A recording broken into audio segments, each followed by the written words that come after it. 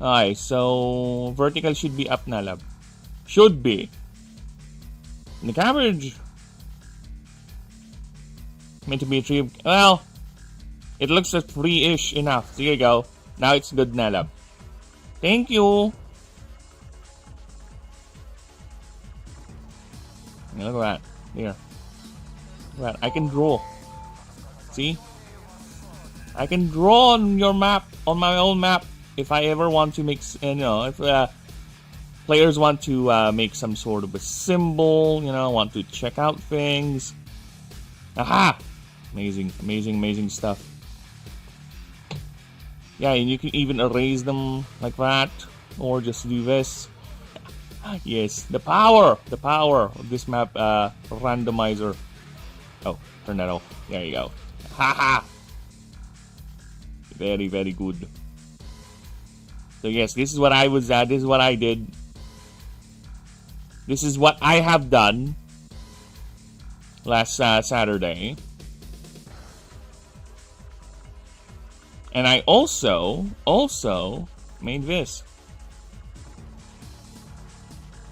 It's a type chart. It's to help people easily visualize the typing. Oh, fuck me.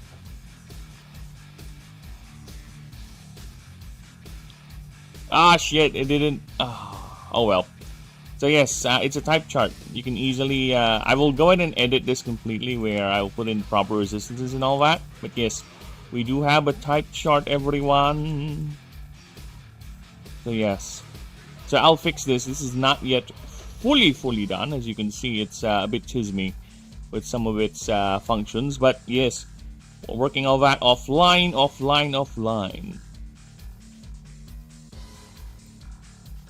But there's another thing I've been doing offline too.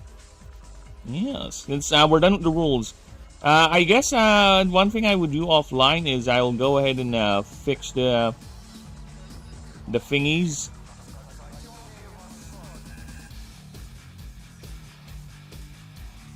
Yes, I'll go ahead and fix the thingies. Basically, what do you call that? Oh my god, my brain is plumping. I'll go ahead and see about finding a way to protect the docks. So I can go ahead and finally publicize the Discord so people can join in. Right? So I can definitely do that. I'll go ahead and learn how to do that and how to protect the docks as I post them in. Hello, Starcat channel. Hello. So yes, we'll be doing that. Since the Discord is ready to go, as you can see here, people are already chatting, my friendos, chatting about random things every now and then with me. So yeah, I have a tool section and the rule section will be over here. I just need to study a way or figure out a way how to protect them from the thievings. The thieving, folks! But yes, I'll put them there so people can join in, talk about the rules and all that, and so we can finally, when we get to that point, set up test games. Alright? Now, another thing I've been doing offline is, look at that! Look at this though. What does it say? Hey Aphrodite, what does it say? It says creatures, everyone else.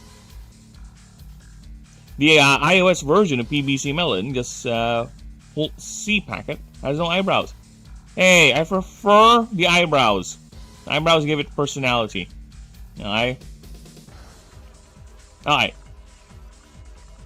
So, what is this? So, we're done with starters, right? So, like I said, we are continuing the proofreading / introduction for the starter creatures. So, that's what we're doing. And that's what we'll continue to do later today, or rather, in a bit. So, we are done technically with Modibi, but I was so tired.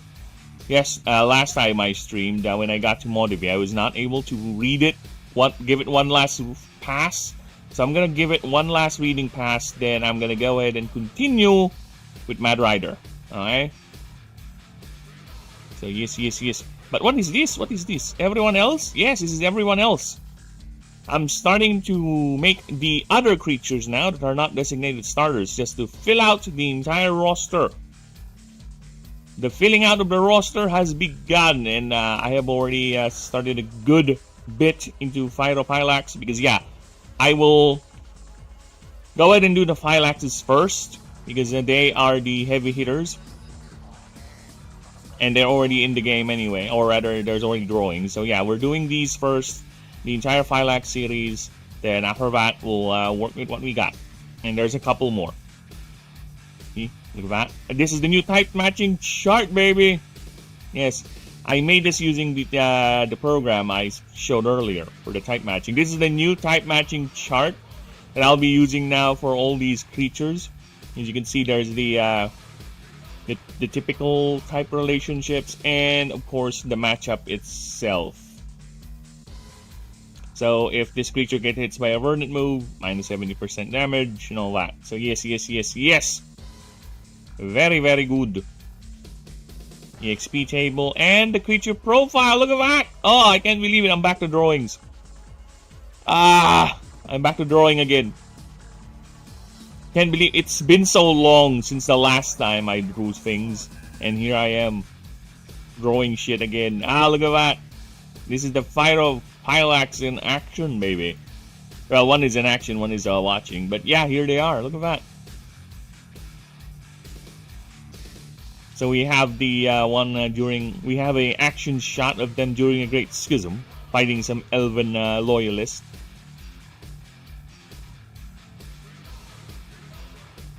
Or rather, not the Schism, during the Cosmic Era, suppressing Elven turncoats, if you will. And here's one in the current era, watching the skies over the blasted waste. Look at that. The back angle, because we do need to make the back angle too, because we only see the semi-side and the front angle, right? So, here's the front angle.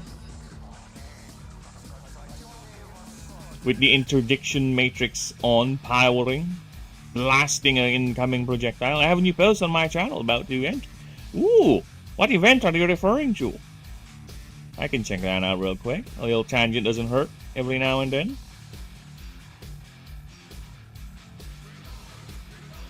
Hey, bombing.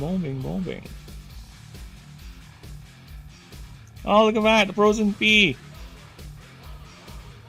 Merry Christmas. Hey, it's too early for Christmas. But you know what? Never not too late. Or early for Christmas. There you go. You know, fuck Xmas. We ain't gonna do that politically correct shit. Christmas. There you go.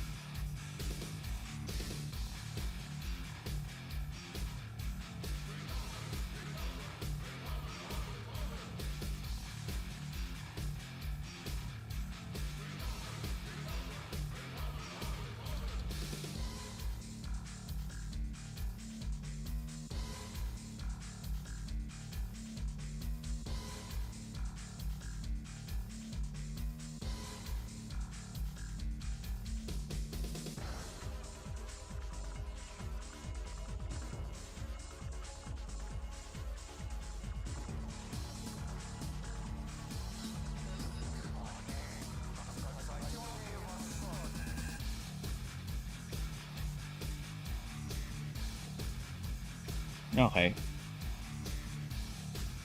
Give me a moment. Sorry, just checking out things. I was playing my forgotten childhood game, Robbery Bob, at your live stream, so I have to go. It is my fault then. It was my fault. Sorry, I pulled you away from your childhood game. You know. There is a thing called multitasking. I learned that the hard way during my years as a customer service, or in my years as a call center agent. So I would recommend you learn that skill, but to be honest with you, I think multitasking does the brain harm more than good. Because you tend to lose your focus if your brain is too scattered and all over the place. That is not a good thing. Not a good thing. It's hard to focus on things. You tend to jump around. But that is only a tip. You do you. You are your own person after all. But yes, I will be working on Pyrophylax's creature profile offline.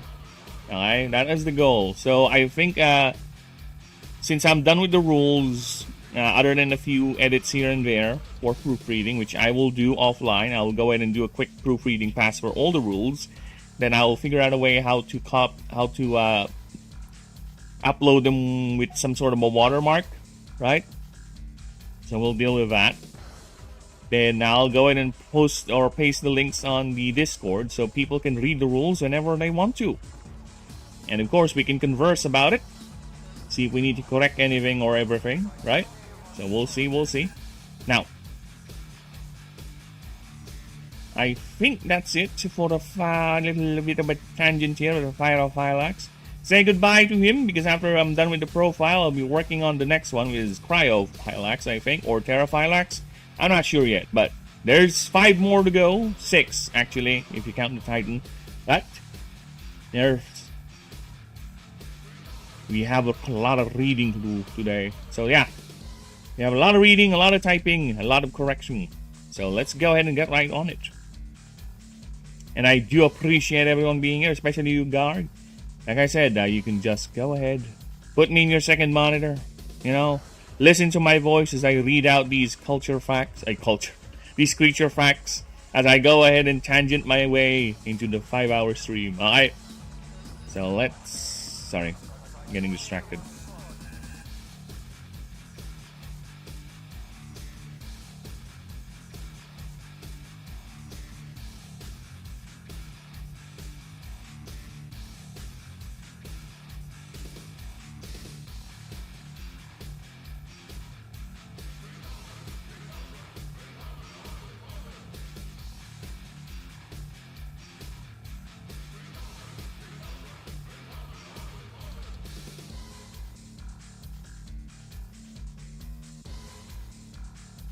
Alright, let's do the quick proofreading pass for Modibi. Alright, the Aranak Dunes, as is known today, is a country whose entire surface area is 100% desert, with some scattered hills, plateaus, canyons, ruins, and mountains. Like the Underbeard mountain range that serves as the primary entrance. See, we do need that proofreading pass. Entrance into the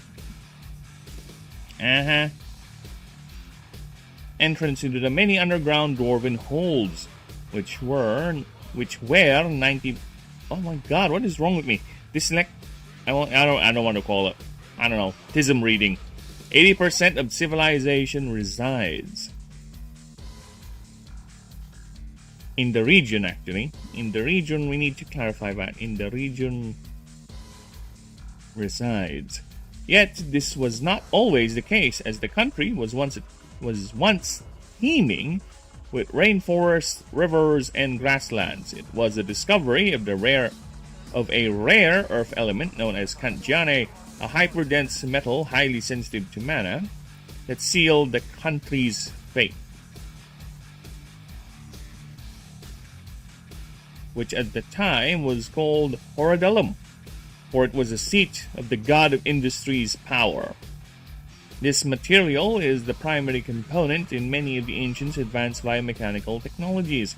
Its discovery triggered extensive strip mining and rapid industrialization. Yet the death knell was during the Great Schism, when the god of opportunity and the god of leadership took control of the region from Horadses. Yet they did not anticipate the willingness of the god of industry to defend and keep his own, as the entirety of the region was detonated, destroying all his factories. Destroying his factories all at once. Or rather, you know what? In one fell swoop. I prefer that.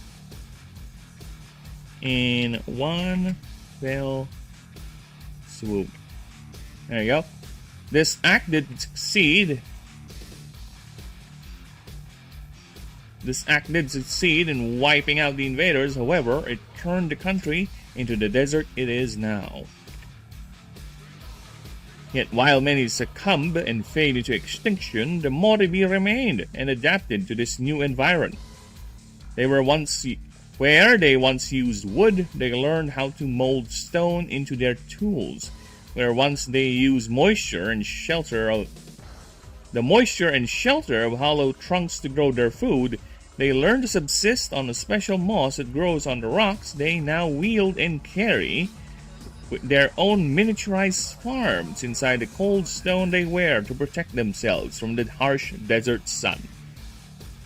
All this done in a few generations, though the exact transition was never documented, as scientific expansion and studies were consumed by the chaos that followed the Great Schism. Yet, one thing is clearly apparent: the creature did not lose their strong communal behaviors. In fact, based on what little data recovered from the ruins of the dunes, this bond is ever stronger now than prior. Useless facts. Splashwater zombies go... Oh, Splashwater, where are they? Go in originally, have more details, but have been scrapped. What are those? Are those the ones? Oh, I remember them. They're the ones that dive underwater. Yeah, they're not really annoying to deal with, right? Because the moment they surface, they're not really that tough. Right? They're just regular zombies, and I think they can be stopped by the wall anyway. Yeah, I never had problems with them, to be honest. What's that? The kelp thing? I rarely use that. In fact, I only use it to every now and then just to fill out the seed packets that I can bring, because eventually you can bring so much, it doesn't matter. Right? And you can have extra plants, you know, just for flavor plants, I guess.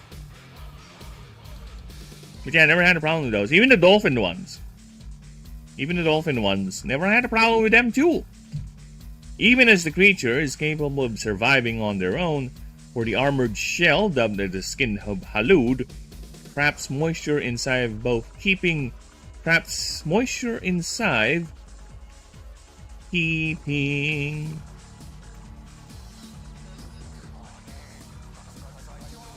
both the Modibis and the moss wet and cool.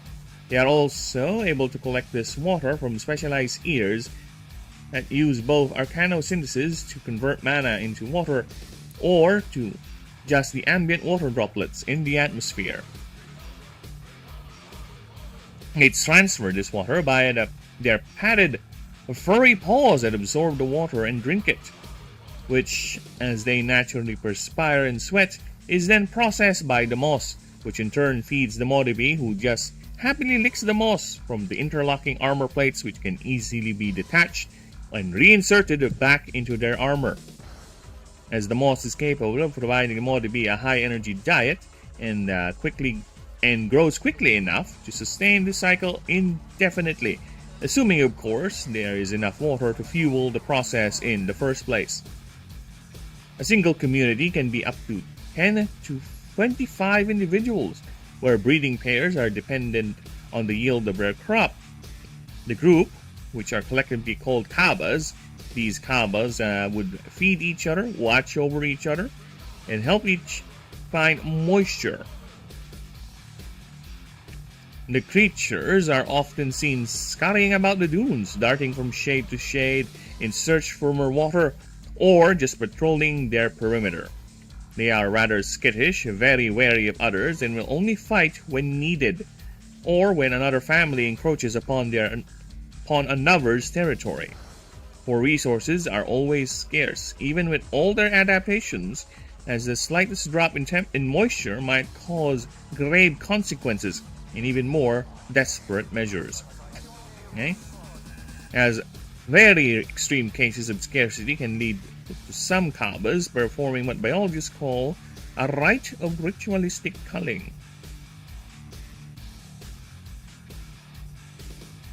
where several of the older members would shed their armor to give what little crop they have left and proceed to fight each other to the death, only using the stone tool wrapped on their tails to attack, while the loser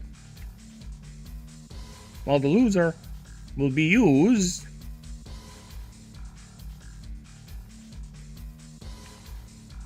by the family as a means to grow more moss. These Kabas live in caves and inside the ruins of abandoned settlements, and that of the many structures of the ancient Asari. You don't need that. And of the many structures of the ancient Asari. Many of these locations used by Mordibis have piles of bones of those individuals who sacrificed themselves for the family.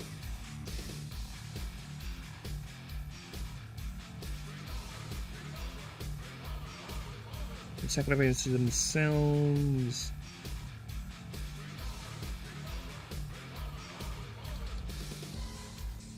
Or just those that did not survive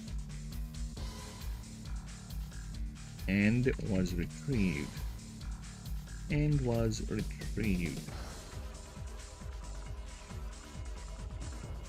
by their family.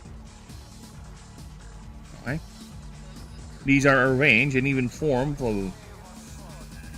a form of rudimentary reverence is displayed. These bones are highly mana sensitive and is highly prized by many for this specific quality, which has caused poaching and theft, even extreme cases of hunters producing these bones. The demand only increasing as their use becomes more widespread. More and more widespread, which are heavily taxing locals and especially the local Ranger Order of the Hands of Halud. Pimple Brompton! Hello, Pimple! How you do? Are you here also because of mourning? Because Rags apparently has resigned EFAP, which is not going to be surprising considering how much he's not been showing up every now and then, which is sad, but you know what? He's been doing it for a decade, so I guess things will change indeed. And it's quite rare for a podcast to last that long, to be honest. Most of them end in like 3 or 4 years because of some stupid shit. So yeah, what you gotta do? Zombie originally, when they peed by the pea shooter originally will have his eye missing and his arm or too gooey, I don't know. Well, I think it's because it's either too much graphical work that will just muddy up the game, you know, or we'll have it's a bit too gory, probably something stupid like that, right? I don't know. Thanks for the spoilers. Hey, I assume you watched it, and to be honest with you, I only found that out by reading Discord. It's Alian's fault. He's the one who spoiled me, so I spoiled you back. I was just reading the Discord, and I was just backtracking. This is why I don't backtrack when I read, okay? Fucking hell. Alright, this is how I don't backtrack. I get spoiled, alright? Few times I would go backtrack, read chat, and I get spoiled. And wait, why are you here? Are you done with Mortal Shell? How was it? How was this so-called best currently, probably, maybe, Souls-like game so far? So next we are moving to Mad Rider, the Moisture Chaser. Ears retains water retention, yet are primarily used as an atmospheric condensation levels. So we're fine with that. 4 highly dexterous tail used to attach itself to its mount. We're fine with that.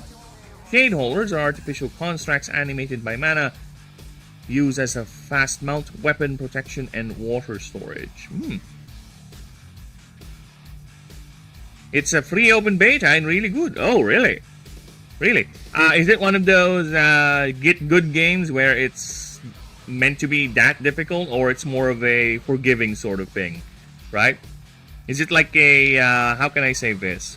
In terms of difficulty and how it's presented, I think it's more like not really Elden Ring. Elden Ring is a lot of bullshit in it when it comes to some of the boss fights. Stellar Blade, I guess, right? It's not Liza P, because Liza P... Is Liza P a good game, actually? I don't know, you know what I mean. Is it meant for general audience sort of Souls-like, or is it gonna be hardcore sort of you fucked up sort of thing? Right? You're meant to grind your face into the boss for 30 minutes. And that's every fight in the game. Right? So let's see about Mad Rider's passive abilities. Hold payload at the beginning of the round before speed is calculated. You may have this creature deal X damage, where X is 30% of this creature's current HP, to a target creature. This damage is a earth, water type damage. Oh, never mind then. This is a... Oh. God damn it.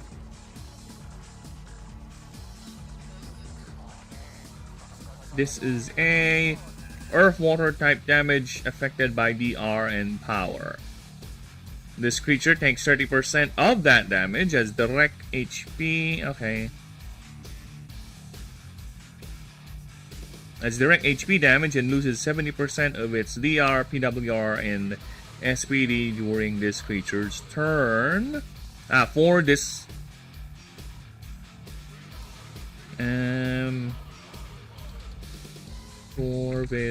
combat.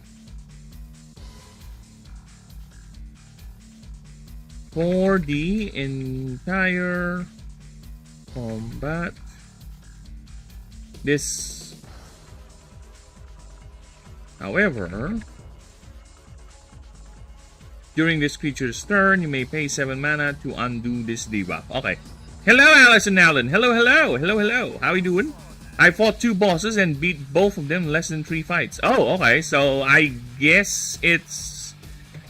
for you who played a lot of Soulsborne games, it's middling, right? It's right there.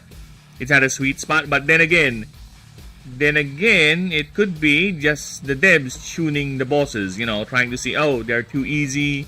They might change the boss to be more harder the further the game progresses, because it's on open beta, right? And I'm guessing since it's free, you have reached the limits of the open beta, because there should be a limit to that. You can't just play the game throughout, right? That's dumb.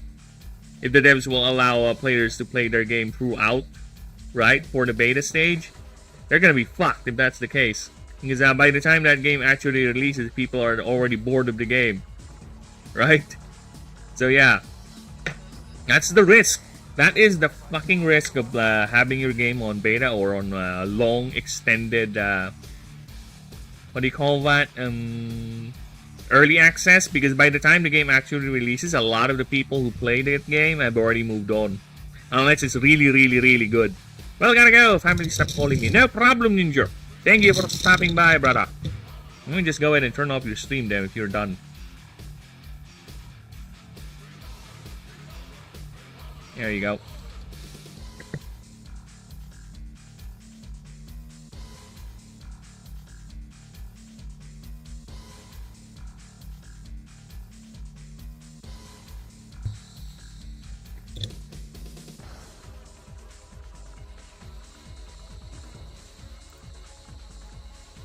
Alright. Let us continue with shaded maneuvers. Each time this creature attacks with an Earth-type move, it loses half the stacks of an effect stack. If it uses a Water-type move, it heals 5% of its max HP. So yeah, as simple as that, right? Hello, Steven. Yes, you are indeed here. How you do? How you do? Alright. So yeah, nothing to change there. Wording is clear as day. So we're done with that. Okay, Earth Power. The start of combat, this creature's 15 power, loses 2 per attack move for attack tag. Attack tag move used. There you go. Did you know gore meant to be in PvZ1? Look at the sound. I am not surprised it's meant to have gore in it. Right? Yeah, it's supposed to be like intestines or something, right? Because it makes sense. They are a zombie. I am not surprised if it has gore in it, because you already have the brains being eaten at the song at the end of the game, right? So yeah, I'm not surprised, and besides, you already have partial gore in it, with the body amputation, you know, and the popping sounds, right? So I am not surprised if they would do that. But I can see why they had to cut it, because it is the aesthetic, and I think it's more marketable, right? Besides, it's cutesy, and you know what? You know what? Here's the thing. This is the primary reason why I'm very, very reluctant in drawing gore or too much violence in the setting. This is exactly the reason why I'm hesitant to do that, because if we can just look at the drawings, right, they are a bit too cartoonish, and I think it would stand out, and it would look a bit too juvenile and a bit too edgy if we actually put like real gore in it, like intestines and beheadings and all that. If I were to do something like that, like what I did with Shady Rate's Ascension drawing, right? There's a level of control we need to do. It should not be too much. Look at this. Because Shadow Wraith over here, when it ascends, it literally disintegrates its previous body. And yeah, look at me. I did it. But there's no red much, right? No muscle tissue and all that. It's not fully. Look at that. You can see the skeleton of the leg. Right? You can see the fur, some of the flesh. But I didn't color it red. Just have it colored with skin of an Icaron. Right? You can see the fur gradually turning gray, losing the brown. So yeah, there's a level of control. It can't be totally 100% gore on gore just for gore. Because now we have to consider also the aesthetic. It will kind of stand out if not done properly. And I am not that talented enough or confident enough to say that can be done. At least for me, okay? But I am not gonna be expecting myself to be drawing heavy gore stuff like, you know, intestines popping out, decapitations and all that. Implied, most likely, yes. We're gonna be smart with how we do it. At least for the drawings, of course. Gore is the definition of blood and intestines. Well, anything that shows red, blood, guts, and all that, right? If we're gonna go with if we're gonna be pedantic with this, right? Here's the definition of it, as per,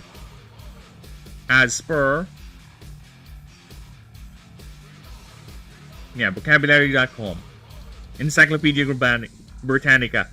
Oh, I remember when encyclopedias were a thing.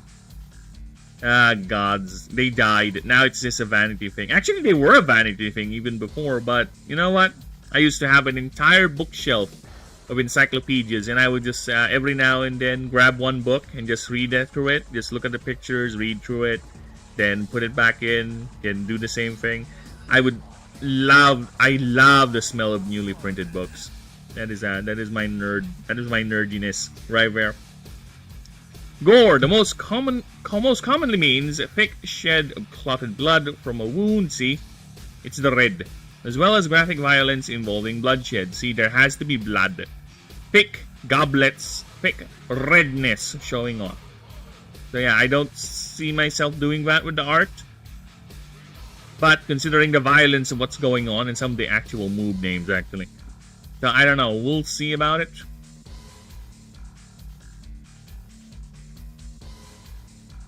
But I am not that talented, that is 100% sure. So, with that in mind, let's go ahead and get to the creature profile for Mad Rider. And let's put a blank page here just to make sure we don't fuck up Mosaics.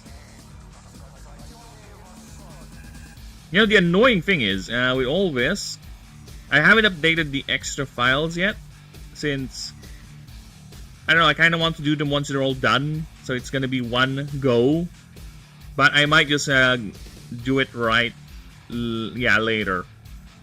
After I'm done with the primal sphere, I'm gonna do them both. Gonna update those supporting docks. Because yes.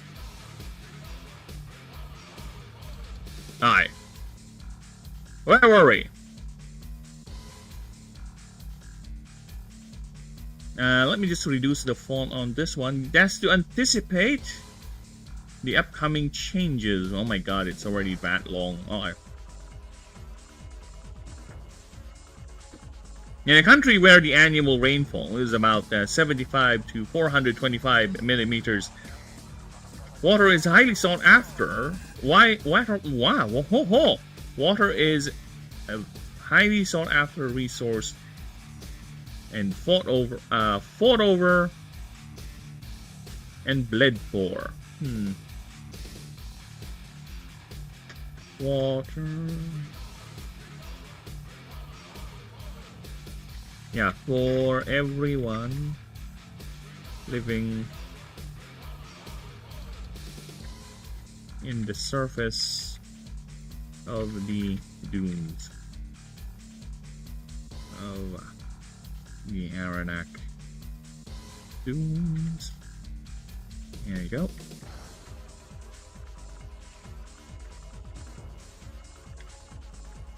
Where the civilized races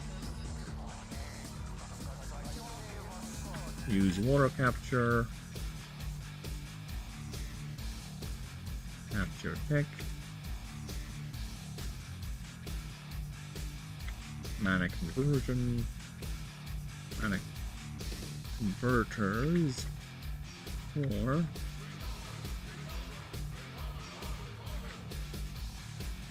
simple irrigation supply and fast water caravans.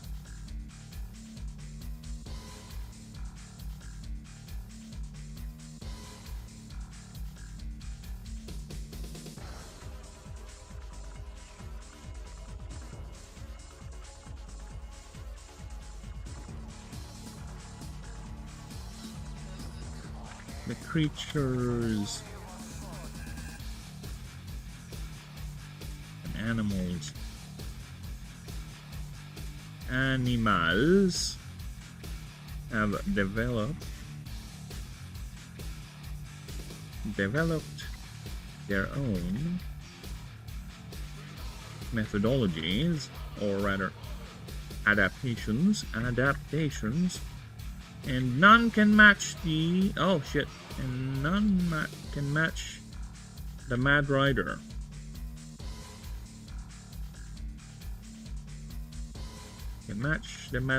For this creature's ability to use geomantic forces has allowed it to craft what biologists called a shade holder, which is actually Shai Halud. I just played around with the word. Use the first syllable of Shai Halud in the name. So again, I really don't like to make references as obvious as it is. So yes, again, if you ask me to draw a specific character from a franchise you love, I'll do it. I'll put it in game, but rest assured, I will not make it too obvious. I will not make it a right 1-for-1 copy of this thing. Because that is too much. And I don't like getting copyrighted bullshit. Alright?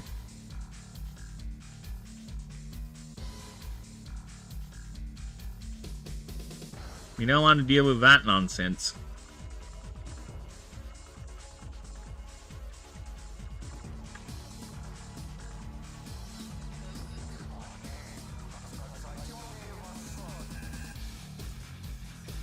Sorry, just replying on Discord.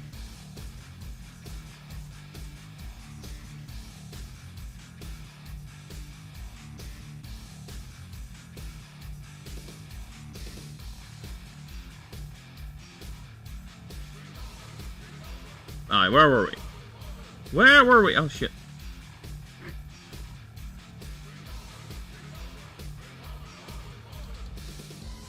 The fuck happened to my... Dude, I hate this mouse. Alright, where were we? And if you don't know what Shai Halud is, well, I would recommend you get yourself some updated lore on, or read Dune. Read the first 3 Dune books at least. Right? Read those first, at least. The rest, if you really are invested, why not? Right?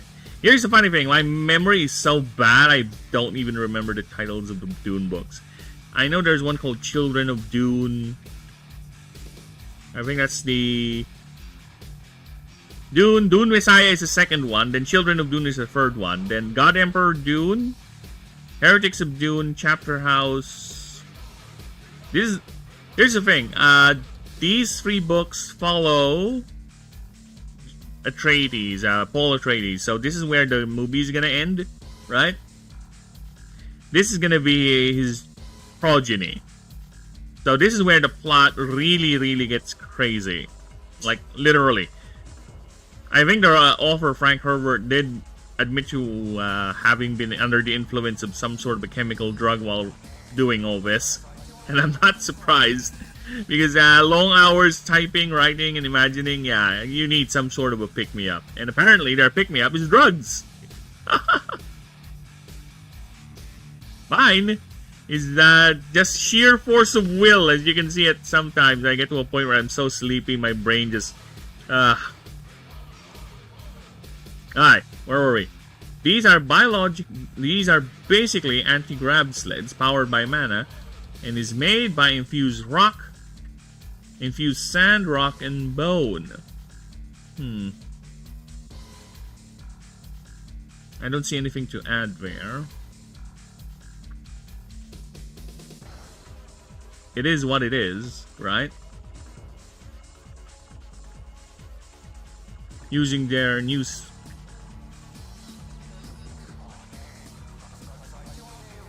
Should I put in like dimensions of it?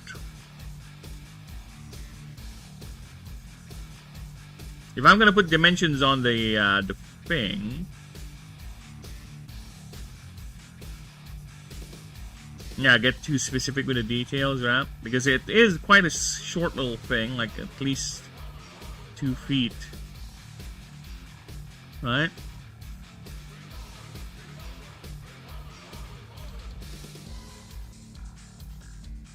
No. Let's see first. I want to read this because I think I did explain this, what a shade holder is and what it looks like. So let's see before I start jumping into conclusions.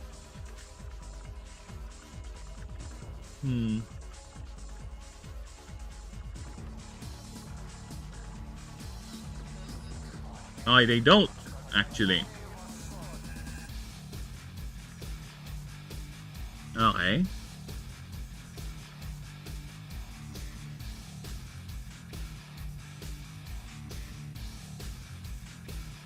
The entire sled is at least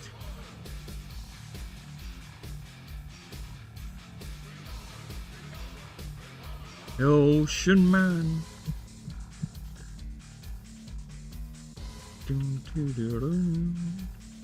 4 feet long.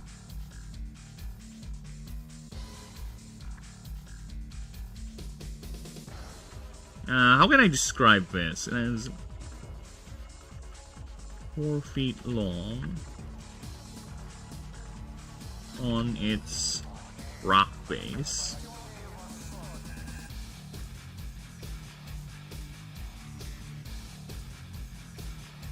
Where the creature sits atop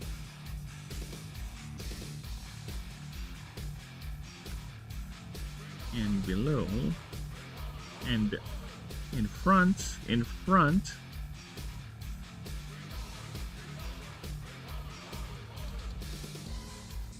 are the 4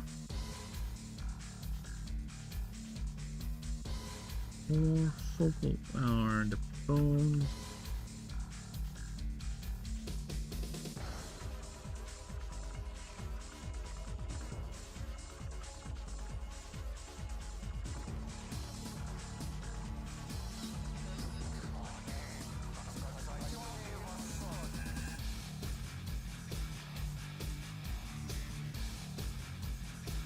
I think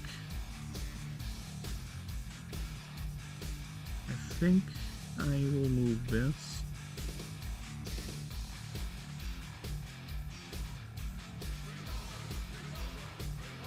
Yeah, we will move this.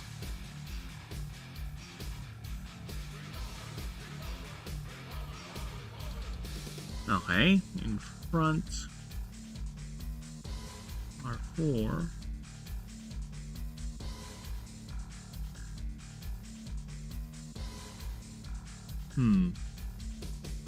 Triangular, fang.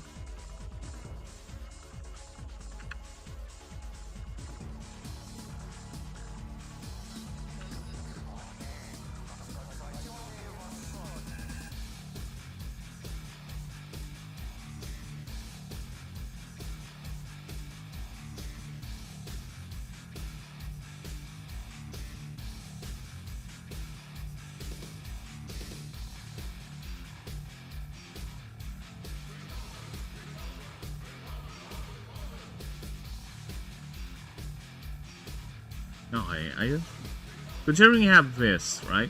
So let's not forget about that.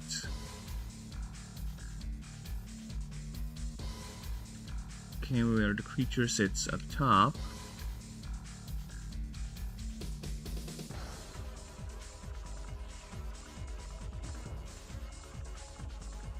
While sand and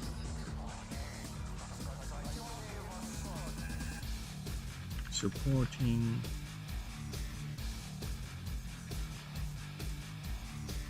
stone and 4 large bone structures.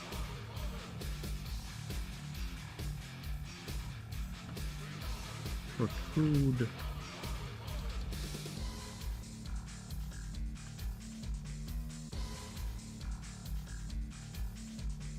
float around loosely underneath. Loosely underneath. There you go.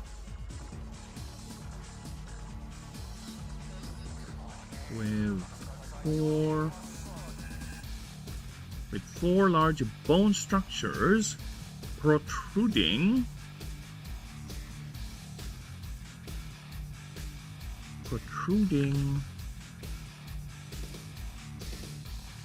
in the front.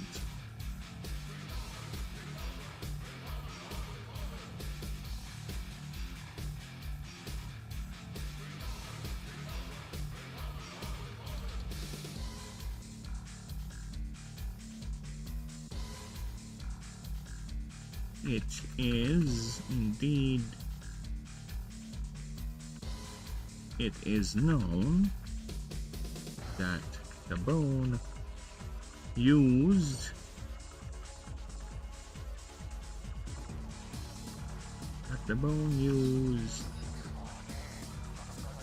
as a material for the holders are actually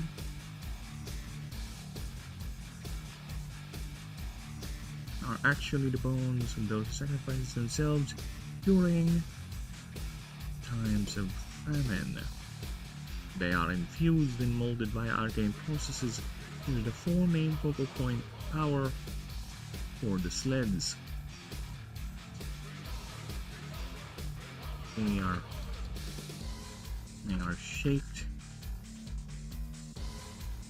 into four large teardrop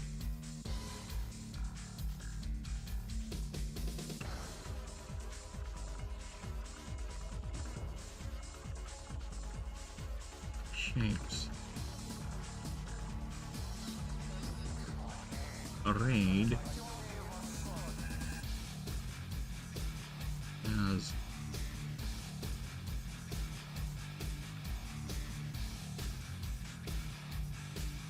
pointed spikes. Arrayed as pointed spikes.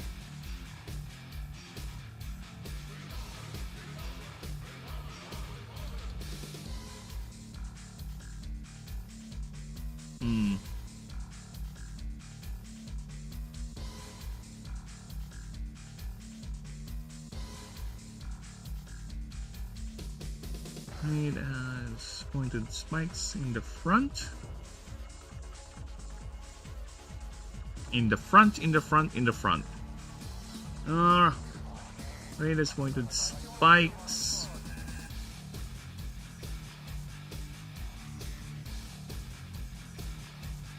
Can infuse multi-back and processes to form main focal point power. Power for the sleds. They are shaped. These are shaped into 4 large teardrop oh my god, really? Large teardrops arrayed as pointed spikes at the front of the holder. If that is the case, I'll have to remove these.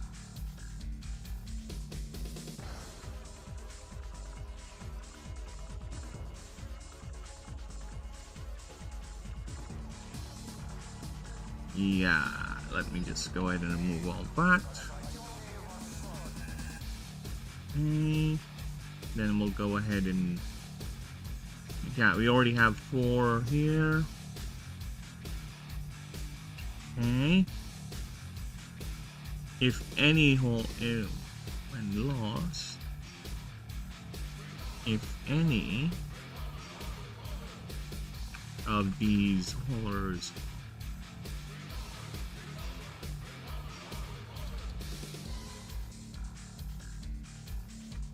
are lost, either by predation or by other means, it has been reported the family will go to extreme lengths to retrieve back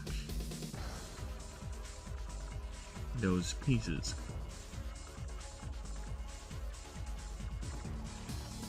As a case of several of a large family attacking a caravan that salvaged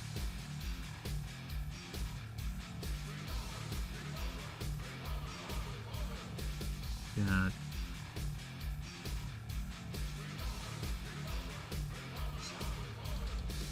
salvaged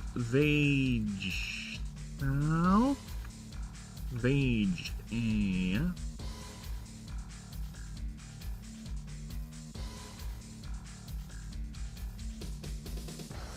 recovered hauler in. Now let's just put the day, the year. There you go.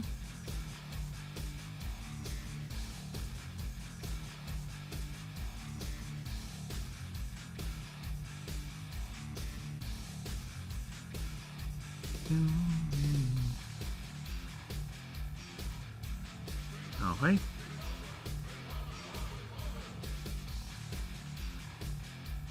They use their, yeah, they use using their, no, that's out of nowhere. They use their new specialized tail to split from 1 to 4. Their prehensile tails, prehensile. How do you spell prehensile? Oh, prehensile. Prehensile. There you go. I forgot the H. My fault. Tails from which split from 1 to 4.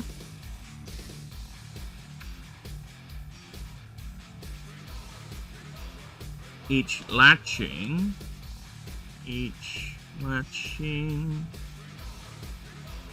onto their haulers and that rapidly glide that rapidly glide across the vast desert landscape,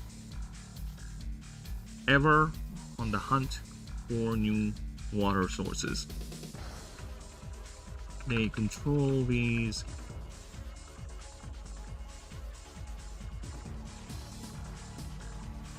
crawlers by shifting their body weight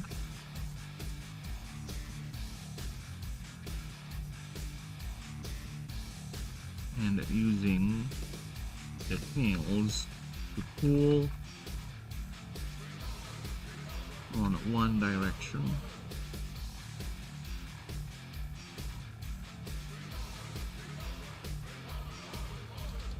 as the horror moves forward.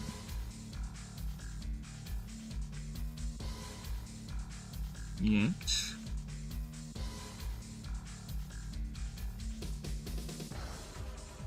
did the cat do the thing? It's smell it too. Yes! It's not cat. What's that?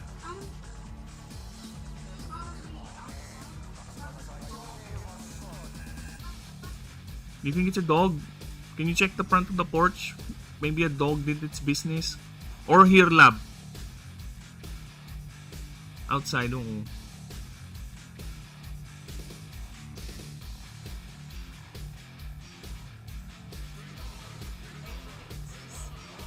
I don't know where they are coming from.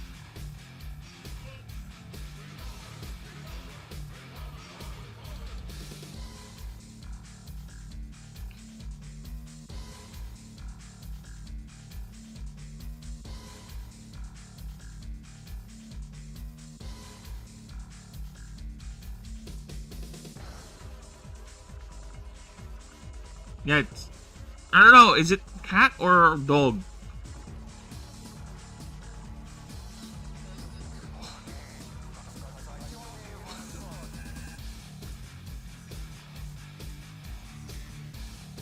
Mad Riders are capable of pulling high-speed turns and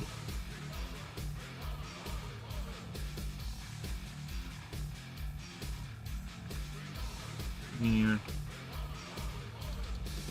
full stops. Okay,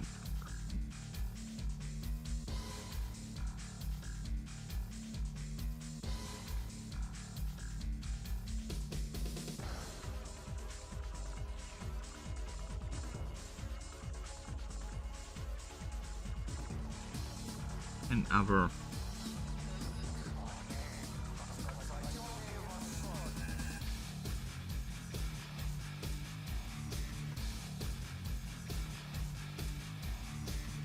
need be. However, as described by animancers bonded with them,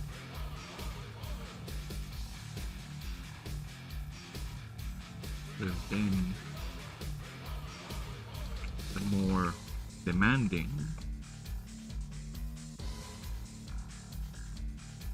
the maneuver,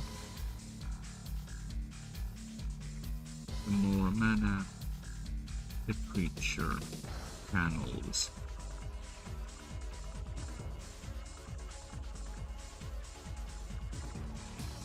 Yet many animancers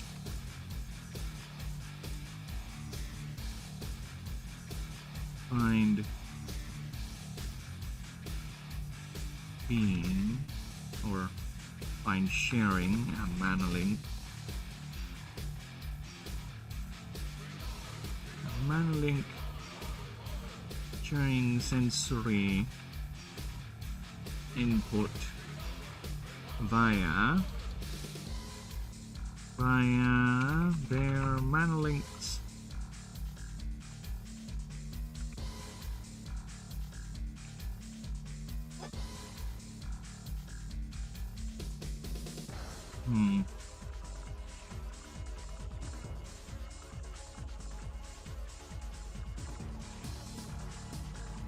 quite the exhilarating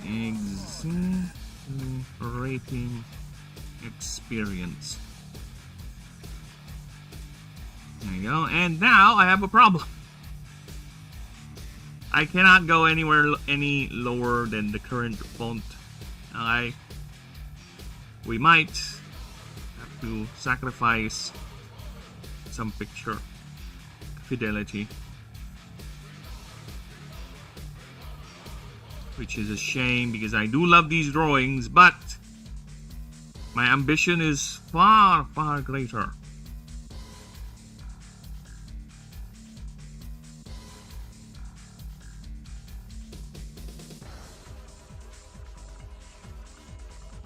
There you go.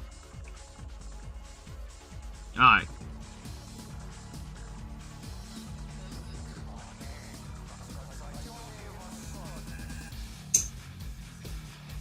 Mad Riders.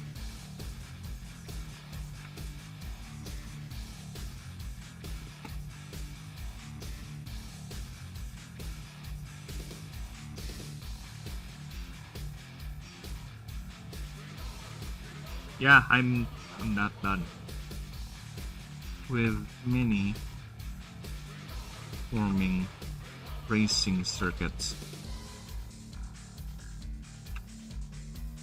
and stunt competitions in the dunes.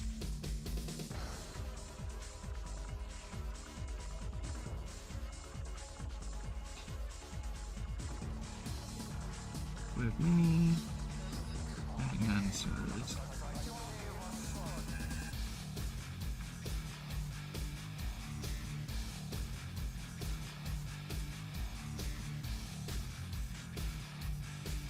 Such as in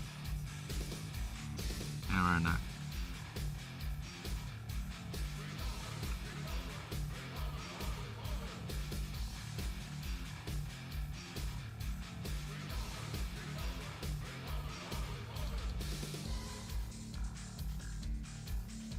Which was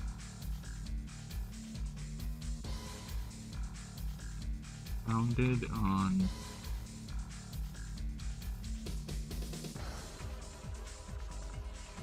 NF and is still ongoing to this day. Okay.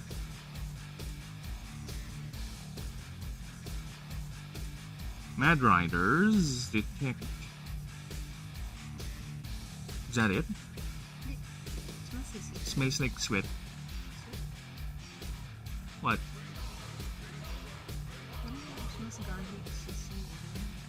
Probably it's the or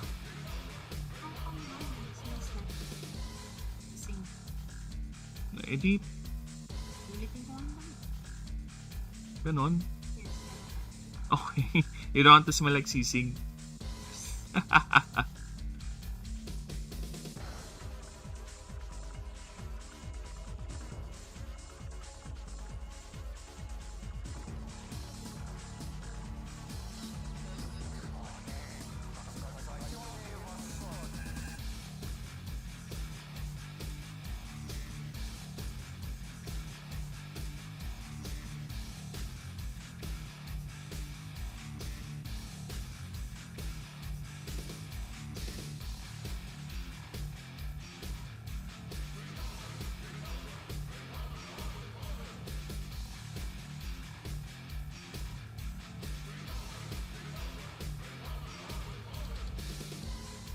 Accessible by me and guys.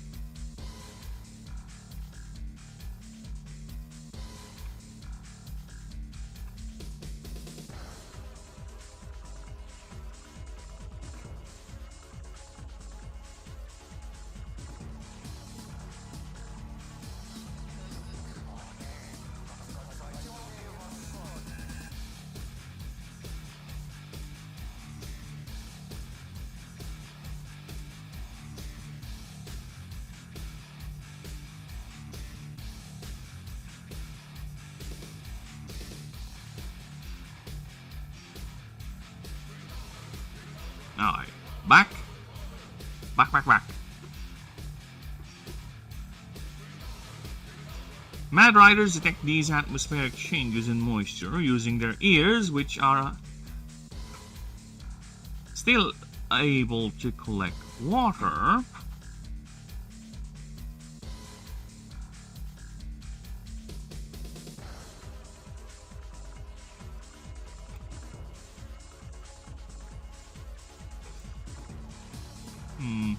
Just adjusting. Alright. But you're still able to collect water. Huh? That's it. You just cut it there.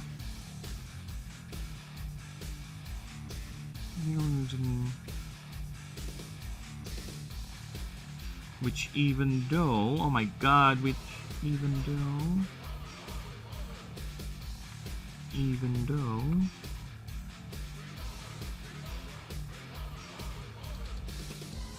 they are never rarely used, not at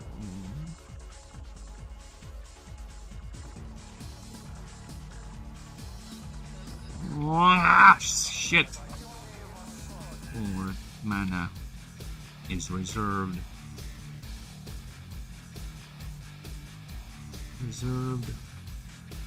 for operating the hauler.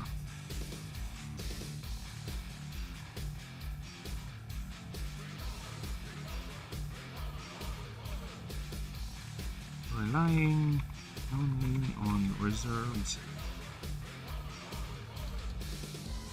Most they have stored in their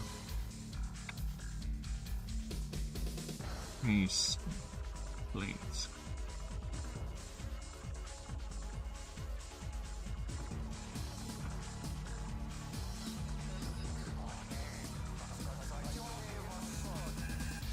I'm praying to God to give me one more chance, girl.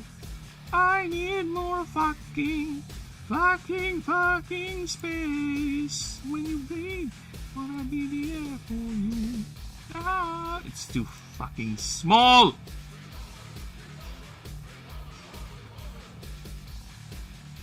We'll see about reducing some of this. I'll use it not. All for mana is relying on the reserves of moss they have stored in their face mask. They are highly effective rain chasers, always towards the dark horizons. Their moisture is stored in their holders, suspended by the same anti-grav arcana they use to power their mounts. His behavior is not without danger, as many predators like a swine mariner wait under the rain clouds to ambush the incoming Mad Riders.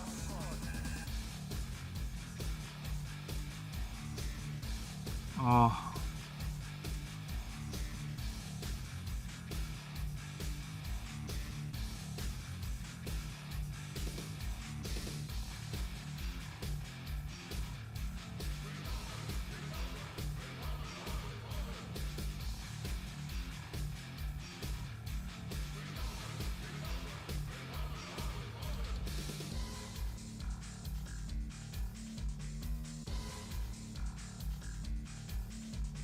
Attempt to break. Okay.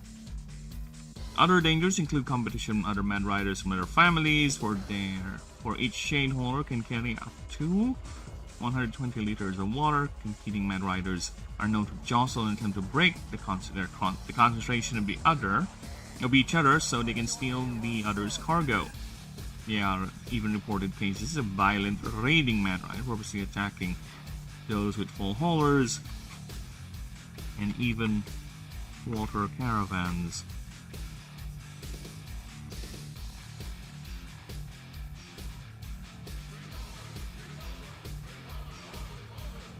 Yet these are very rare cases.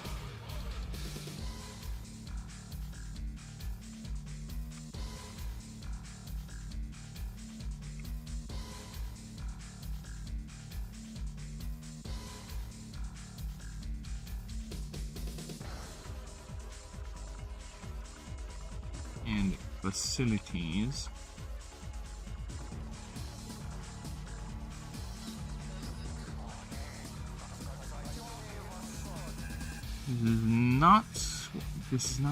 This is why not all the ones who won the calling rights for those who possess the traits needed to be successful out there in the deep desert. Mad riders will carry their cargoes back to their waiting families, where water is distributed equally. Each miner still possesses the cultivate the lost their hedon. However, they are not as efficient.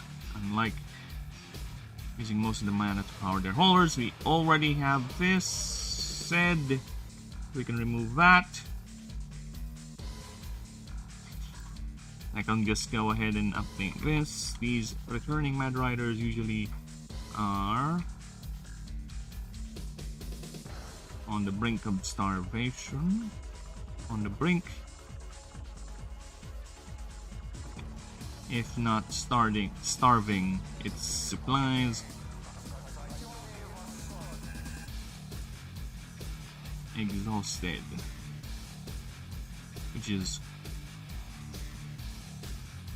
Which the Kaba replenishes.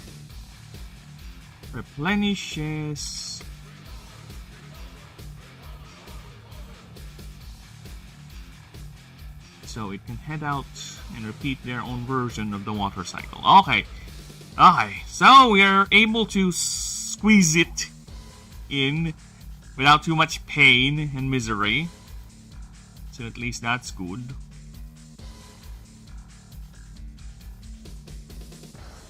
Alright, so let's do a quick reread pass. Alright. What we got here? Actually, before I continue with that, I don't smell it anymore now, whatever the cause of it, look.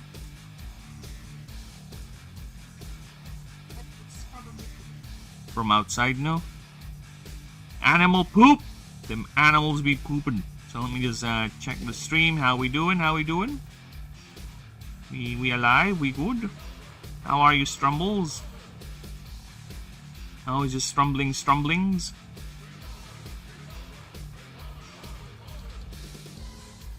We very good. Alright. Everything appears to be, or seems to be, in order, if you will. Alright, where is that? Alright. Let's do again the quick rereading pass. Alright. In a country where the annual rainfall is about 75 to 425 millimeters, the water is a highly sought after resource. I need to stop reading too quickly and just read it. Is a highly sought after resource, fought over and bled for everyone living in the surface of the Aranak Dunes, where by everyone actually. By everyone living the surface of the Aranak Dunes. Okay. The civilized races use water capture technology. It should be technology. Mana converters or simple irrigation and vast water caravans. These creatures and animals were developed. The creatures and animals, however,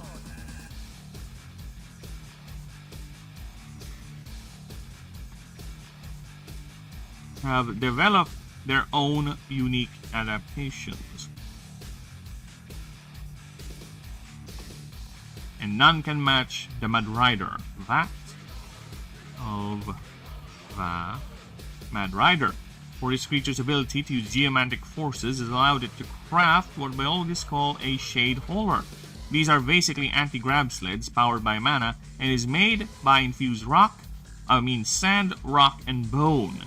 The entire sled is at least 4 feet long on its rock base, where the creature sits atop, while the sand and supporting stone float loosely underneath. It is known that the bone used as a material for the haulers are actually the bones of those who sacrifice themselves during times of famine. They are infused and molded via arcane processes to form the main focal point of power for the sleds. These are shaped into 4 large teardrops, arranged as pointed spikes in the front of the hauler. If any of these haulers are lost either via predation or any other means, it has been reported that the family will go through extreme lengths to retrieve back those pieces, as a case of a large Aba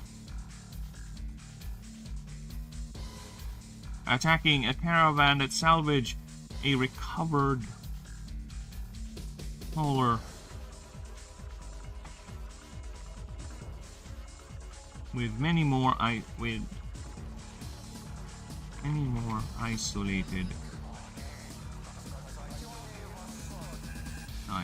I guess we don't need to put that in. They use their prehensile tails, which split from 1 to 4, each latching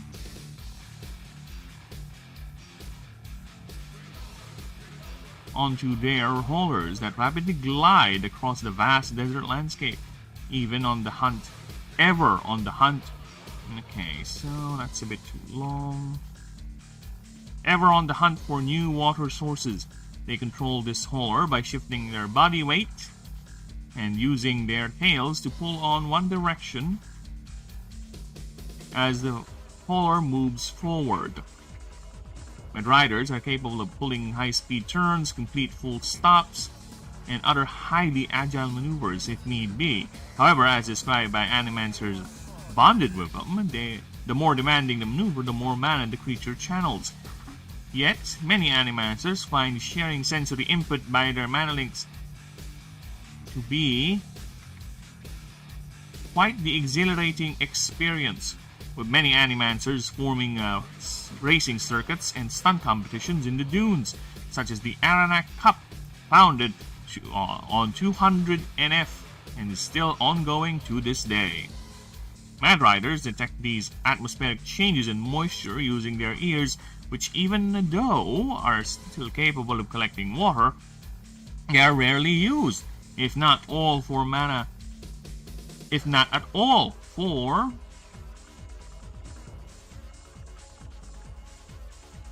is reserved only for operating the hauler. Relying only on reserves of moss they have stored in their faceplates. They are highly effective rain chasers, always racing towards those dark horizons with the collected moisture stored in their haulers suspended via the same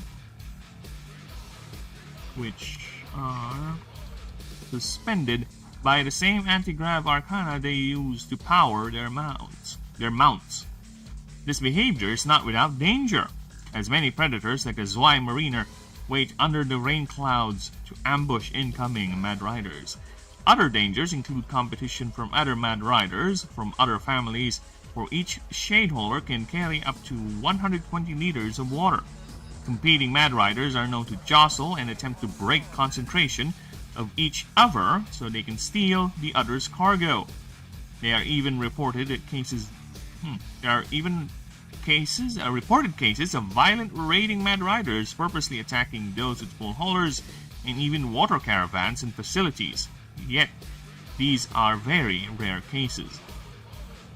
This is why not all Maudavies ascend, and those that do are typically the ones who won the culling rights, for those individuals possess the traits needed to be successful out there in the deep desert. Mad Riders will carry their cargoes back to their waiting families where the water is distributed equally. These returning Mad Riders are usually on the brink, or if not, starving, its supplies completely exhausted. Which the Kaba replenishes so it can head out and repeat their own version of the water cycle. Yeah, there you go. Rewrite done. Very good, very good. and we are only 1.5 hours, so I would say that is a good progress there, very efficient. Now let's go ahead and get to the next one. Next one, of course, is Mosaic, the big guy, the big chunky guy. Hi, Mr. I-Man. Let's see what we got here. Let's see what you got. Show me what you got. Alright. Sorry, just looking for my OBS. Why every time I would go back to my OBS from another screen, my multi-chat window gets to scrunch up. Every freaking time, I swear. Alright.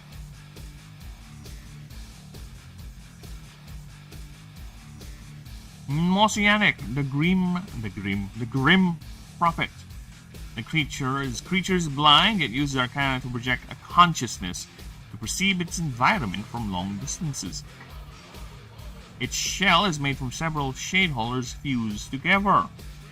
Necromantic energy seeps from the shells, emanating as tail-like projections.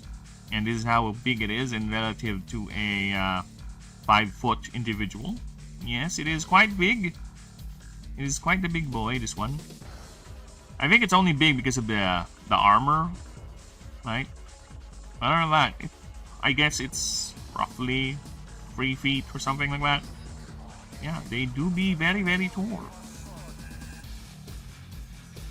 It is the Mammalia class. It is an Earth Essence base.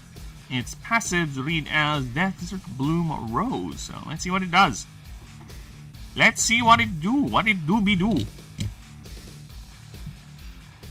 You may incapacitate this creature. If you do, all your incapacitated creatures are revived by this creature's current HP and heal all your creatures in the field by the same amount. Alright, nothing to change there. Unless I want to heal mana.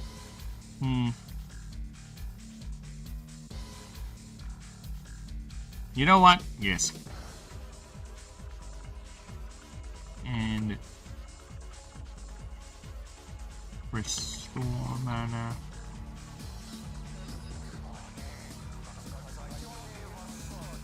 Based on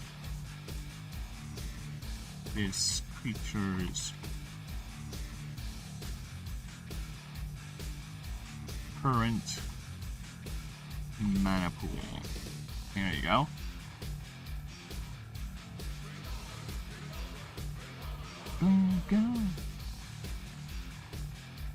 Echoes of Generations. This creature gets +5 more stats. +5 more. 5% more. EWR.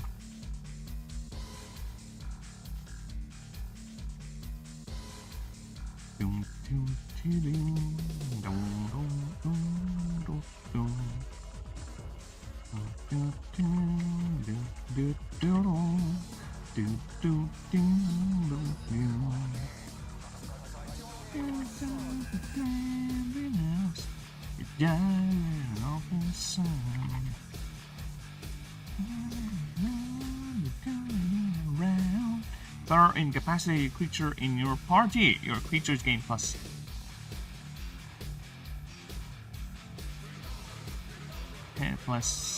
10 more EXP and 10% more max health while this creature is in your party. Smoke on the water, fire in the sky. Water.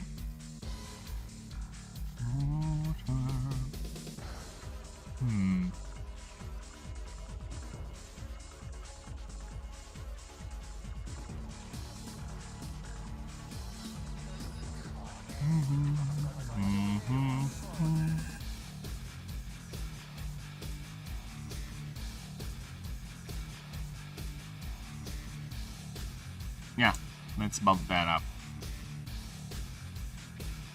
At the start of combat, this creature has +10 energy. It loses 2, 20. It loses 20. Okay, yep.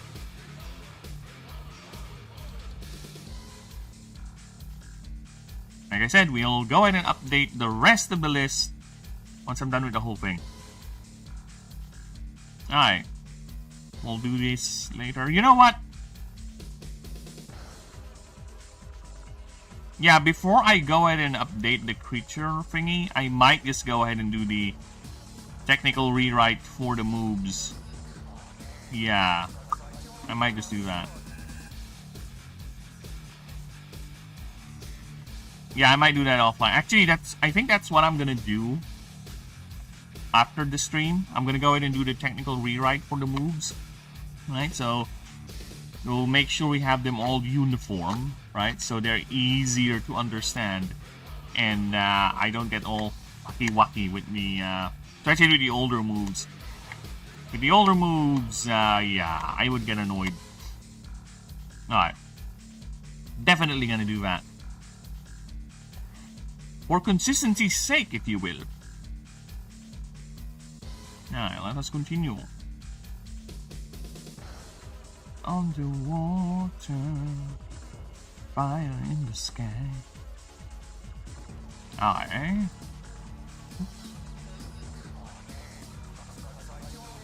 Thank you. Okay, next up.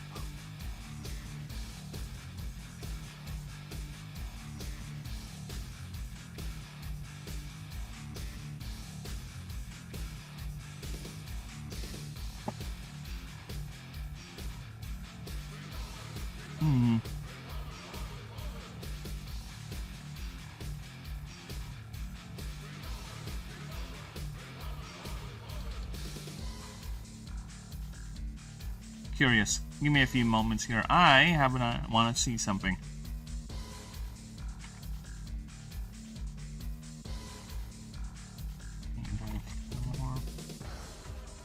Mythical fire.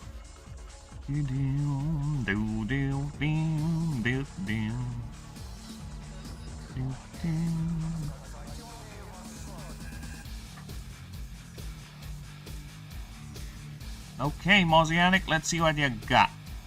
But before we do that, let's go ahead and give you... Oh shit. Blank page. Save that. Alright, did I remove the blank page for Mad Rider? I think I did. Alright. Alright. Let's see what Mosianic has. What have you got? Oh, not that. And just to be safe, let's reduce the font. 9. Alright.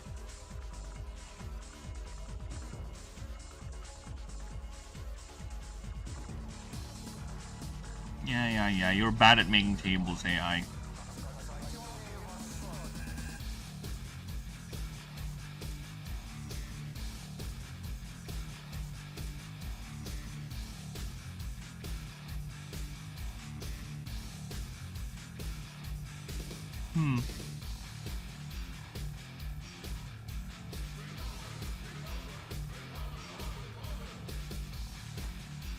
Yeah, still getting confused. Whatever, AI.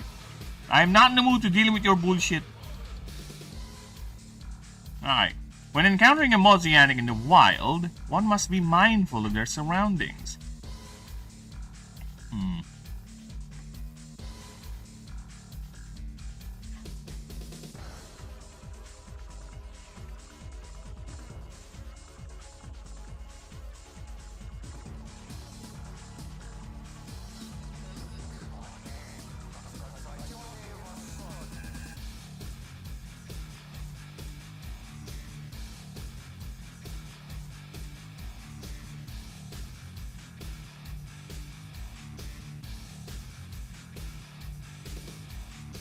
Mosianic.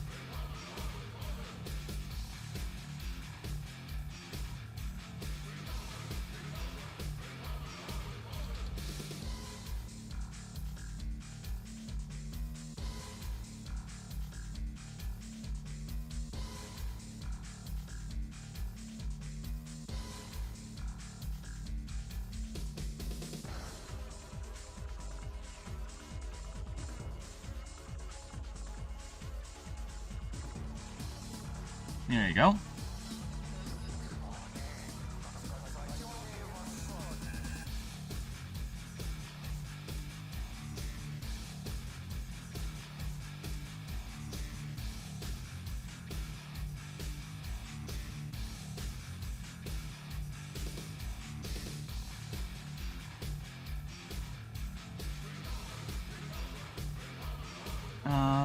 Proverb?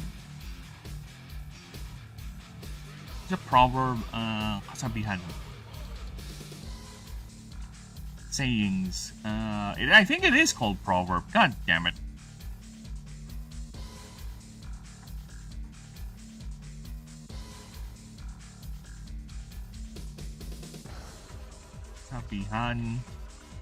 Kasabihan in English. English! I think it is saying. Proverb, I think, yeah, sayings, proverb, adage. Yeah, proverb it is then.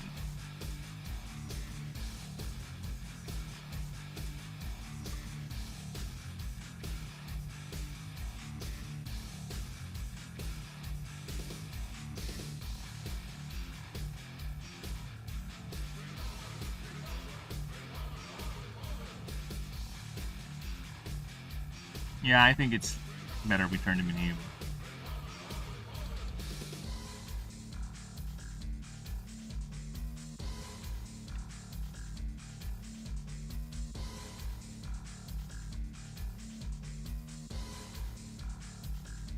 Alright. When encountering a mosaic in the wild, one must be mindful of their surroundings. If neither a Madibi nor a Mad Rider can be found nearby, prepare to evacuate immediately. For you are violating a tomb, rather, a graveyard of a family that has come to the hostilities of nature, civilizations, or family violence.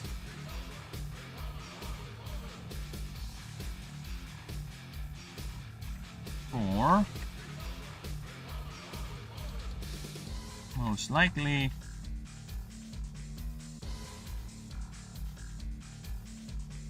there will be a lone mosaic that embodies the pain, the sorrow and pain and tragedy of the bones and discarded shade holders scattered throughout the graveyard. Throughout this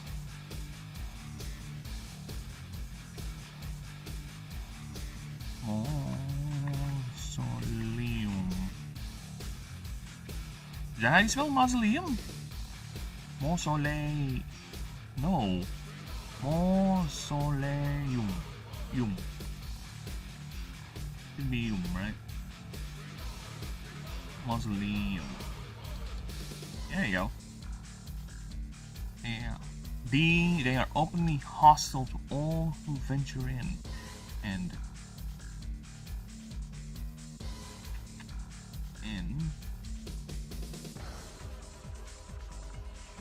will attack with little, no warning.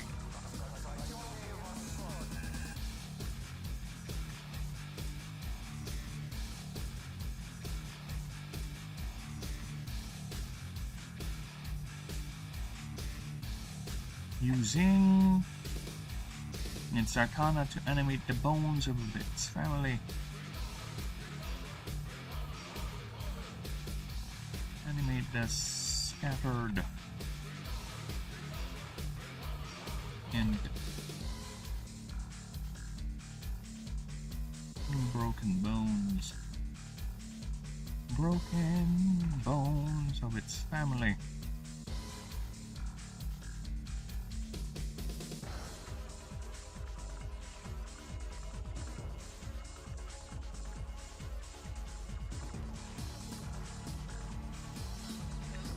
While it assails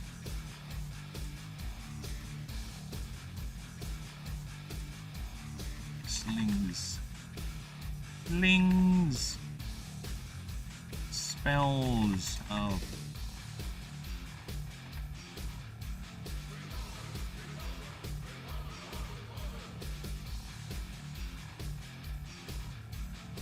retain magic.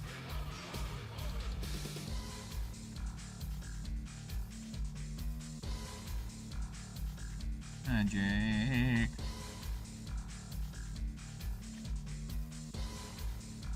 At the invader.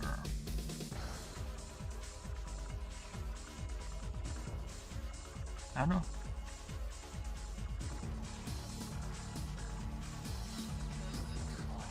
Fucking hell, Arcana it is then.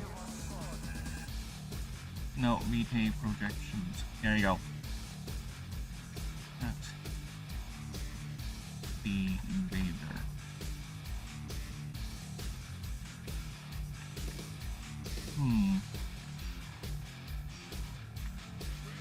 No. What's that word?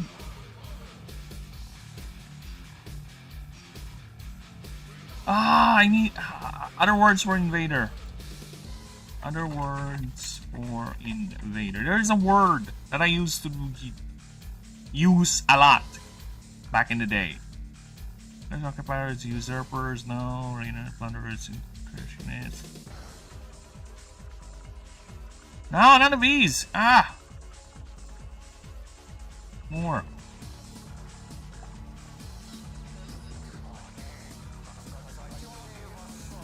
Tangina. Rework Corsair down on barbarians. Interloper. It's not interlopers, no, it's something else. I just cannot seem to remember it. I hate being old.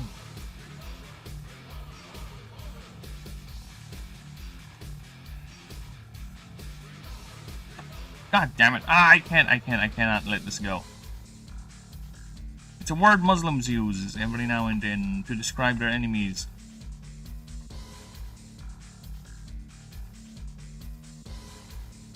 Describe their enemies in... I got the term, god damn it. Infidel, yon! Ang ina. It's not matching though. Interloper is the word we're gonna use more, but yes. Infidel, yes, I do love using that word before. A lot. As you know, because I was an edgy boy. Memeing a lot. Infidels! Die! That was fun. Curse you, blasted infidels! Yeah, I haven't used that word in a very, very long time. So long, I have forgotten the bloody thing already. I hate it. I hate it. But at least now I remember it.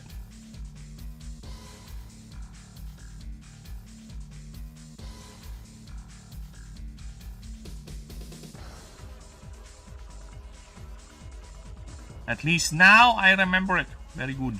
Alright. Meet productions at the interlopers. This behavior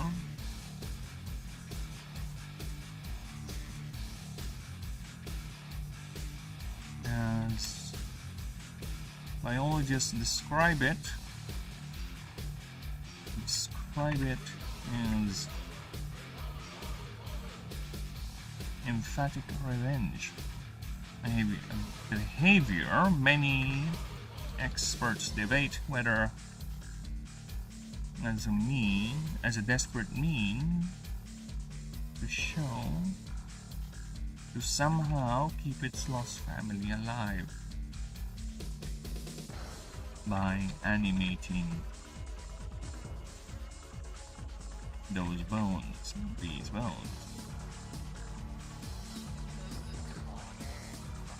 At times,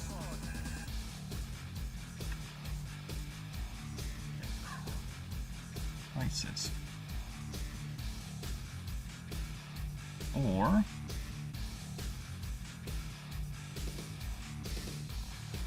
nothing more than a defensive instinct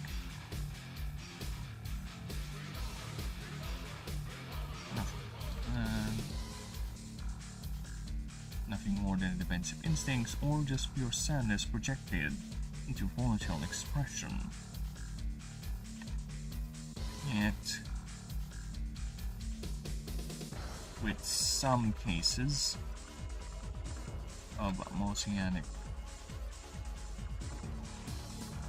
with what little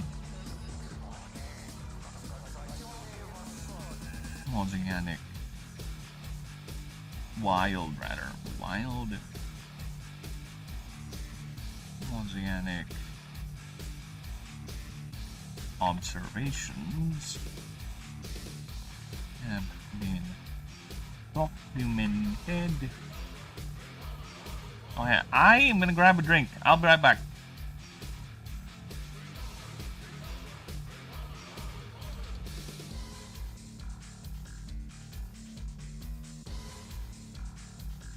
I'll be right back. Yeah.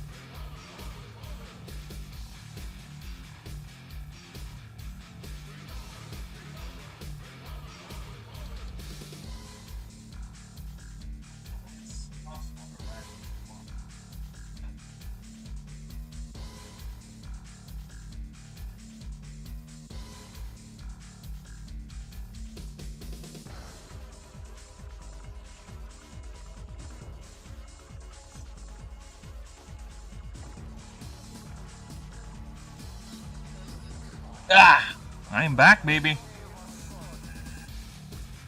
It doesn't matter who's wrong or right, just beat it. Just beat it. Beat it, beat it, beat it, just beat it. Ooh.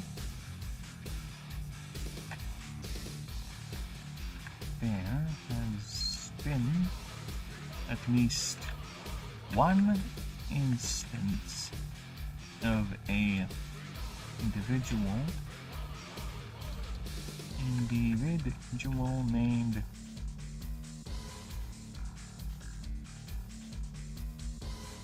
the local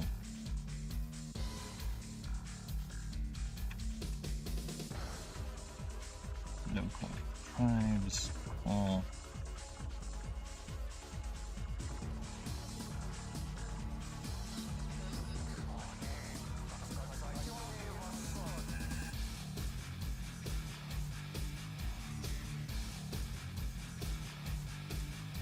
which has been observed which has been seen animating on its entire hava, simulating routine movements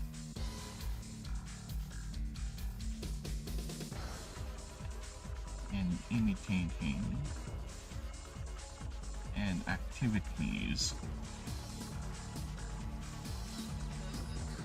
only stopping when mana is depleted,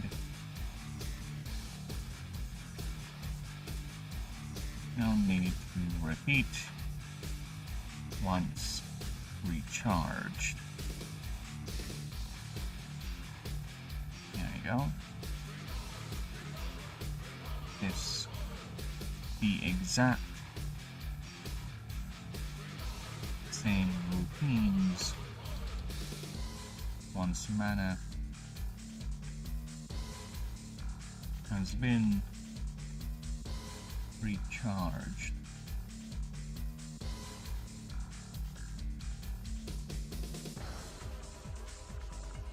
Now, right?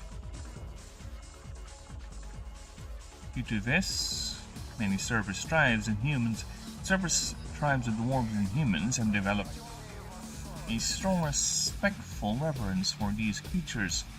They are seen as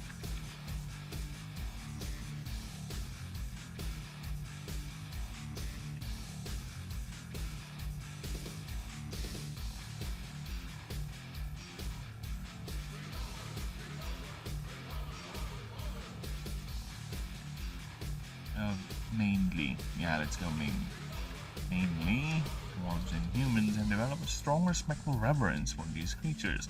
They are seen as reminders that the desert will claim all, and only family endures. Living on,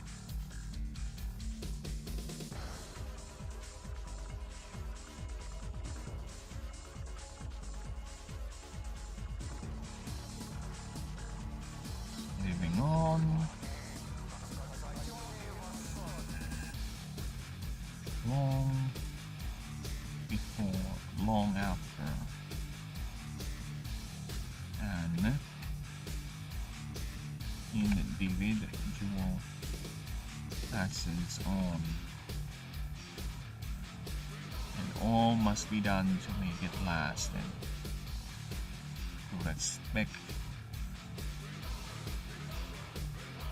the power of the desert.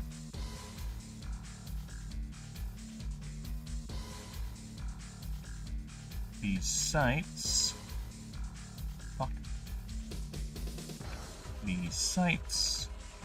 are filled, are perimetered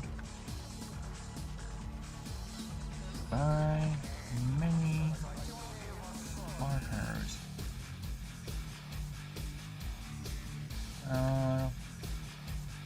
Surrounded by many markers.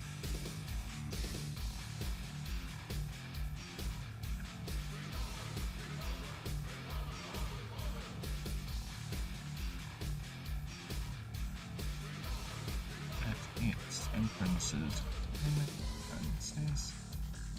entrance of these caves, ruins.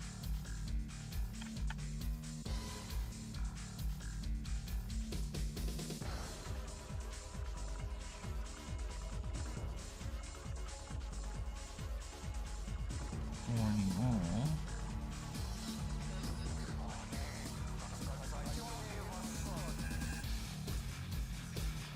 Marking them, or rather designating them as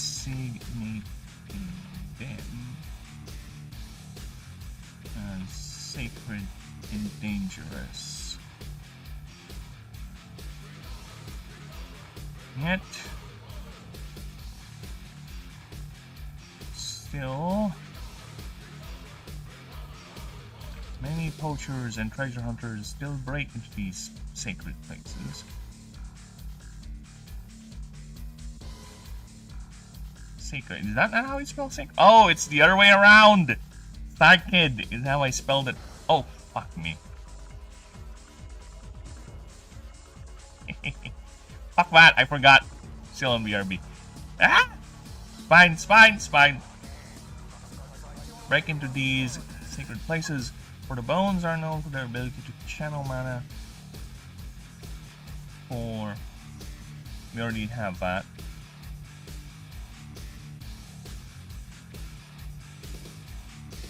For the very same arcane, sensitive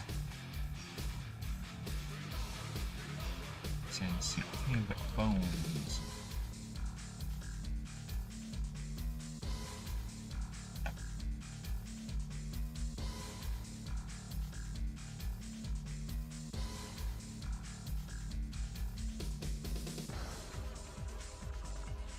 Found in these sites.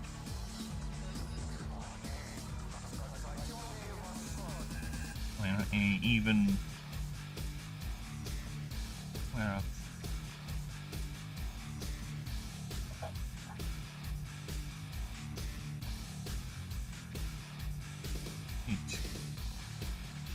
has even been known that any bone, any bone-like material exposed to a mosaics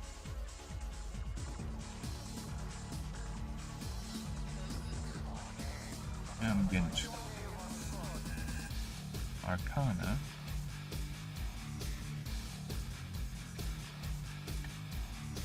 can gain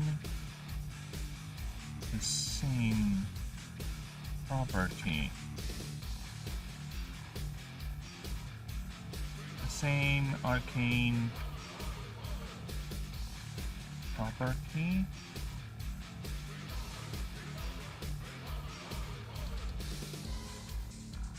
yet, however, they are not as potent as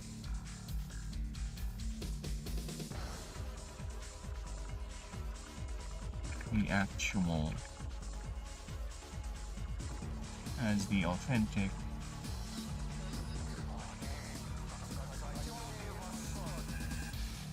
specimens.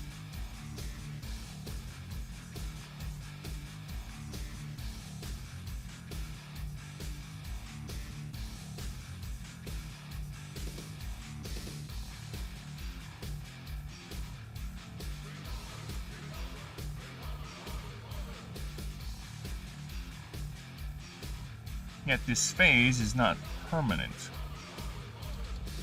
Authentic. I don't need authentically. As the authentic specimens. That's the authentic.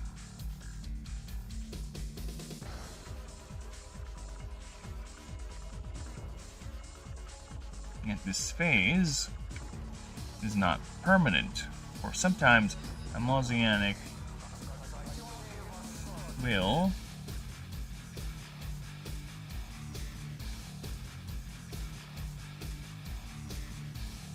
either adopt, or other families, and becomes the alpha creature of that new family, alpha creature of that new family.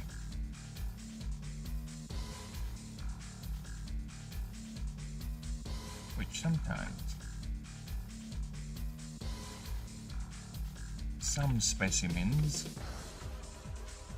are known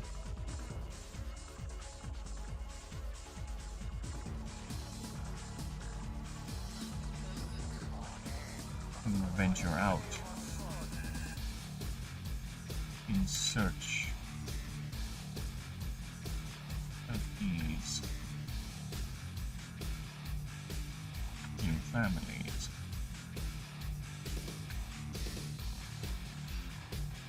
Like that.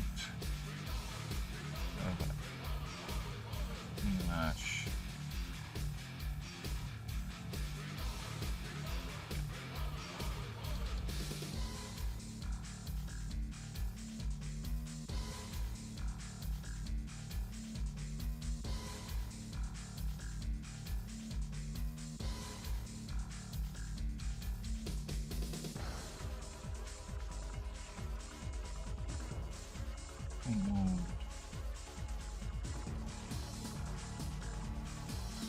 Okay. Yes! Happy ending. Yay, boo-hoo, whatever. Fuck that. What a little, spin, you know? A little nice spin.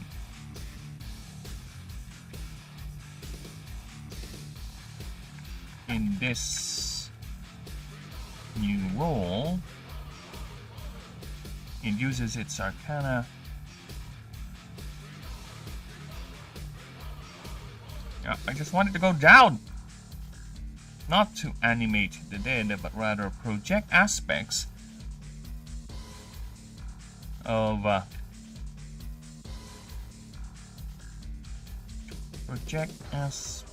of someone,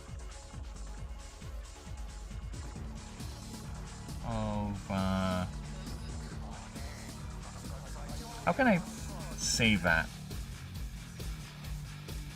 Project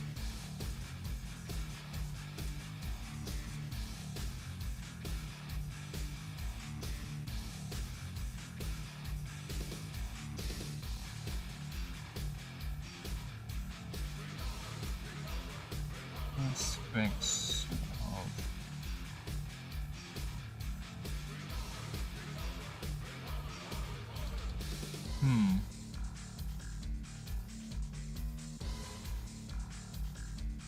essence constructs.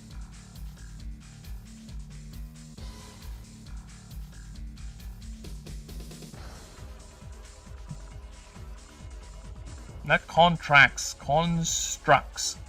Constructs. Okay. That are collectively known as consciousness. Arcanist claims that projections. It is a projection. Essence fueled constructs claim the protection of Mosiah's genetic memory of its deceased family members, which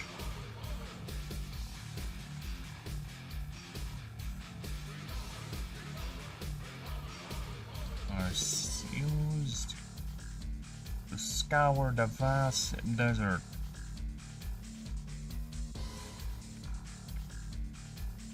Looking for food, water, and shelter for its new family. Even acting as scouts.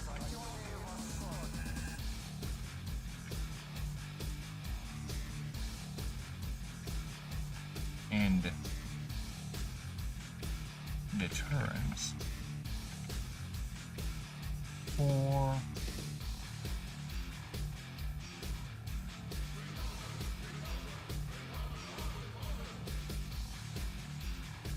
any hostile predators or intruders.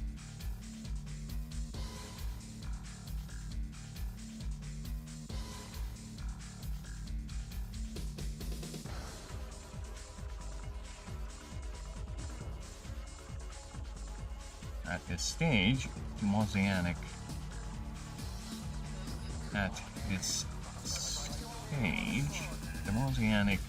is mostly seen outside the protective shell, controlling these projections.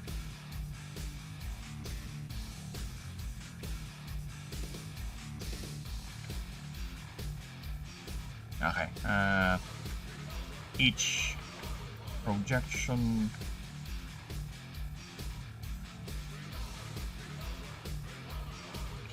has been seen traveling as far as 10 kilometers, 15 kilometers.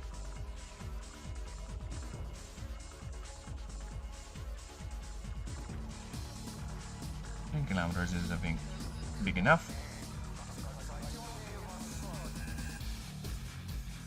In all directions.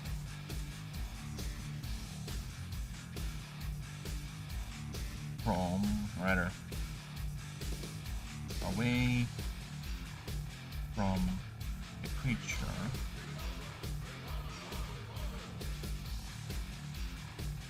At this stage, Mosianic is mostly seen outside its protective shell. Busy controlling these projections. And even seen playing with the Modibees and resting Mad Riders. That moving about. Maintaining.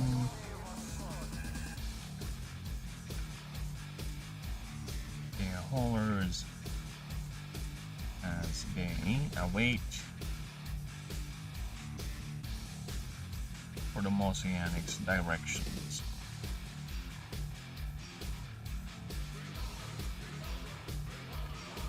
Or are maintaining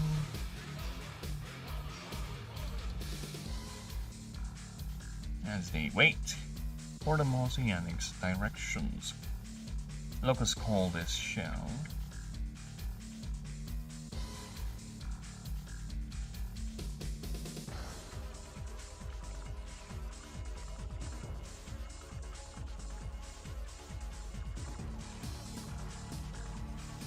locals call the shell the desert rose, and they say when a desert rose blooms, new life emerges. As indeed.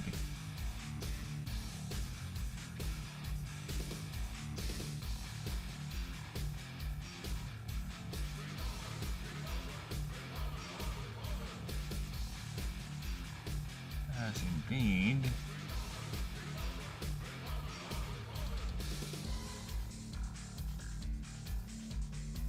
Oceanic with a family. As sentient tribes also use these as indicators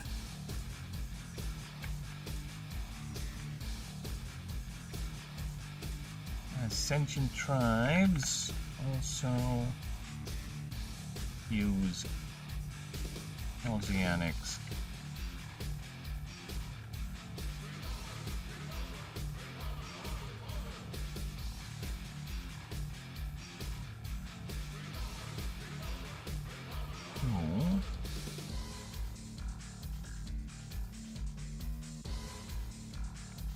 for their own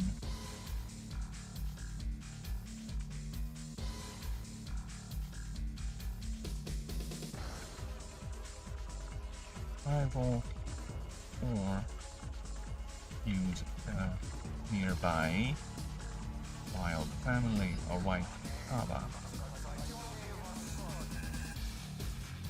or nearby wild one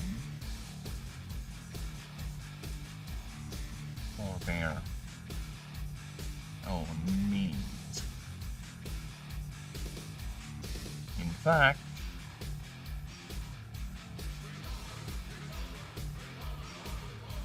bonded or oceanic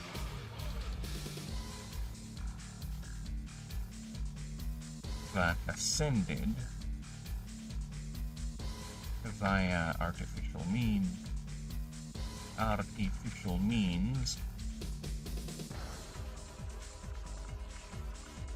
of glyphic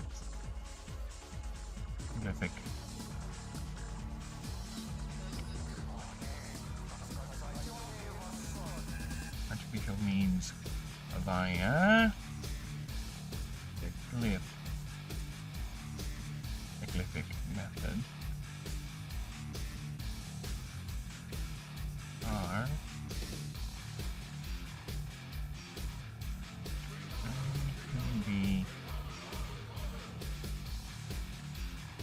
to be more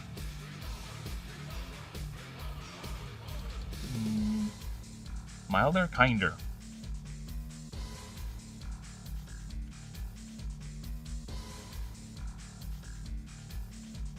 Kinder to be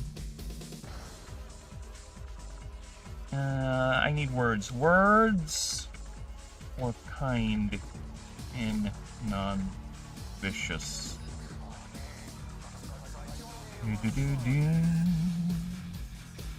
Ha. Huh. Whoa, ho, ho. Tender, harmless, pacific, benevolent, humane, tender-hearted, amiable, mild, okay, or placid, oh, more calm, more benign, be more on the gentler side.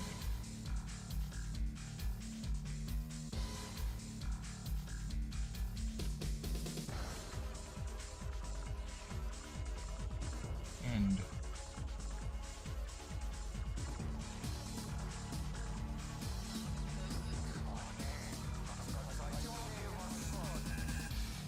docile as their wild counterparts.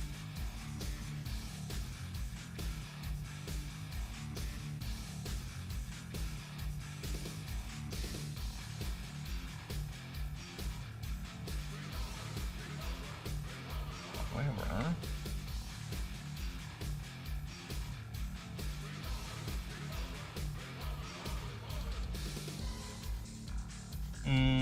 okay, I need other words for however and yet. I've been using them a lot. Alright, where is my other words for however and yet? I've been using them a lot. Fuck that noise. Nevertheless,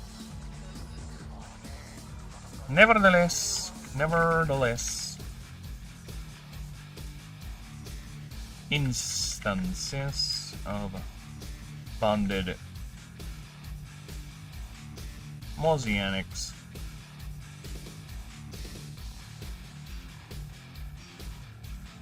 experiencing the same behavior, experiencing and undergoing the empathic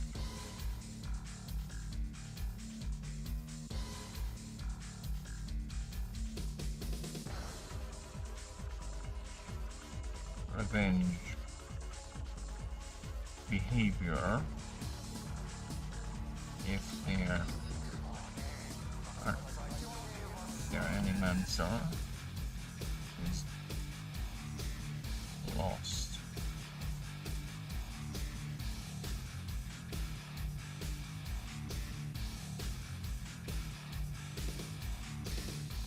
Yet all as per natural mosaic ascension, all come from one point in the creature's life: the tragic loss of the entire family unit. Observers note that the alone, if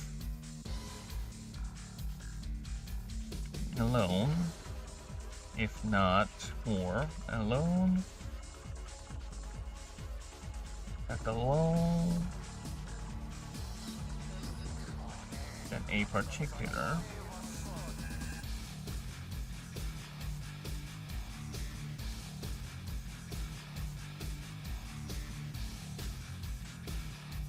that the individual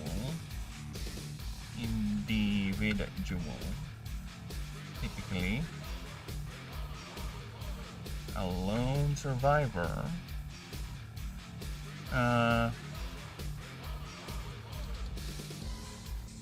either is a lone survivor of an attack or tragedy, of an attack or tragedy,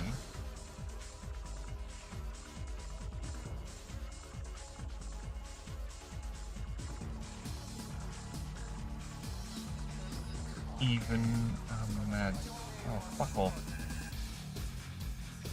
mad rider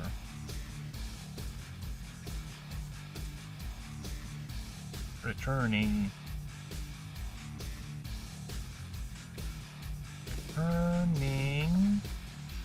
a long scouting trip to find its family gone would somehow Absorb all the lingering mana from the remains and ascend into a mosaic.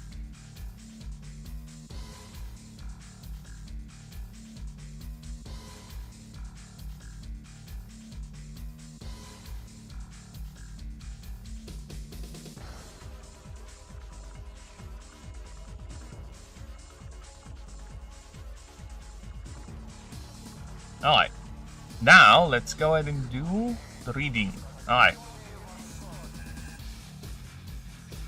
The actual reading.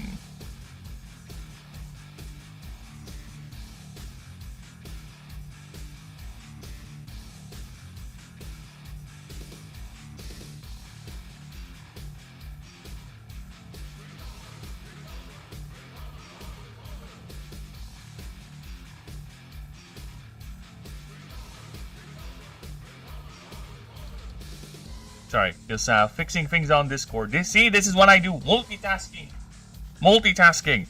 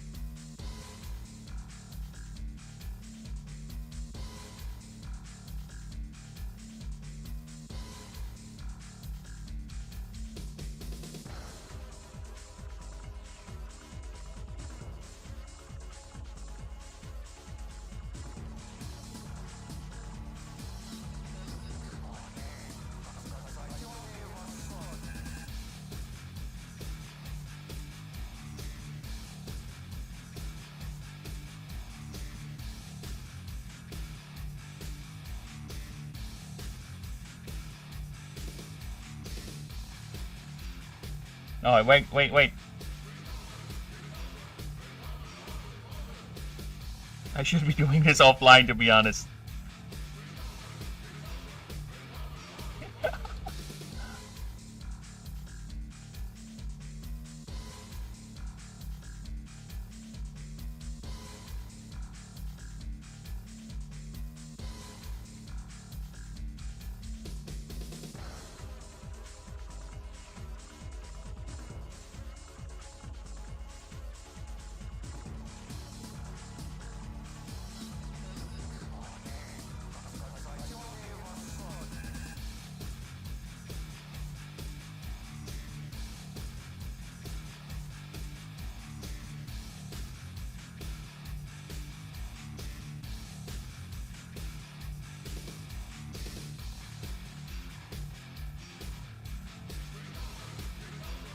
Sorry people, just bear with me a few moments.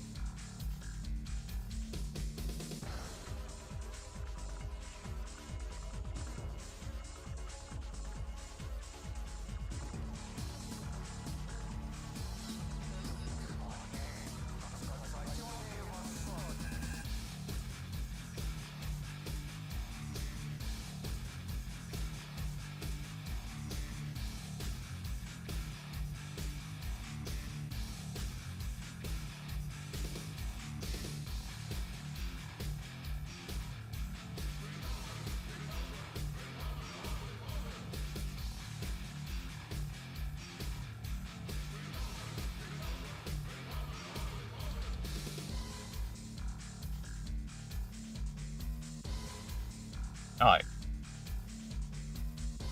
Again, I should be doing that offline, but here I am with my cousins. Alright, I'm gonna do a quick reading pass with Mosianic, but I think we're good with it. Now I see. Death is the realm in which the Mosianic dwell. It is shaped by it is driven by it. Alunian proverb, the human-founded tribe Halodites.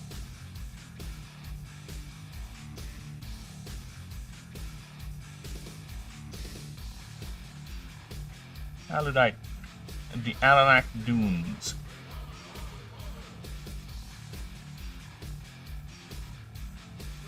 When encountering a Mosianic in the wild, one must be mindful of their surroundings. If neither a Modibi nor a Mad Rider can be found nearby, prepare to evacuate immediately, for you are violating a tomb, rather a graveyard of a family that succumbed to the hostilities of nature, civilization, or interfamily of violence. For most likely, there will be a lone Mosianic that embodies the sorrow, pain, and tragedy of the bones and discarded shade holders scattered throughout this mausoleum.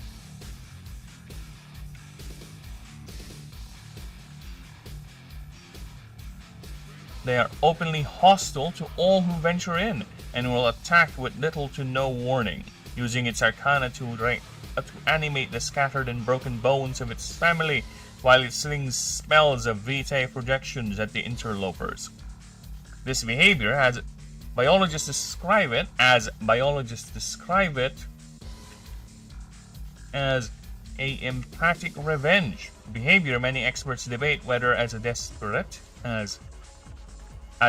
means to somehow keep its lost family alive by animating these bones at times of crisis, nothing more than a defensive instinct, or just pure sadness projecting into volatile expression. With what little Mosianic observations have been documented, there has been one instance of an individual the local tribes call Nilash, which has been seen animating its entire Kaaba, simulating routines and activities, only stopping when mana is depleted, only to repeat the exact same routines once mana has been recharged. Due to this, many surface tribes namely dwarves and humans, have developed a strong respectful reverence for these creatures. They are seen as reminders that the desert will claim all, and only family endures, living on long after an individual passes on, and must be done to make it last as long as possible, and to respect the power of the desert. These sites are surrounded by many markers at its entrances.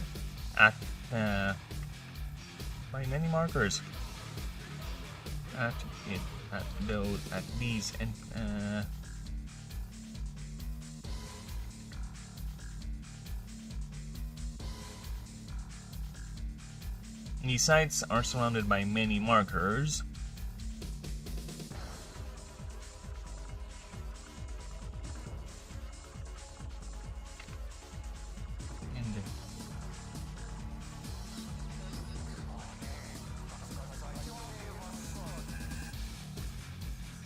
Are usually caves and ruins, marking them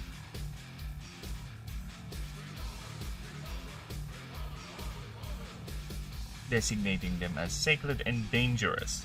Yet still, many poachers and treasure hunters would still break into these sacred places for the very same arcane sensitive bones found in these sites, or to plunder the very same arcane sensitive bones found in these sites, where it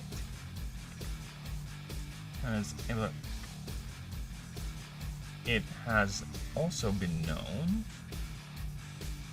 It has also been known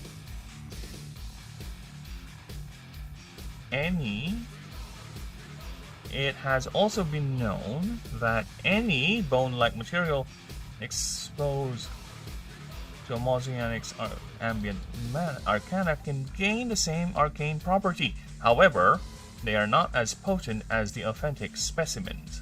Yet this phase is not a permanent. Yet this phase is not a permanent one. For sometimes a Mosianic will either adopt other families, venturing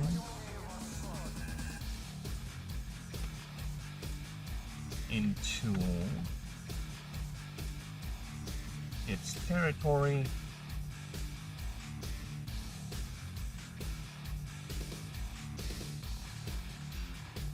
to become the alpha creature of that new family. With some specimens are some specimens venture out in search for these new families, like that of Nilash. Alright. In this new role, it uses its arcana to not animate the dead, but rather project aspects of essence-fueled constructs that are collectively called consciousness. Arcanists claim it is a projection of the Mosianic's genetic memory. It is the projection of the Mosianic's genetic memory of its deceased family members, which are used to scour the vast desert looking for food, water, and shelter for its new family, even acting as scouts and deterrents for any hostile predators or intruders. Each projection has been seen traveling as far as 10 kilometers away from the creature. At this stage, a Mosianic is mostly seen outside its protective shell, controlling these projections, and even seen playing with the Modibis and resting Mad Riders that lounge about and are maintaining their shade holders.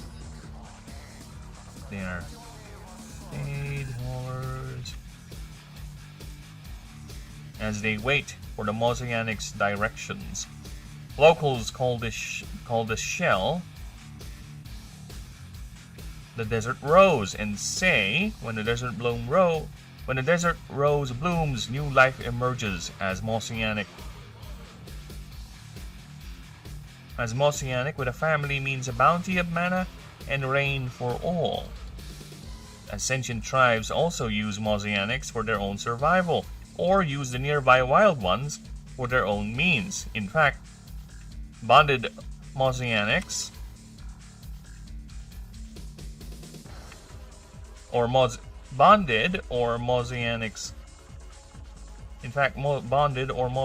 that ascend via artificial means using... Oh my god, really?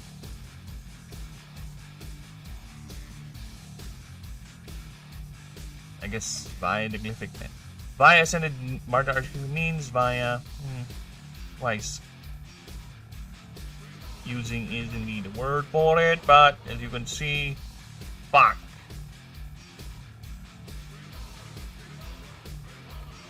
Alright, thank you. In fact, bonded or Mosianics that ascended by artificial means using the glyphic method are known to be gentler and docile as their wild counterparts. Are more docile than their wild counterparts. Nevertheless, instances of bonded Mosianics experiencing and undergoing the empathic revenge behavior if their animancer is lost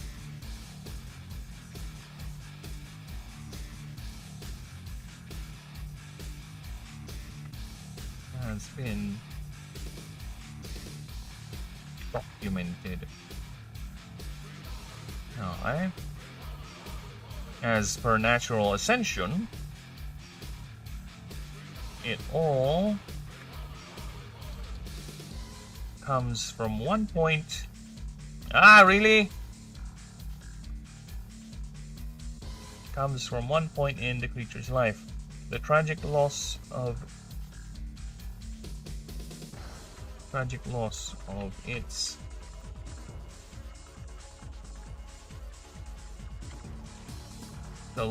its entire family unit. Observers note that the individual, neither a lone survivor of an attack or well, I did remove tragedy, so I think we're fine. Even a mad rider returning from a long scouting trip to find its family gone would somehow absorb all the lingering mana from the remains and ascend into a mosaic. There you go. Whew. Nice. Alright. 2 down. And we still have 2 hours to go. Nice, nice, nice. With that, I'm gonna be back. I'll be doing some...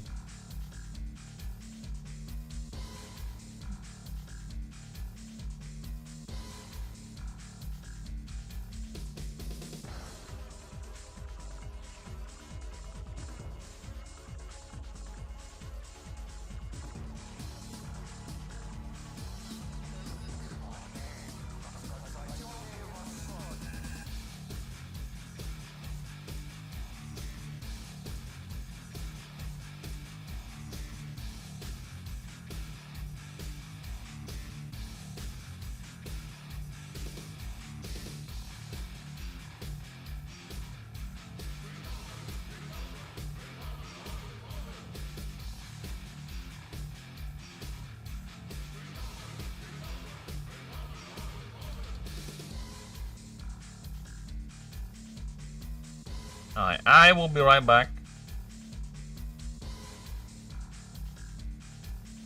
I am gonna grab a drink. This time, I'll make sure to remember I have the BRB screen up. God damn it. Alright, I'm right back. I'm gonna grab a drink. I am a thirsty boy.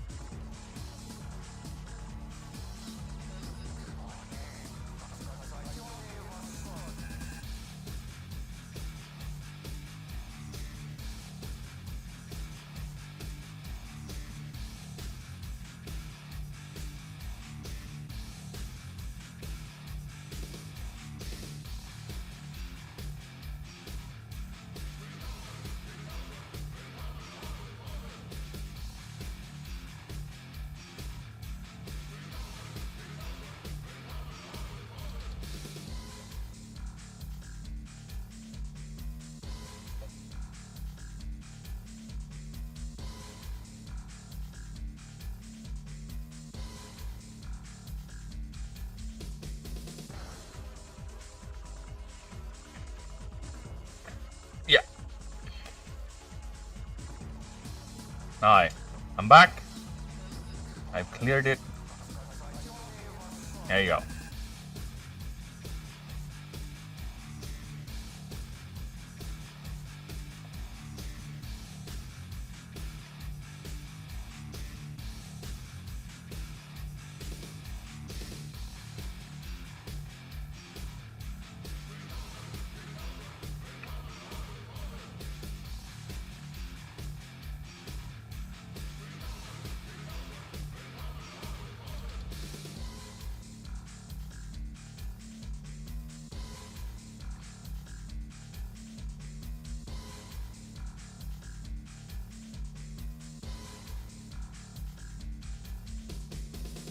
Four, three, two, on the lawn.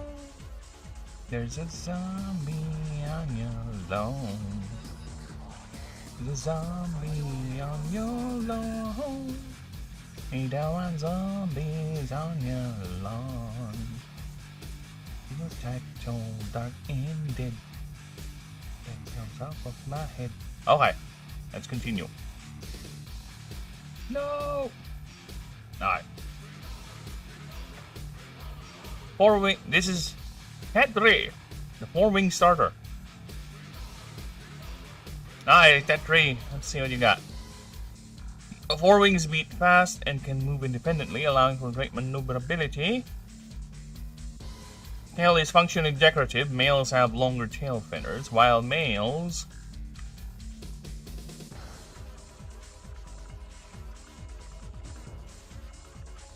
have longer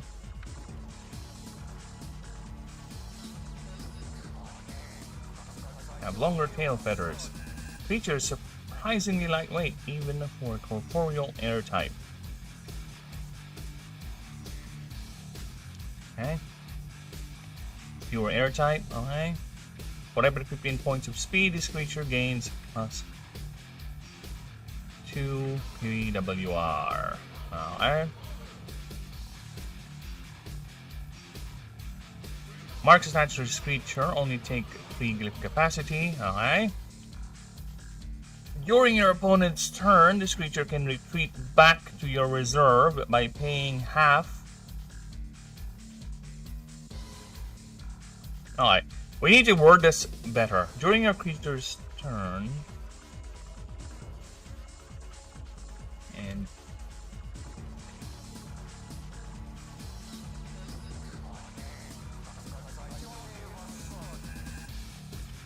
creature can retreat back to your reserve. This can be used anytime.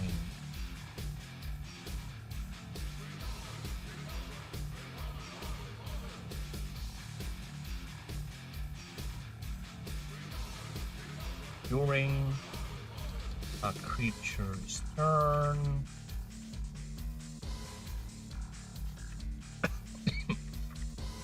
Creature's turn. Both yours and opponents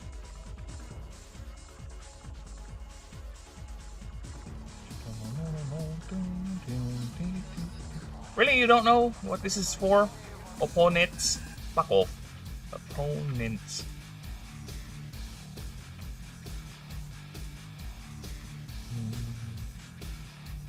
Alright. This can be used anytime as a flash move can be used. There you go.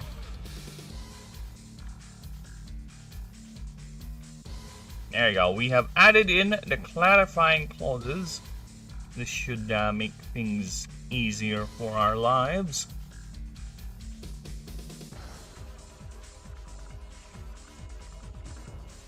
Have this creature's current mana pool. Okay, I need to go back and double check.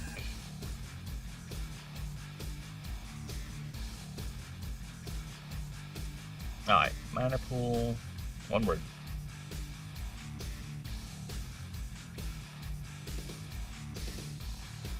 I don't care if it fucking screams at me. That's all it does. Launch this creature has an extra turn plus 10 PW. Alright.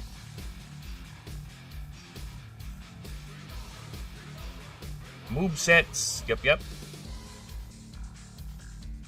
Hey, yep.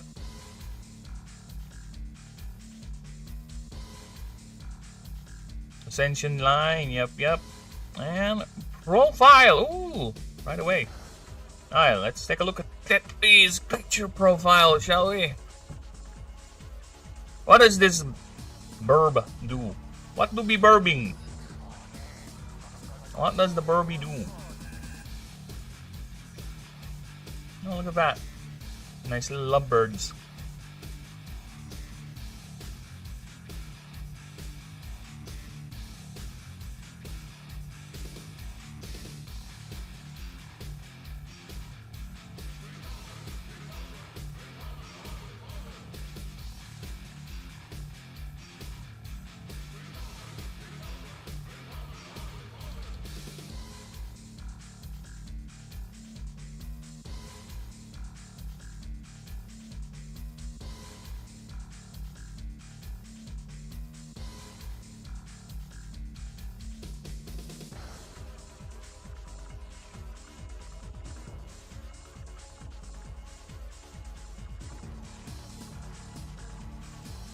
Excuse me.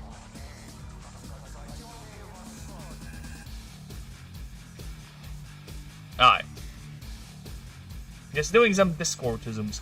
Alright, so let's take a look at the profile for good old Tetri. As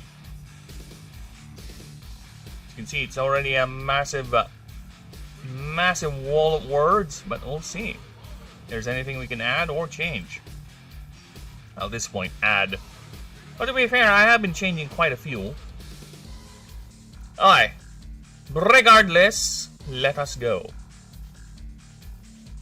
When looking up in the skies of Ashen, from the farthest shores of Babylon to the farthest tip of the Fratel Islands, the four flapping wings of the Tetri can be seen, either flying in paired formations or a lone male with its brighter plumage and longer tail feathers.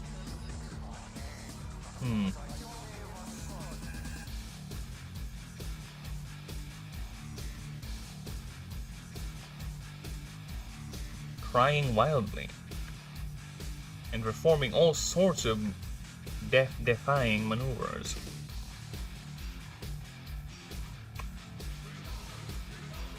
From darting, weaving barrel rolls, and all sorts of exotic stunts even the most talented of pilots would only dream of accomplishing.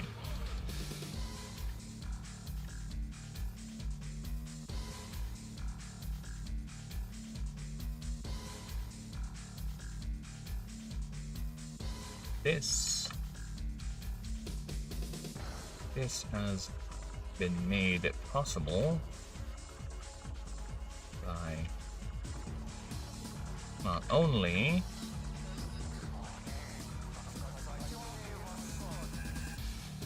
the creature's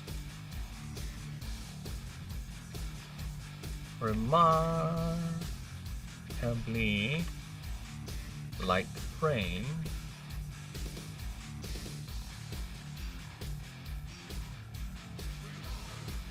also by its four independent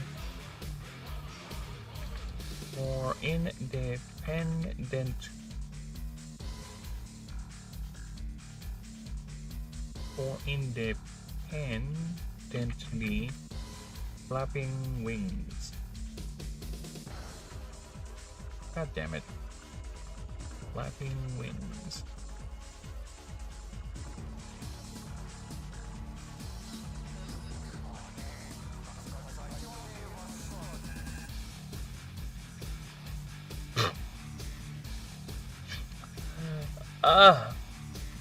I already have it here. Over here, right?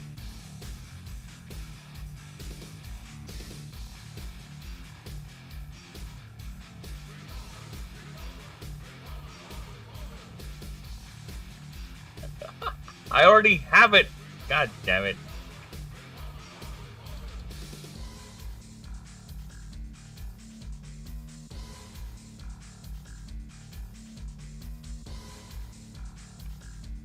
Also, by the creatures,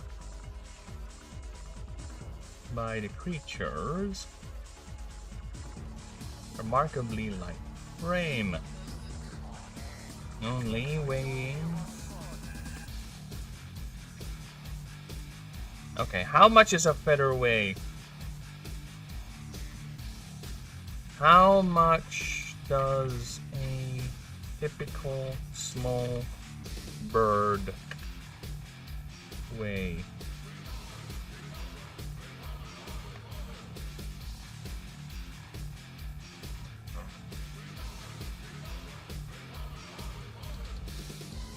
Yes, lab. I thought you were gonna say something. The way you peek through the door is like, hello. Hi. Oh, sleeping kid. You listening again?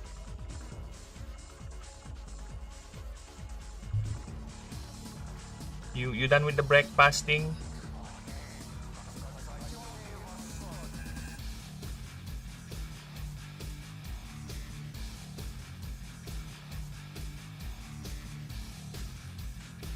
I fix it where anyone.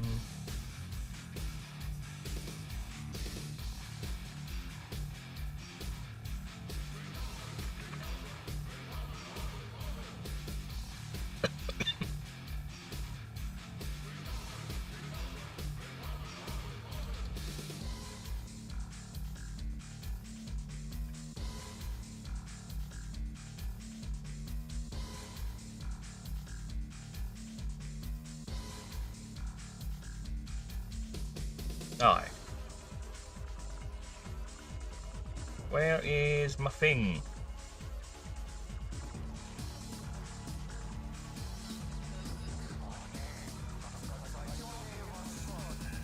Alright, only weighing as much as 10 grams.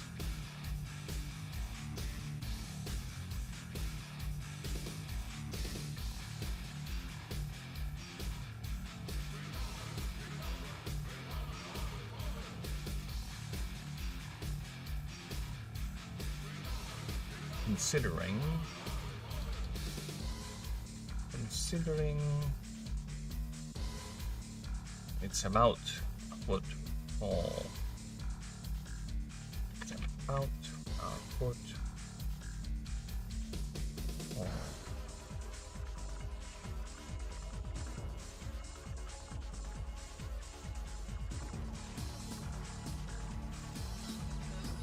Aside from their mechanical functions, these wings also serve as the main focal point of arcane power.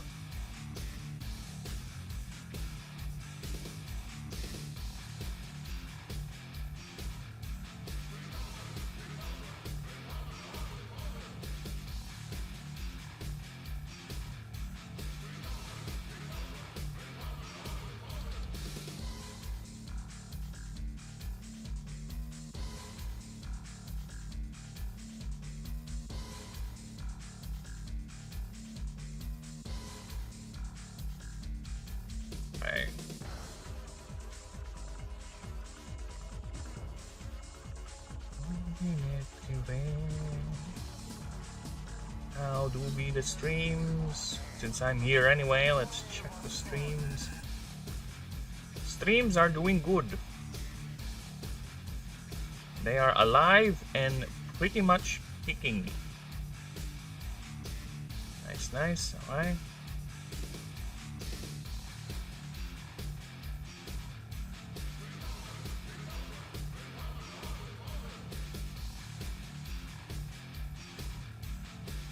Alright, let's continue.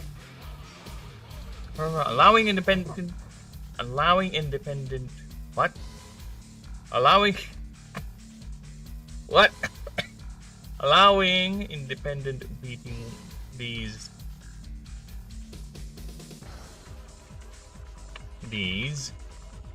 A bit redundant since I already said that before up there. Ah, never mind. I guess I didn't. Allowing these independently beating wings.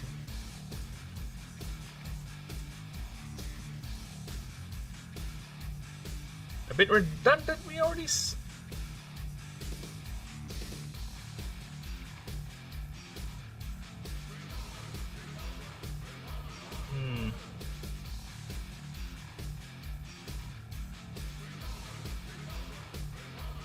Okay.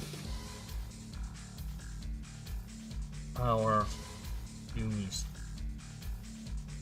to allow these independently beating wings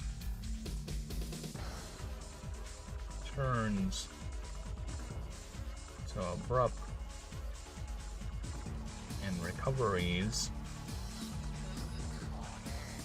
And a recovery is so precise that even veteran pilots mistake the creature as bending the wind itself.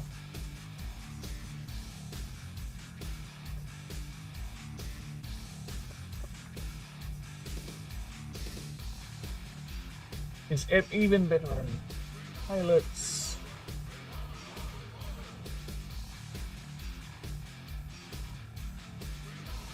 could only imitate, could only dream of pulling off.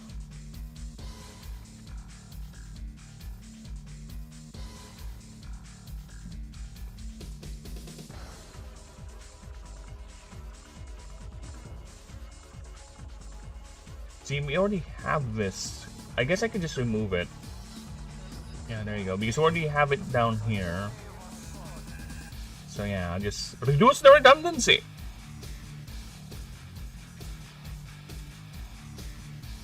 With some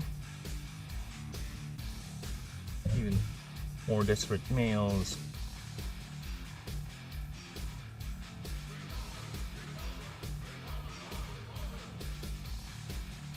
fueled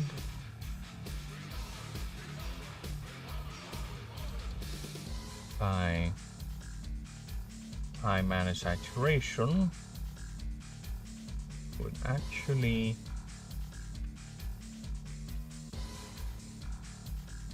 even generate tiny tornadoes and powerful updrafts, allowing for even more perilous stunts. Yet why all this? Why do these males expose themselves and burn precious mana while the females fly on altitude safely? Females safely fly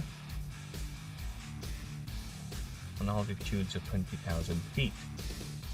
The answer lies in the fact that the Tetri are creatures that mate for life. Once affairs establish themselves, only the harsh realities of the environment can separate them. Can separate the pair.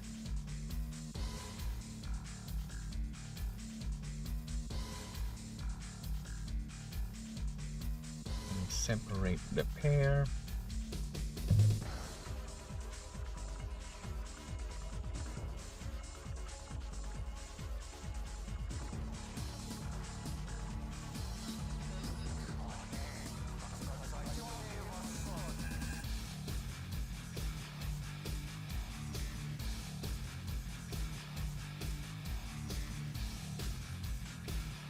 Can separate the pair.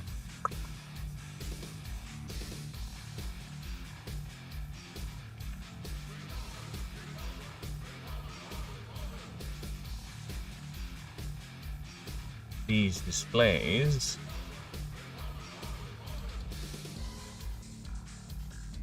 can go on for days on ends.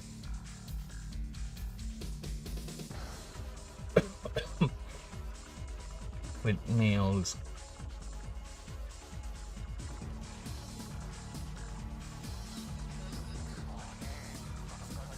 actually even observed fighting each other for pockets of highly high mana concentrations.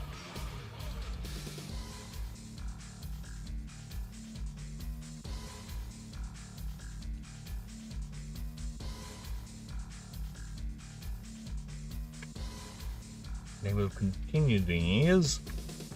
They will continue these.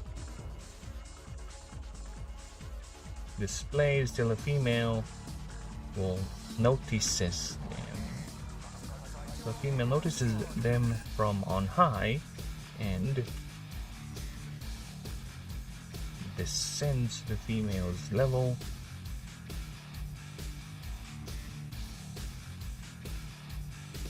Watching the performance as the female makes her final assessments of the male's plumage, wingspan, health, and if all passes, the pair touches beaks. With a documented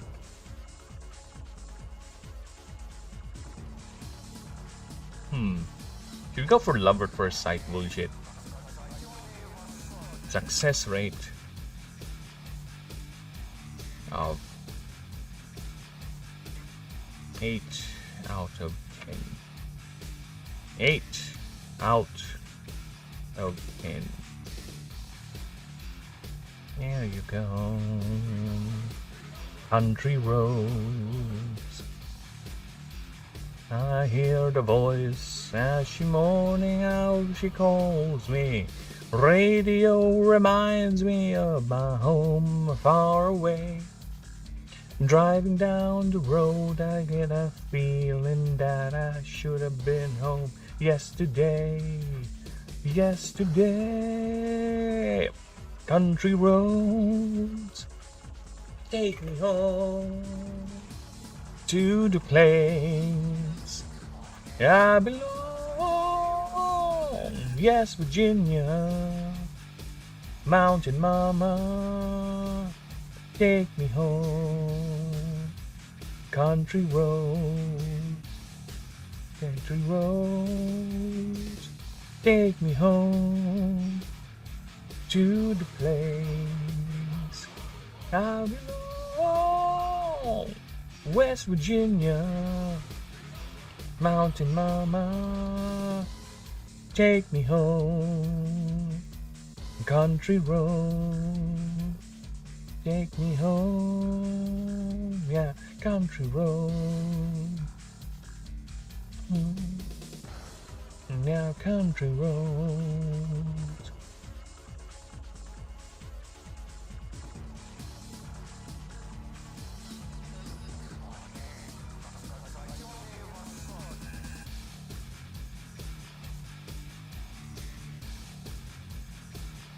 Aye.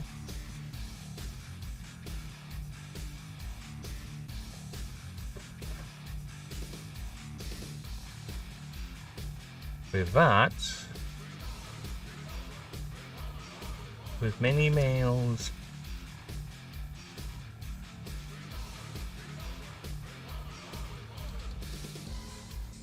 succumbing to exhaustion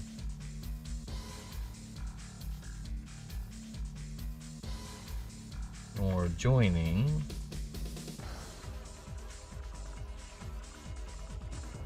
press bachelor flocks, resting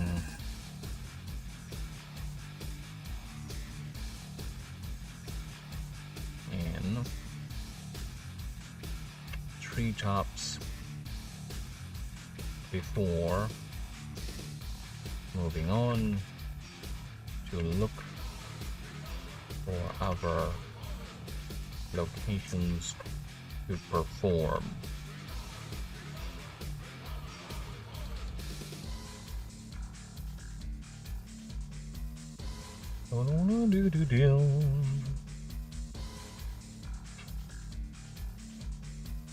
There you go.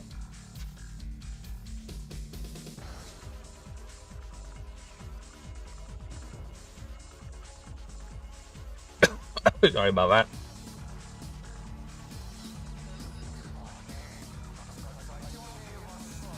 If they succeed, however,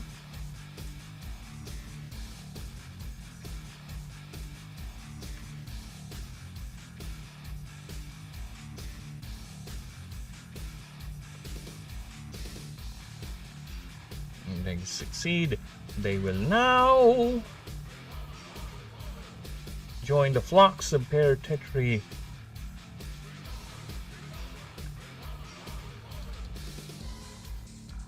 High up the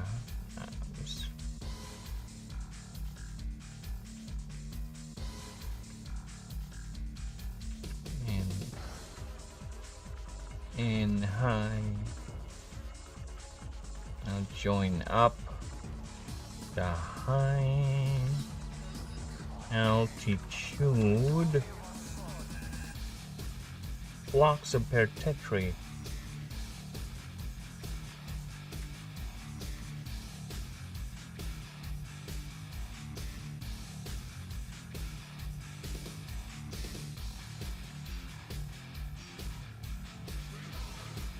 With some flock growing as large as at least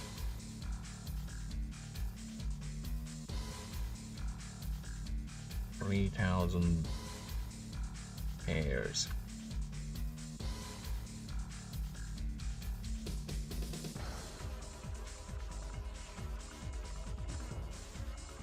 Flock always seeks the high mana pockets in the upper atmosphere, letting their wings absorb and feed them in turn.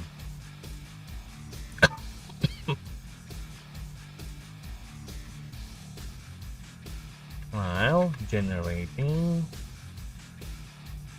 enough body heat to counter the extreme cold and also each a sort of shielding that protects their fragile forms from the gale force winds and those extreme environments. Environ.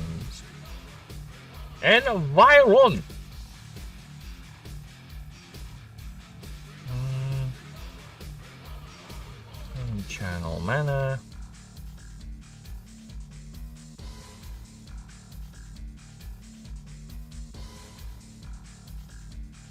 No, too long. Too long of a sentence. Channeling mana to create. To also create a sort of shielding or protects their fragile forms from gale force winds in those extreme environments. The pair will always look out for each other, share their mana, and defend each other with destructive zeal.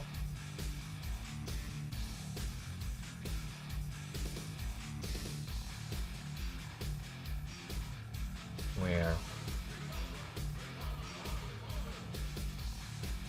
each will pursue mutually assured imperilment just to be with or to protect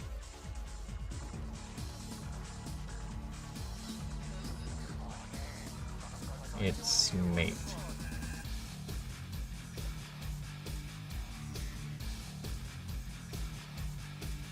Empowerment. There you go. I thought it's not a real word. I'm gonna say fuck you word. It's a real word for me. Alright. The only rather love. I can't help it na. I'm getting annoyed na. The shaper. Is it not here? Do you keep it somewhere safe? Mouse. No, it's a shaver. I can feel it. I can feel it stabbing my lips. It's annoying. They say wait, when you shave, it's bad luck.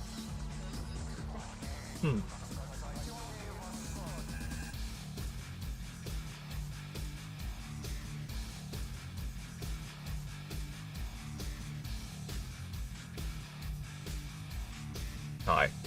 Thank you.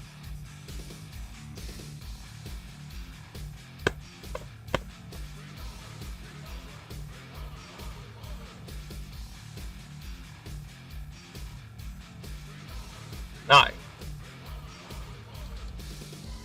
The only time a paired Tetri can be seen perching is during their short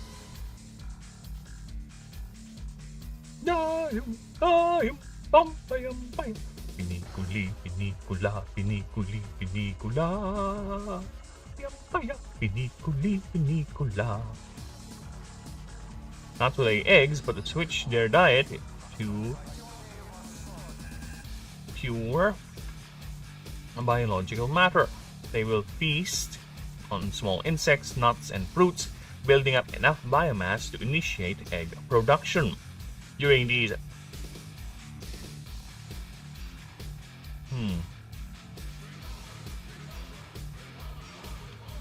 these times,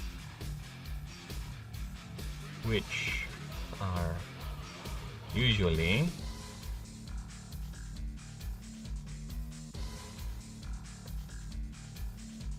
at springtime, many cultures of Ashen consider these days as lovers' holidays, developing springtime and autumn.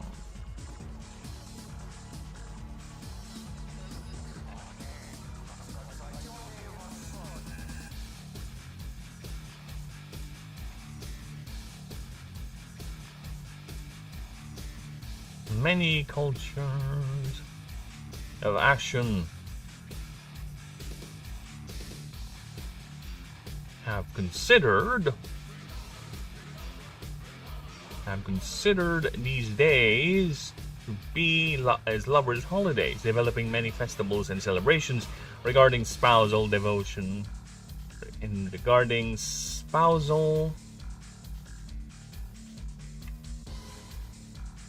bonding, devotion, and loyalty. The most popular is scheduling wedding days, attracting Tetri pairs to come and feast with the couple and their guests. The more Tetri, the more blessed the marriage. The more popular of these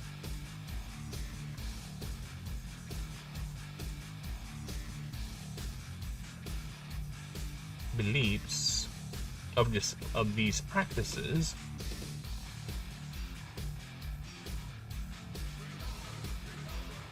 a cultural feat taken from the most accepted belief that the Tetri was originally a unknown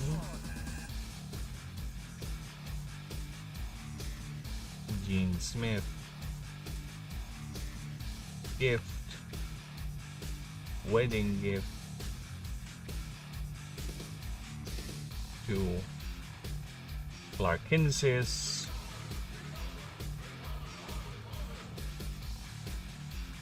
And Agatratus.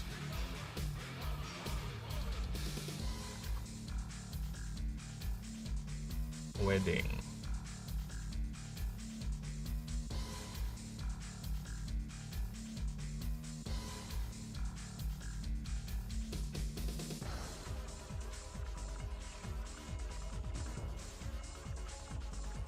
On to remaining to the gods. The god of agriculture.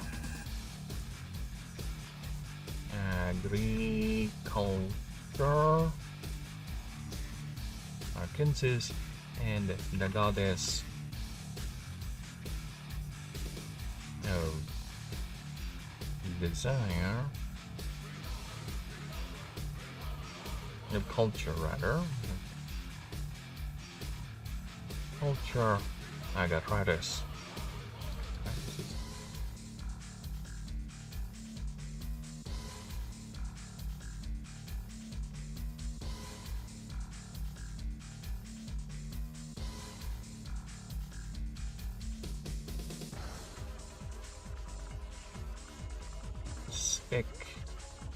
Speculated to be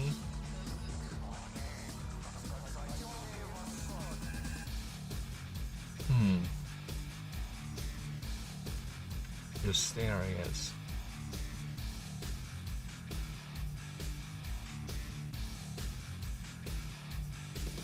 This the main the Gene Smith rumored was serious. Yet this is wildly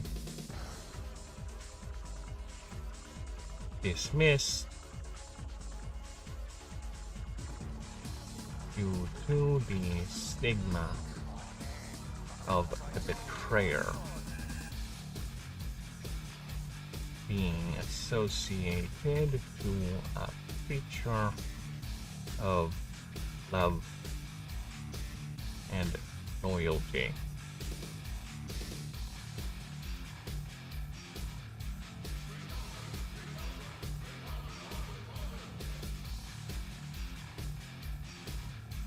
Regardless,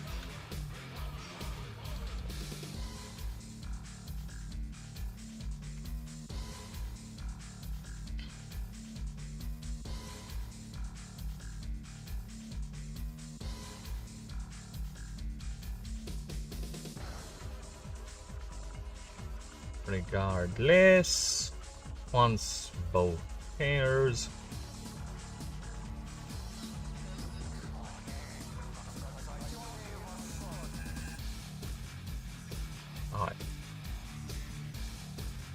God damn it. No. Regardless,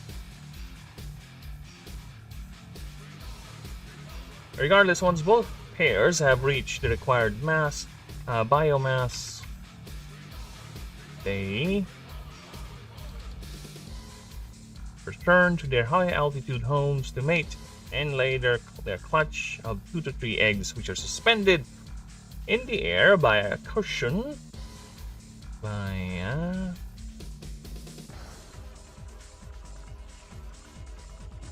a cushion. Oh my god, either way. They are suspended by a cushion of mana and small vortices maintained by the pennants until the chicks hatch, which are bare and kept suspended for 3 more months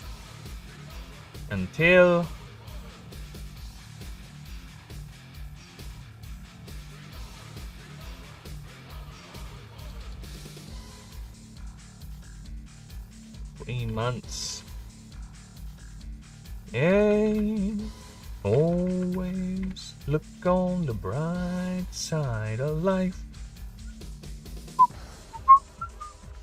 Always look on the light side of life.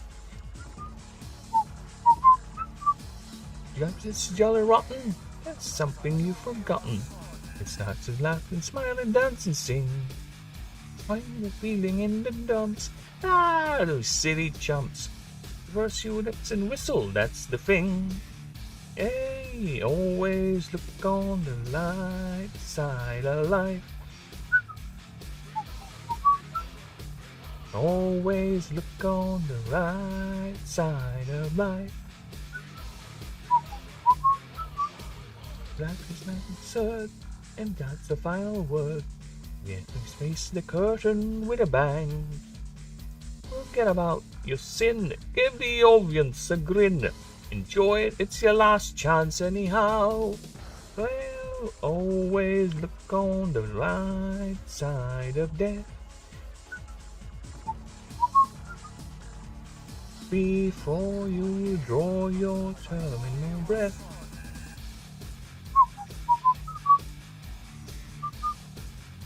And you look at it. That's the jokes, it's true.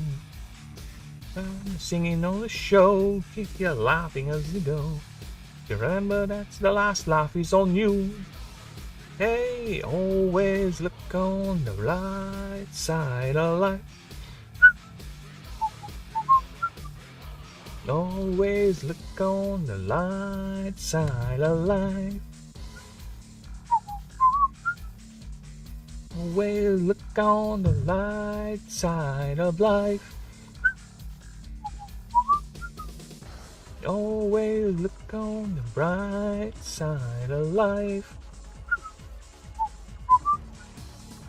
Always look on the bright side of life. Alright. Reading pass. Excuse me.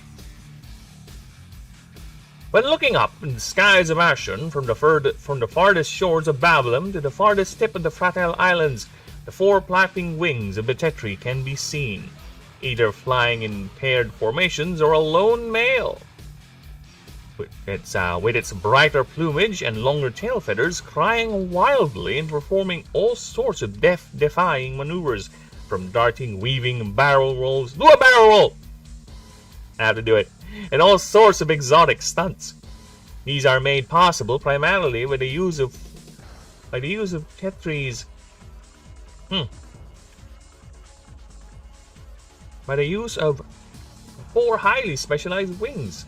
2 main wings and 2 others described as auxiliary wings, just below the main wings, just below the main pair. Okay. And also by the creature's remarkably light frame, only weighing as much as 10 grams, considering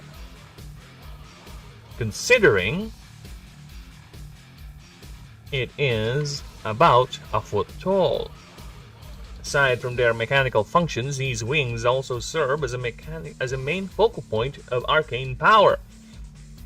Power used to allow these independently beating wings turn so abrupt and recovery so precise, and even veteran pilots can only dream of pulling off.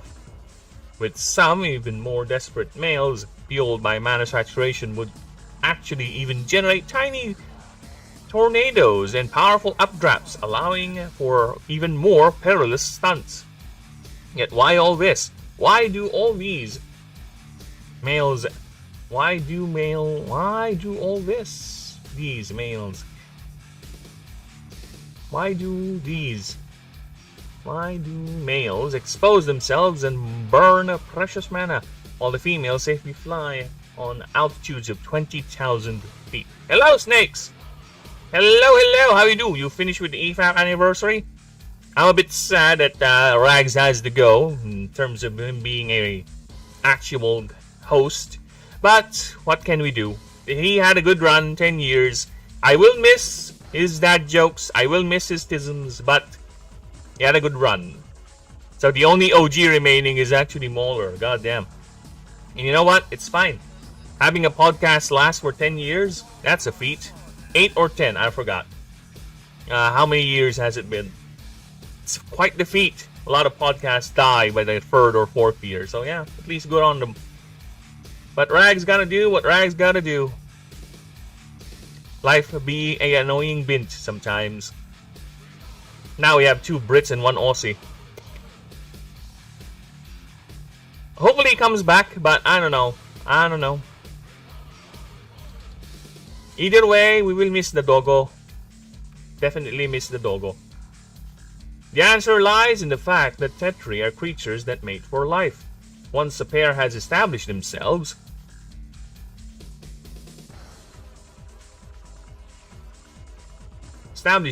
only the harsh realities of the environment can separate the pair.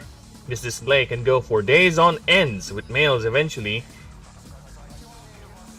actually... With males...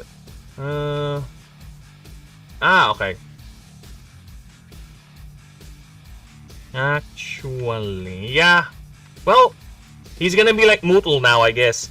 He's gonna be a host every now and then sort of thing. I don't know. I don't know about streaming. I don't know. He said he's gonna do a lot of videos. He said he's gonna do stuff, but I don't know. I don't know. It's a shame. I don't know if Mauler's gonna put down his him on the what do you call that? Reduces the role on the panel, or I mean the what do you call that? My God, on the banner for the YouTube channel. There you go. Again, it's a shame. It's a shame that Doggo is gone. He has gone the way of the wolf. Life has to tism out. Now he's tisming back. You know what? They do them. They do them. Hey, let's start a new podcast, Snakes. Just you and me talking about random shit, and you fighting so hard not to cancel the podcast by saying some not allowed shit. Or is it gonna be just like Wolf is also done. More done than Ragums. Yeah, Wolf has other tisms in mind, you know? Wolf, the thing about Wolf is he's a cool dude, okay? He's a cool dude, he matured and everything. But he started out as a YouTube persona. He started out as a YouTube persona as an angry dude, okay? That's the thing. Because a lot of old YouTube is just angry people screaming at stuff, you know, nerding out, whatever. And a lot of those are performative. And unfortunately, Wolf is one of them. Wolf does have passions, he does have desires and everything, but the main shtick of his channel is him raging all the time, right? So yeah, it got tired eventually, which, what can I say, it is. Especially if once you ran out of things to be angry at and you just became, you know, apathetic. Just, whatever, fan. Right? That's most of his channel. He tried to change or pivot back, but eventually his depressive tisms and YouTube got to him. Which is fine. I think he's having a good time now. He's having a very, very nice public life. You know? Away from all the tism. And I gotta say, yeah, not everyone is built for YouTube, you know? Look at me. I'm trying to get something working with YouTube, and the tisms always will get to me regardless, right? That's why, again, I never turn on my view count. I just assume someone is watching, always. I'll say whatever I want. Yeah. You know what you'll say? Snakes? You'll just go ahead and do hello there. You'll do that and just be quiet the rest of it. And every now and then you would say no. Because that's how you were during our Left 4 Dead stream, our Left 4 Dead games. You're just quiet as fuck. The N-word? You mean necessities? Sure, say necessities all you want. Oh, how about nagging? Huh? You do love nagging a lot. You do love getting nagged a lot. So yeah, why not? Go ahead, have fun. Or, be like me, I have the Filipino pass. Again, we have literally one place here. We have literally one place here in the Philippines that I can say and I can get away with. Alright? I'll show it on screen.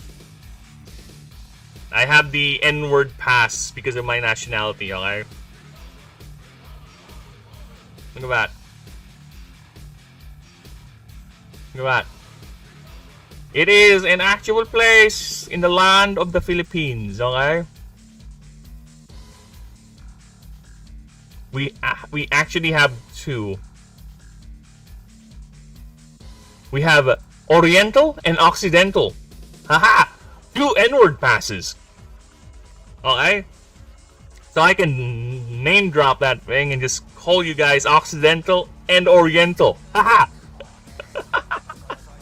That's how I'm gonna get away with it. So yes, I do have the pass. Based on my nationality. Fuck off, white man. I was concentrating on my headshot accuracy. Yes, you were. You were so concentrating on your headshot accuracy. You just don't care whether zombies maul you or whatever. That's how good you were at nailing those headshots. But the rest, let's just say you ain't as chill as these two lovebirds here over here. I am. Continuing. With many males succumbing to exhaustion or joining bachelor flocks, resting in treetops before moving on to look for other locations to perform and try their chances.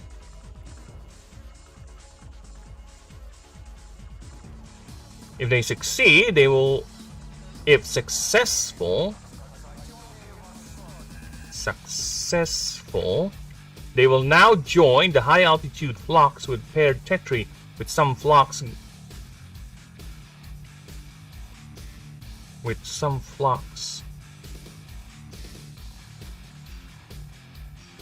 growing, I think growing. Documented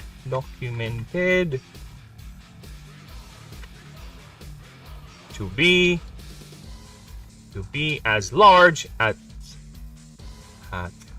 least to be as large as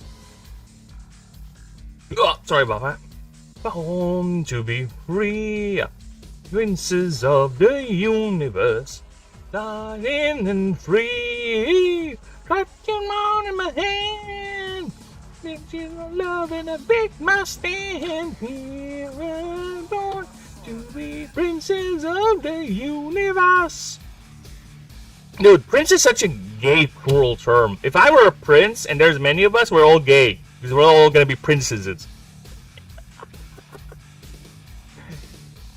Having many princess in a location is gonna turn the prince into a gay man because they'll be called princesses.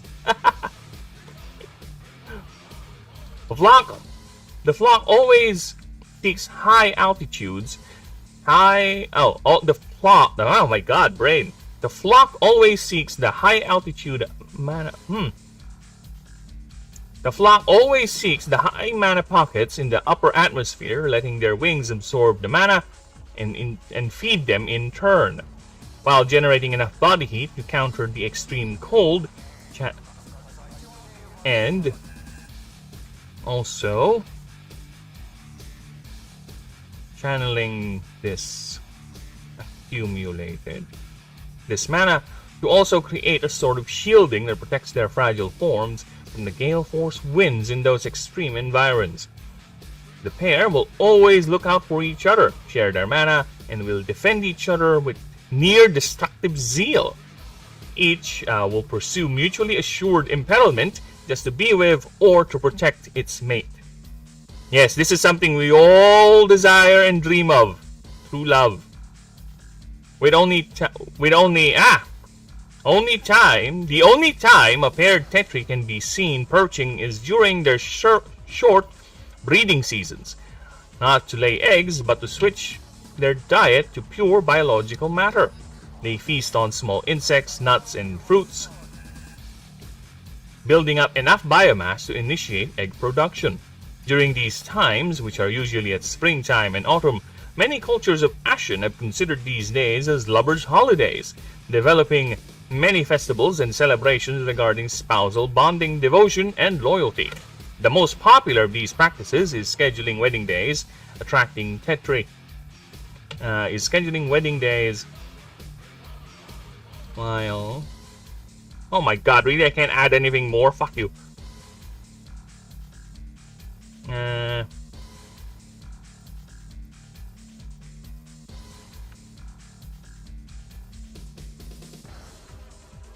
Ocean loyalty, na. While, I just want to put the word while here. There you go. While attracting Tetri pairs to come and feast. Really? Should have been changed to feast. And feast with the couple and their guest. The more Tetri, the more blessed the marriage. A cultural feat taken from the most accepted belief that the Tetri was originally created by an unknown genesmith. Was originally an unknown genesmith's wedding gift to the god of agriculture Clarkensis and the goddess of culture Agatratis and the goddess of culture Agatratis. The genesmith rumored was Lucerius, yet it is widely dismissed due to the stigma of the betrayer being associated with a creature of love and loyalty.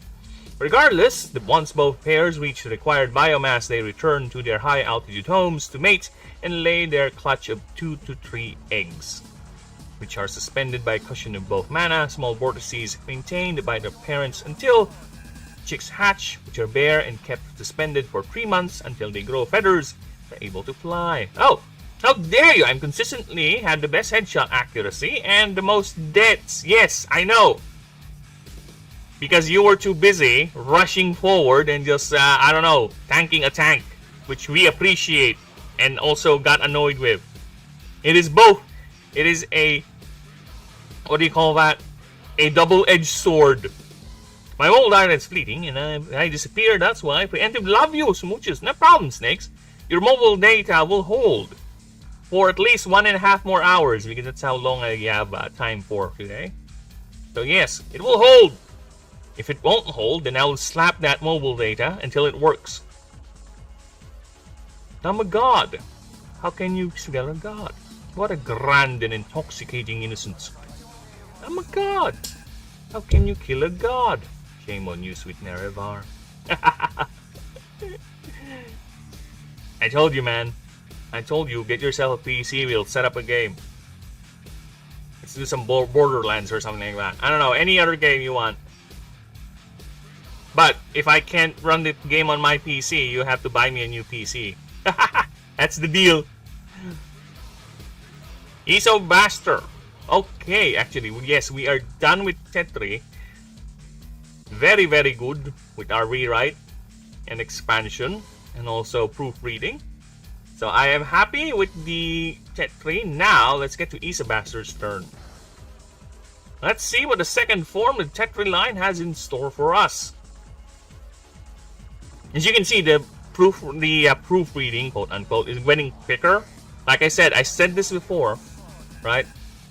It gets quicker the longer I go because a lot of them already have expanded lore bits. I'm just either adding more or clarifying things. Alright? Females are known to have long decorative tails to signal their partners.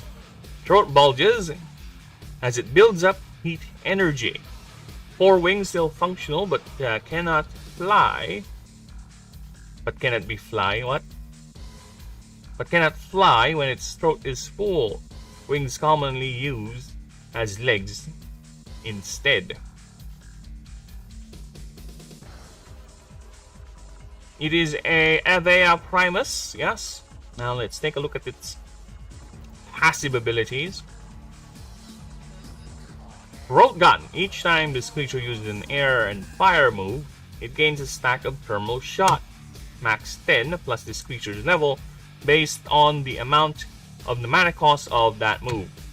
When this creature makes a move, you may have this creature lose all the stacks and add that damage equal to the number of stacks with this creature. Multiply by 2. Plus 10 damage. Depending on mana cost. It's fine. It's easy enough to accumulate. Alright. stacks with this creature disactivate automatically when the creature reaches capacity. These stacks remain even after combat. I'm going to try and get my PC fixed in the next few weeks. I'm too busy with work, though. Yeah, I know what you mean, man. I am foreseeing that to be my problem as well within the next few days. I might get too busy with work, and it's gonna cost a lot of time with the project. Kind of cut like a good 50% of my time with the project. But you know what? At least I have income, right? But I do really want to get this project up and running because, like I said, there are promises. It's promising. Because look at that. I've celebrated this last time it happened, and I will still celebrate it. Look at me.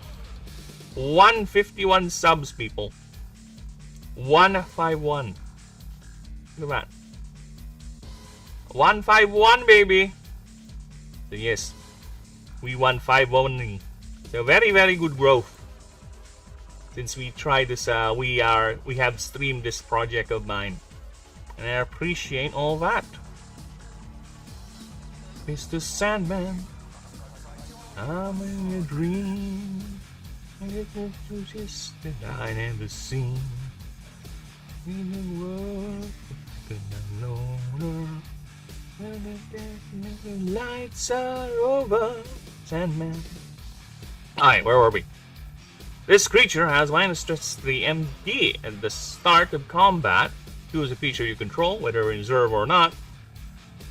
As long as both creatures are not incapacitated and are in the field.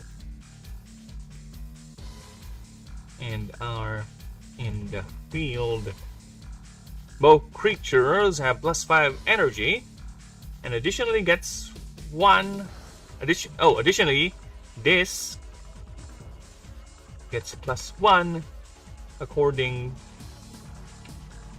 based on their levels divided by 10.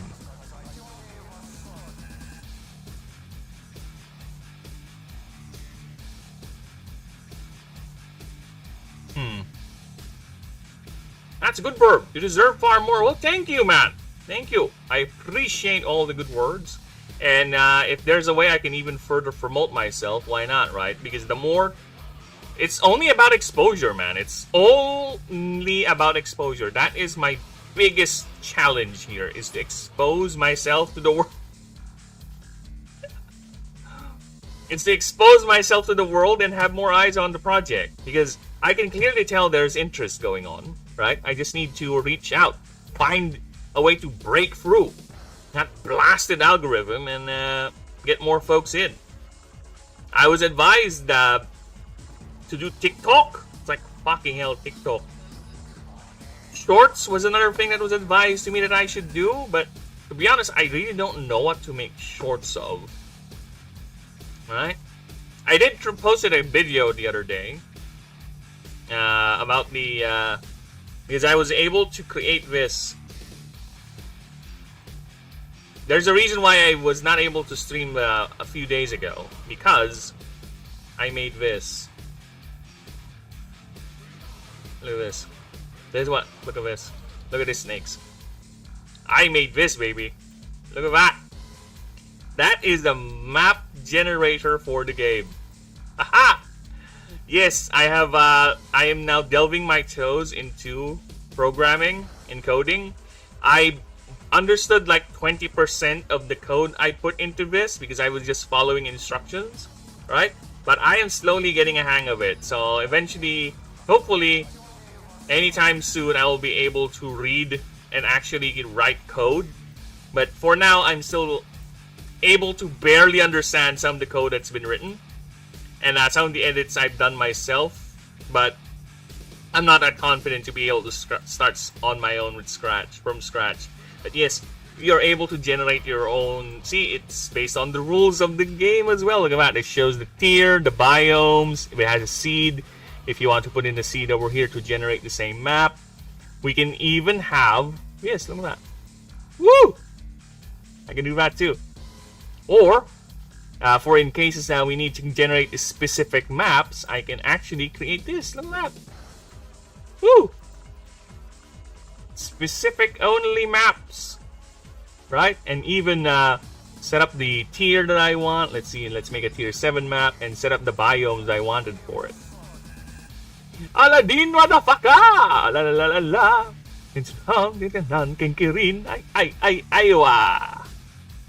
Ay. Nerd! Yes, I am a nerd. This is a nerd game, Snakes. This is a nerd game. What do you expect? This is a nerd game. And I want you... I'm gonna reel you in, you fuck. You better get yourself a good mic, right? I'm gonna reel you in as one of the few people who will test out this game, okay? I have a few people that I have, that I'm contacting to help me test out this game, which I would say maybe, roughly, maybe could be by the end of the year, around that time. But around the Burr months, I think I'll be ready to go with some tests. Right? Because I am so close to that. So I will be making, don't worry, I will be making tools that will help you guys out. So you'll reduce some of the strain when it comes to computation and all that. So yes, I want you to be there, you fuck.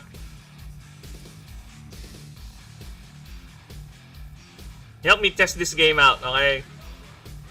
I want you to role play. Do what you want. And we'll record it, of course. So, if you want to say some horrible shit, I'll just bleep it out. I'll just bleep it out, I guess.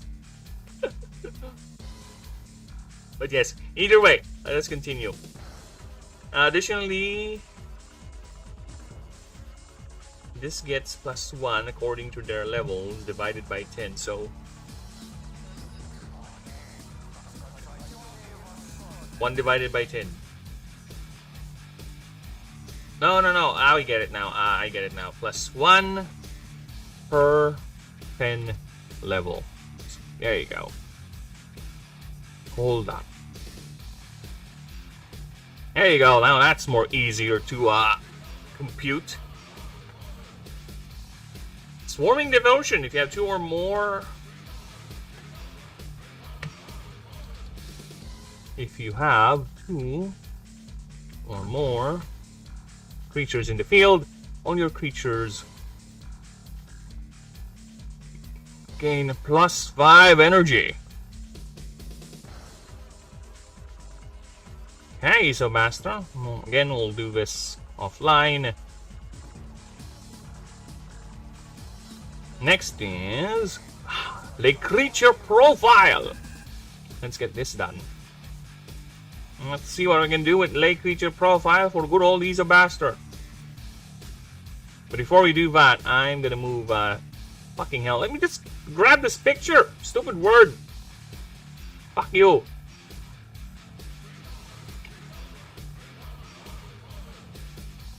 All right, let's move to Raiboom out on the way just to be safe.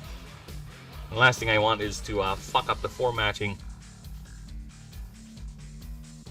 Alright. Let's see what Isobaster has in store for us. Now, just to be safe. Now, actually, before I start with Isobaster, give me a few. I'll be grabbing a drink. I'll be right back. Let me just put this up. BRB.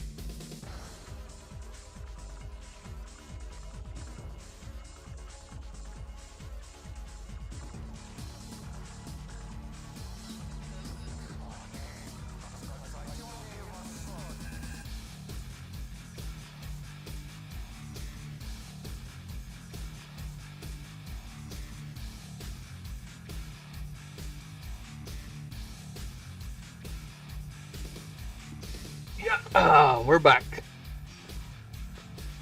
We are back.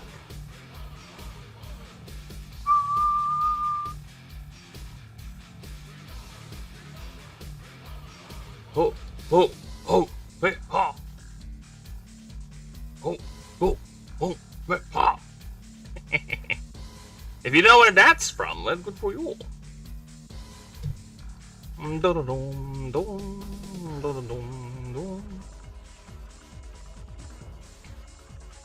Alright. Let us go right ahead.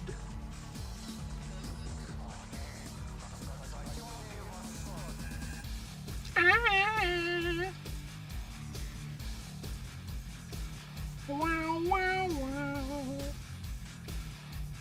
Wow, wow, wow. Wow, wow, wow, wow. Wow, wow. Alright. Is that you and Lady Burb during mating season? Yes, we do. We are actually much more quieter. We're the type who, well, actually, she's. Why am I talking about that? Fuck off! You're about to bait me. It almost worked. It almost worked. You were right there. I was right there, about to bite the bait. Then I realized, what the fuck am I talking about that? Why are you making... Almost. You almost got me there, you fuck. Alright. When a pair of tetri descends to lower altitudes during their breeding seasons, sometimes they never return to their high-altitude homes. It is not just environmental pressures or... Oh, yet this is cause...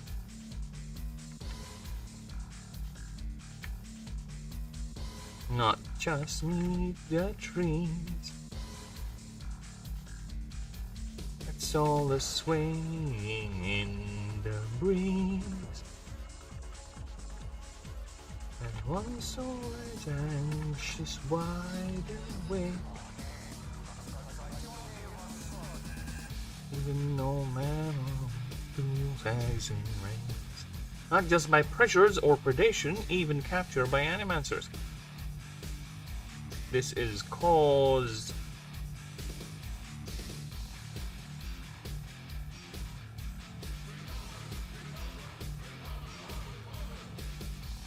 This is not just caused by... or even captured by animancers. Yes. Okay, this is a bit weirdly worded. Which, aside, aside from the more mundane and common reasons, such as, there you go, environmental pressures, predation, or even capture by animancers, more relies on its the cause. I just know more about throat sacks. I must know about the throat sacks. You will know more of them. Alright, we will get there. We will get there. You do love throat sacks, it seems. Alright. The cause is biological. As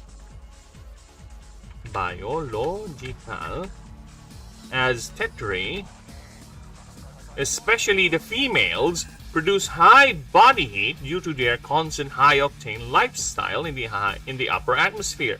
Also, as a means to fight the cold of the low-pressure environment.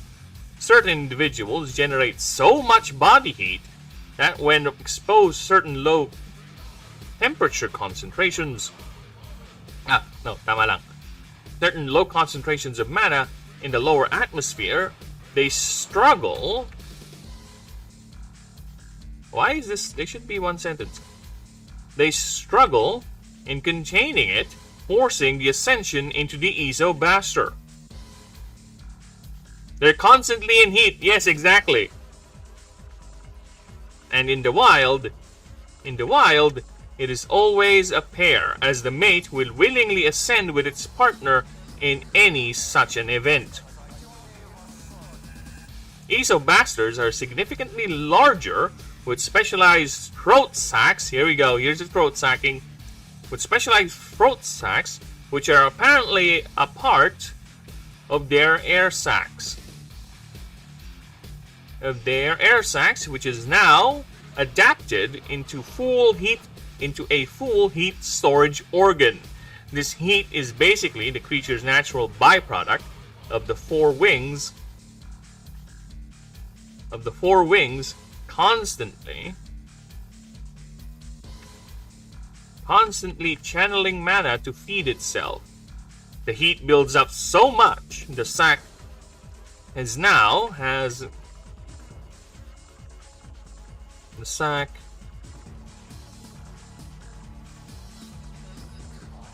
turned into this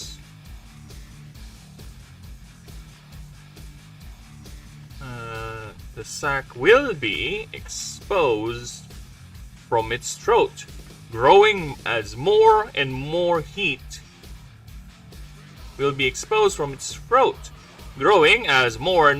is accumulated, eventually making Isobasters incapable of powered flight until the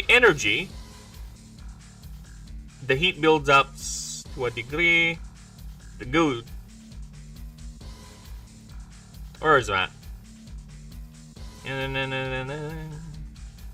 We are so far behind. Low pressure environment, struggle with specialized throat sacs. Here's basically a byproduct where wings constantly. The heat builds up. Gotcha. The heat builds up to a degree.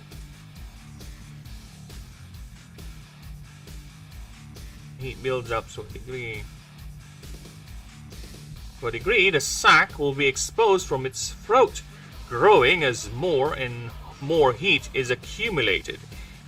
What the fuck is going on? Why is air control stuck here? Fuck off. Word is so weird sometimes. Look at that. Word is so fucking weird. Dude, look at that. For some reason, the paste option never leaves. Look at that. What is this weirdness word? Look at that. It never leaves. See? It's constantly over there. I go back. It's still there. What the fuck is going on with Word? I swear to Christ. This app is so weird sometimes. See? Look at that. It's always there. I don't know why. When I paste this, whatever, right?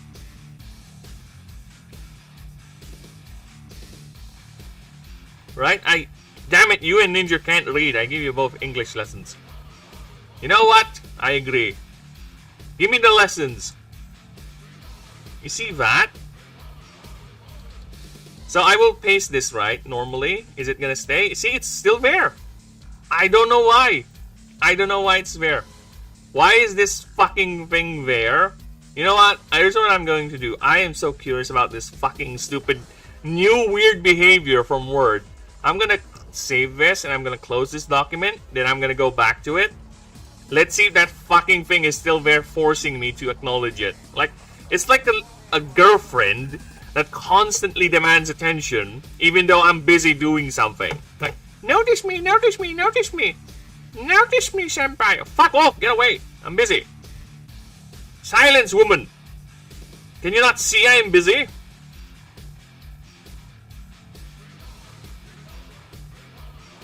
See, it's gone. Oh, thank you. I need to buy Ninja Hook on Phonics. Is that a book? Is that a book? See that the sac is exposed from its throat, growing as more and more heat is accumulated, eventually making Isobasters incapable of powered flight. until the energy is released in a violent blast of heat and aromantic arcana, capable of flash melting solid rock, even more powerful even more powerful specimens have employed. Even more powerful specimens employed by animancers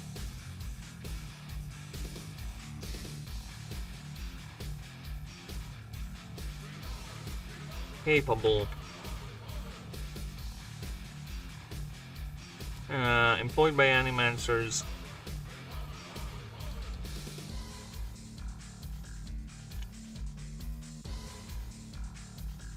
some even becoming capable of flight even with full throat sacs.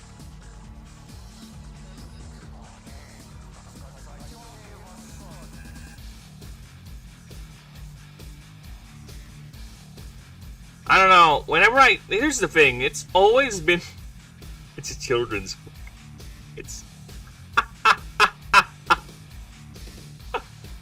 it's a kindergarten. You know what? Yes, go ahead and buy me one of these. I need one, okay? Buy me the most basic grammar book for kids.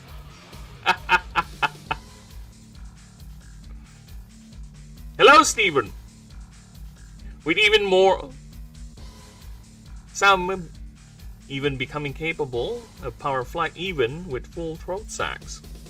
The pair settles near shorelines or any body of water, even glacial tundra and ice caves.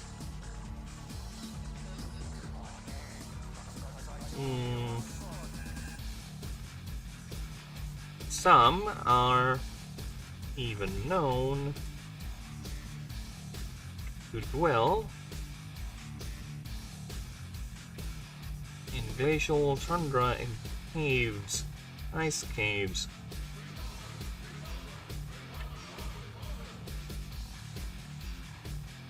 Even nest near. Sorry.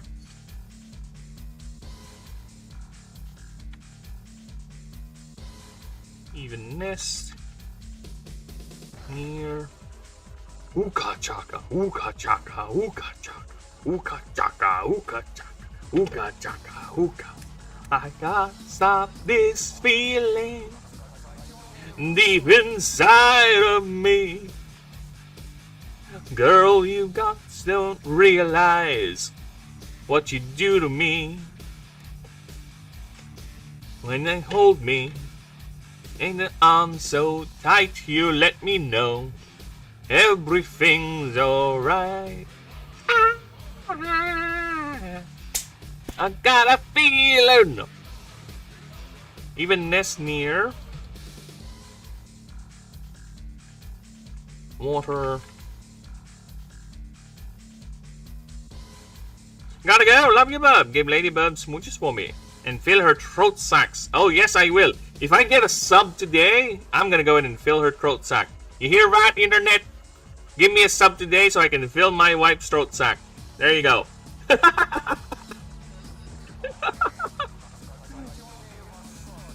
I don't need no cure. Just say you're them. Then be sure. Oh, we're good now. And then roll along. Even I go. And you turn. No, I don't, Stephen. Believe it or not, I don't watch those things. Never liked them, never did. When I was young, and ever I get a chance or the itch, I would just actually grab myself a woman. You know why? Because I grew up as a rich, handsome bastard, and I have enough charisma to woo any woman I want. But that was old me. Not anymore. Good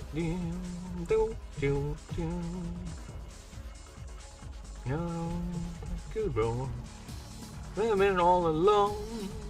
Give it up, girl. Yeah, you turn me on. I have a feeling I'm high on believing that you're in love with me. I got a feeling. Even in love with me. And I'm high on believing.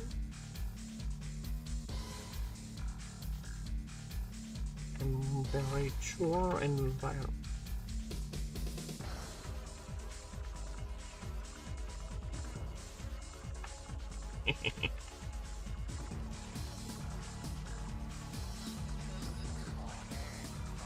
No. I grew up as a man who is very pure. Not really. I just grew up as a witch. Fuck. I don't even love touching my own, But that is what we call oversharing. We don't do that. Due to their massive heat output, they prefer these low temperature locations. Some even developed hunting strategies, switching to small animals and fruits from small animals and fruits into larger, more calorie rich. Is that how you spell calorie? Calorie. What is the non-calories spelling of calorie? Calorie. Oh, it's just it without the S. Okay. More calorie rich diet of larger creatures and animals.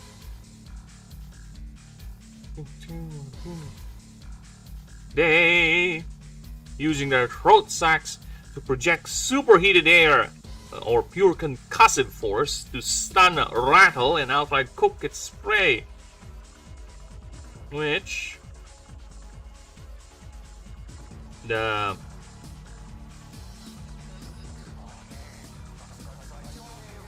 is brought to the nest site either in prep in counts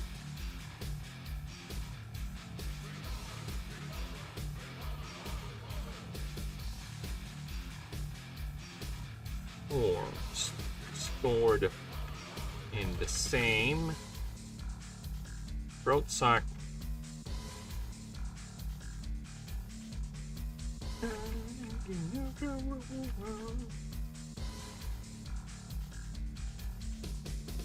depositing it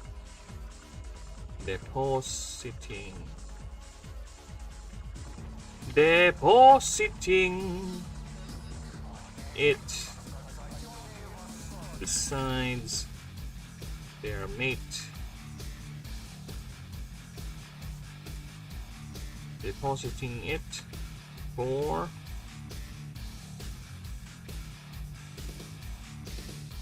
heading back out to grab more, to bring back more,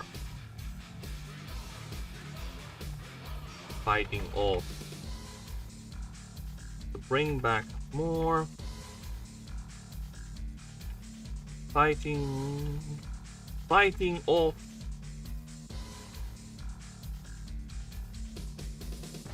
scavengers if need be.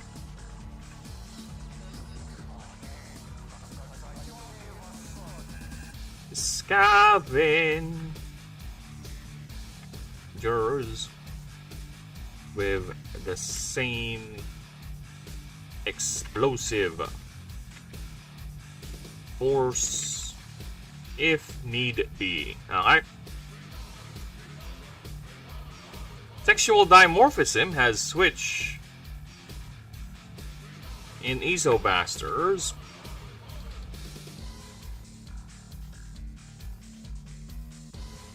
Where it's the female that has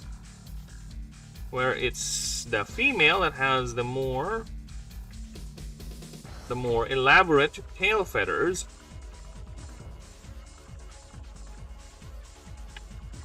which they use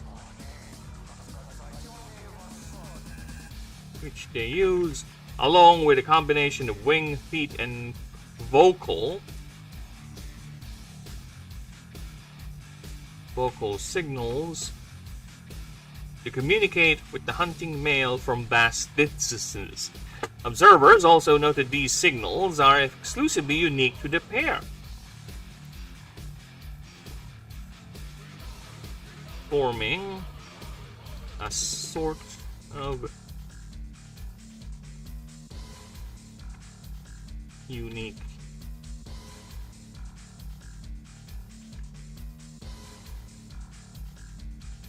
each in a pair. It's fine, I don't need to expand that. Females rarely leave their nest either rearing young or defending the site. They would only venture to hunt when the male is too tired, reversing roles temporarily. Regardless of who is hunting, each creature helps each other with the same intensity as they were before. Even noted this drive is even more greater than prior, than before, than ever. There you go. He's even greater than ever. Oh, redundant. We're removing the more. Where, even in times of famine or the other being too injured,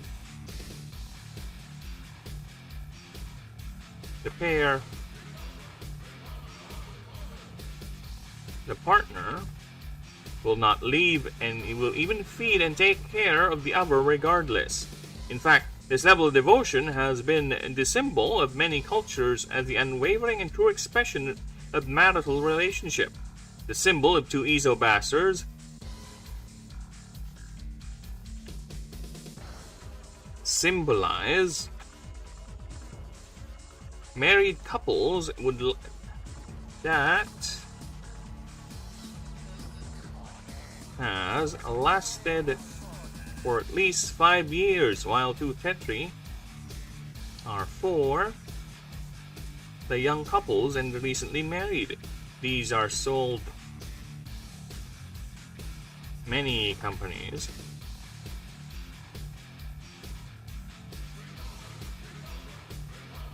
Many jewelers.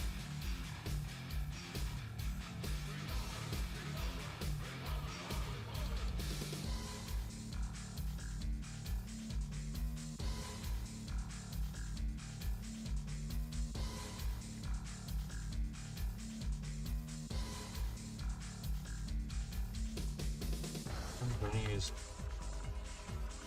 use this and sell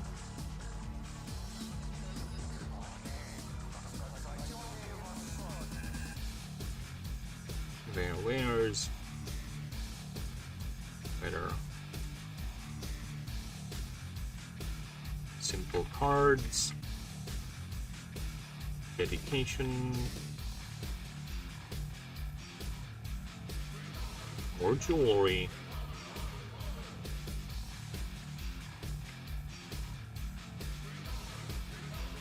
They are depicted.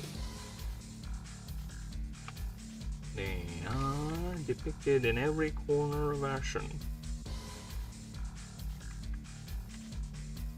the ultimate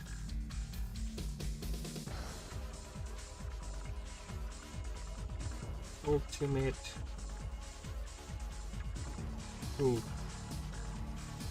of everlasting devotion. There you go.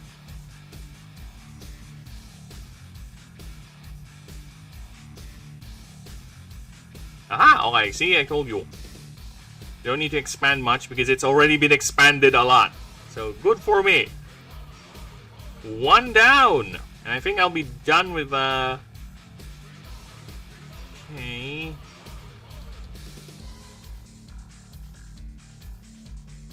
Where is... Oh yeah, this... I just need to delete this, right? Or... There you go. Done! Torai Boom is next. Alright. Let me just do a quick pass. So we are sure we are good to go. Alright. When a pair of Tetri descends to the lower altitudes during their breeding seasons, sometimes they never return to their high altitude homes, which aside from the more mundane and common reasons, such as environmental pressures, predation, or even capture by animancers, this cause is strictly biological, as Tetri, especially the females, naturally produce high body heat due to their constant high-octane lifestyle in the upper atmosphere. Also, as a means to fight the cold of the low-pressure environment.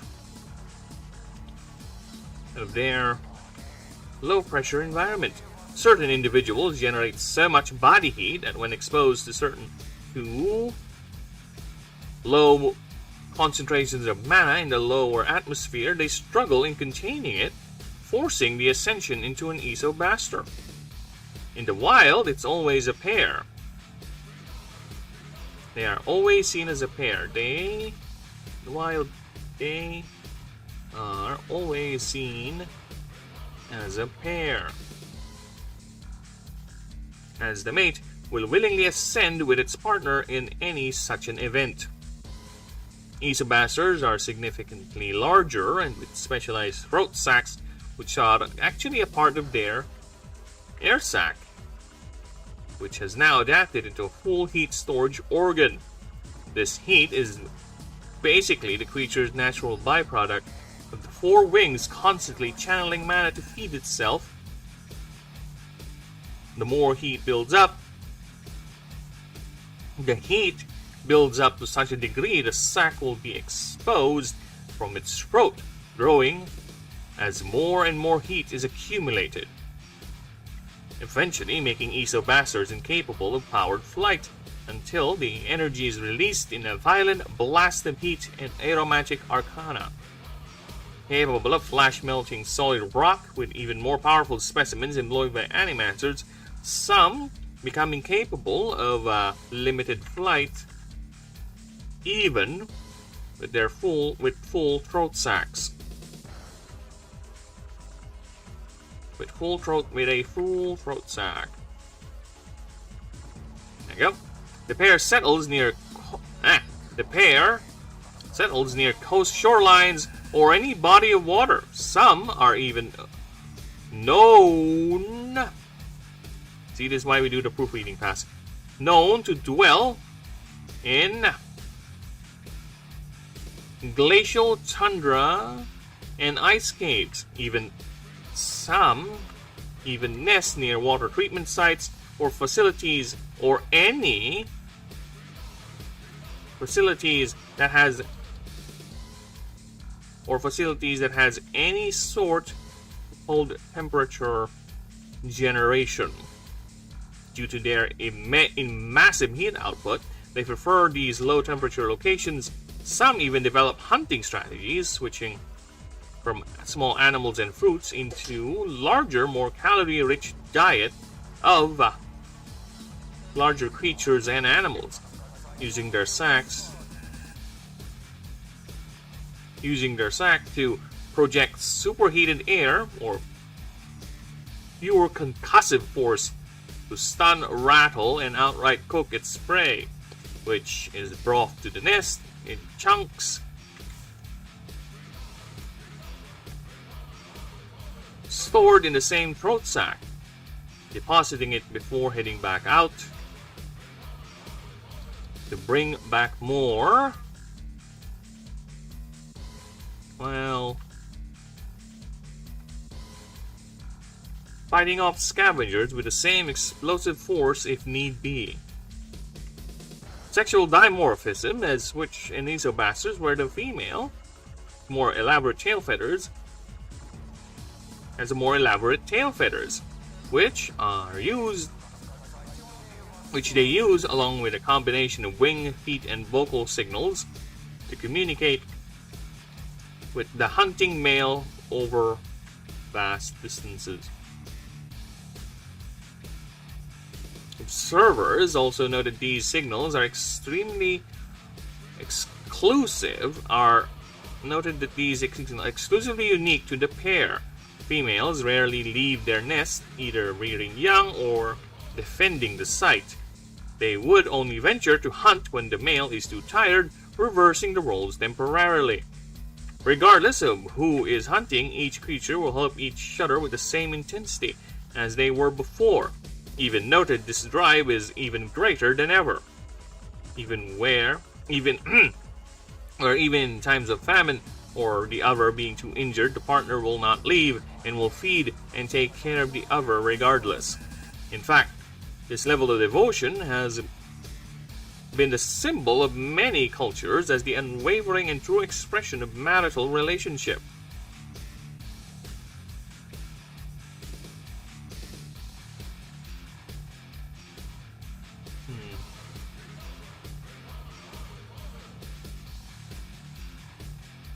Now you're getting smaller.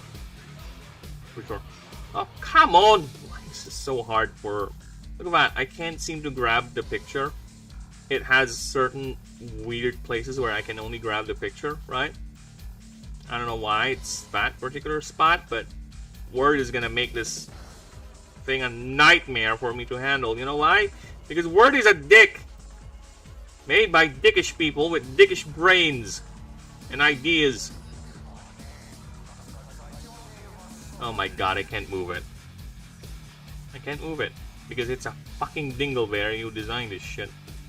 There you go, dingleberry. Alright, where were I? Where was I? The symbol of two Isobasters.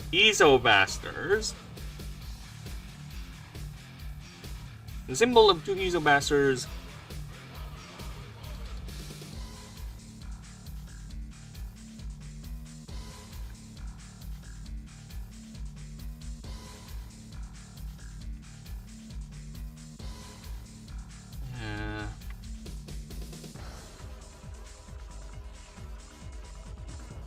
The image of two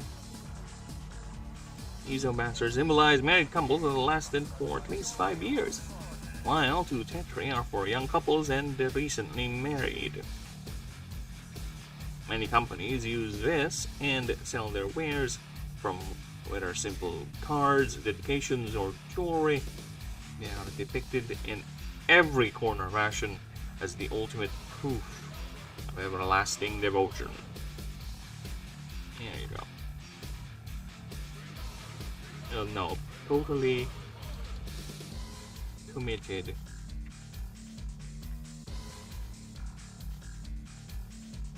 Committed and enduring devotion. There you go, nice, alright. It's time we do Tri-Boom. The one that is super and the one that is sonic. Alright, passives. Let's check. Supersonic to hypersonic. At the start of each round, before speed is calculated, if this creature has 2 or more extra turns last round, you may pay 7 mana. If you do, This creature deals air and voltaic type damage to all opposing creatures based on its current speed stat. This creature loses 1 extra turn. Okay, Immolment and Cobra. Once during this creature's turn, you may pay 1 mana and choose 1 Immolment. This creature deals 20% more damage to a creature that has not taken its move yet. Otherwise, it's... Oh, okay, let's do that then. 50%. Otherwise, it only deals 10% more. Alright. Cobra, this creature deals 20% less damage. Target creature deals 20% less damage to this creature. As long as this creature has death returns, its weakness hits deal 10 more damage. Alright. Very good. Blitz Strafe, again, we'll deal with that later. Okay, the Torai-Boom's turn now in the block. That is the proofreading. Aye. Or rather, the expansion, proofreading, whatever pass. It's both.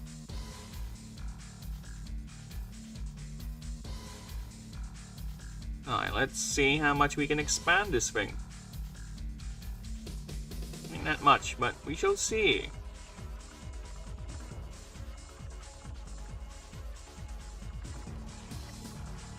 The Torai-Boom is among the few creatures in Ashen easily reaching Mach 10, giving sufficient mana, of course.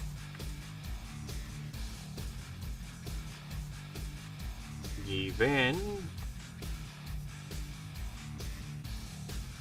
there is sufficient mana and energy stored in their 4 wings and tail feathers, where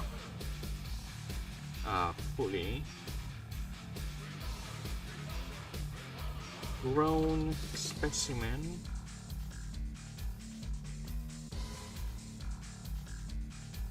able to maintain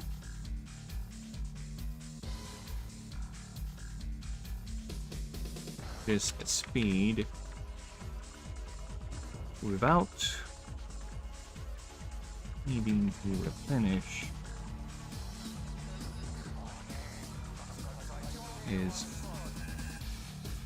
its reserves.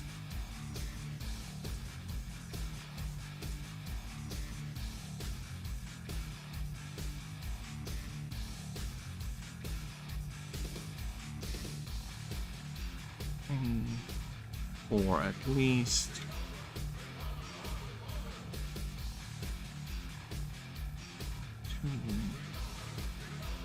1 hour.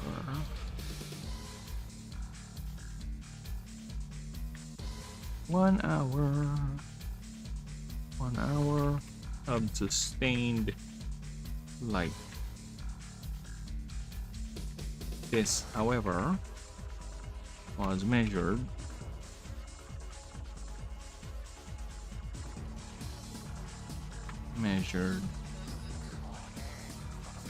using bonded specimens.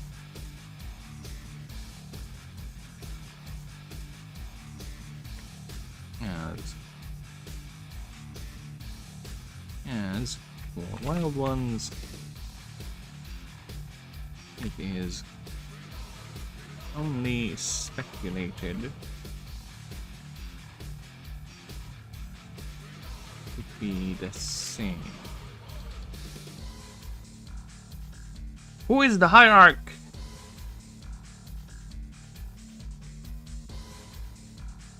I need the hierarch or Ragenvolder. Hierarch of Ragenvolder. Because I have an idea, and I'll be right back. I want to pee, I want to pee, I want to pee. Get the moments? Yeah. Don't you change the screen.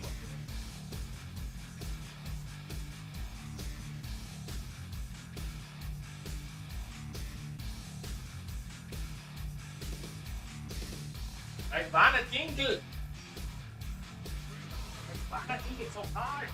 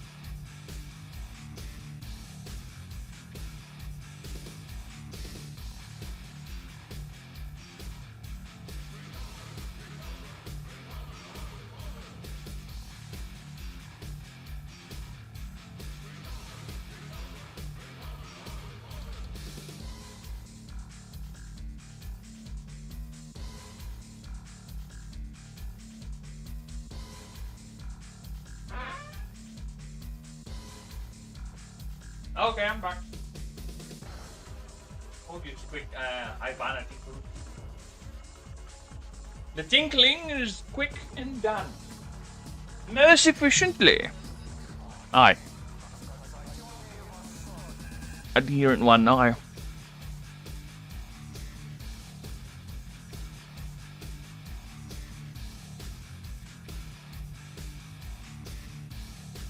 However, in this game is challenged by the two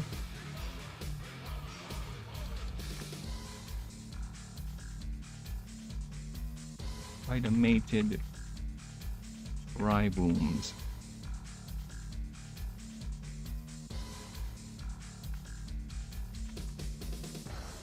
Of Frankenwalder's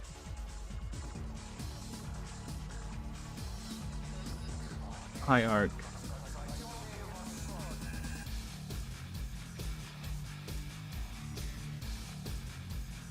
The Lobos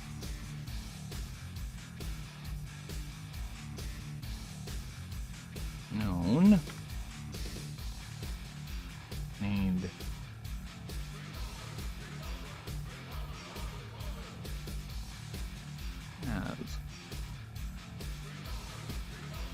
as adherent one.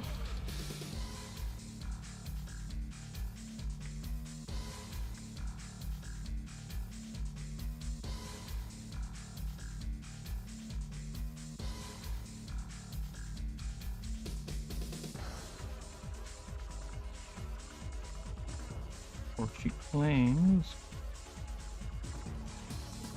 hers were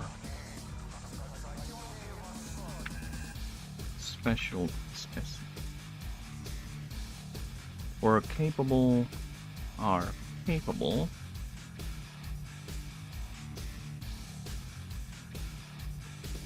of this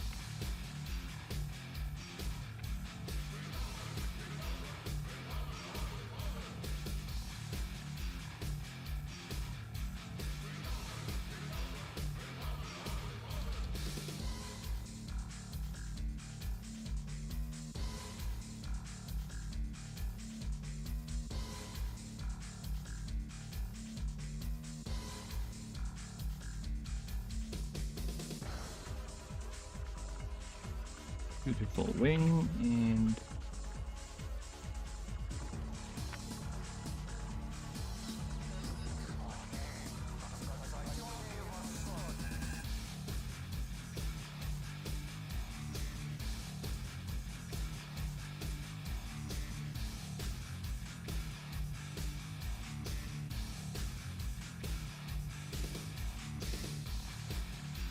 belonging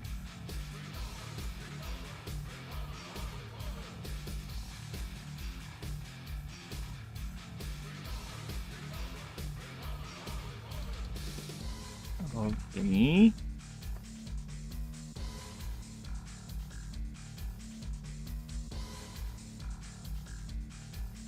wildlands of Dragon Boulder.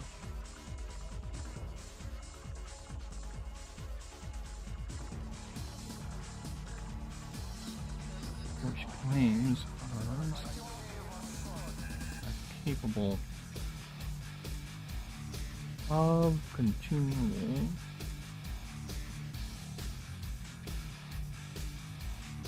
flight for 24 hours.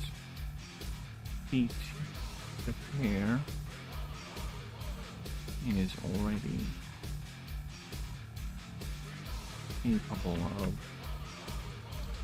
even before she bonded with them.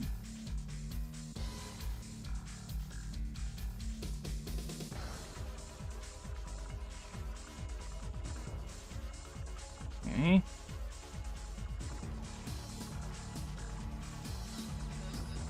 Its wings this has been made possible as its wings, aside from being the main focus of its arcane power,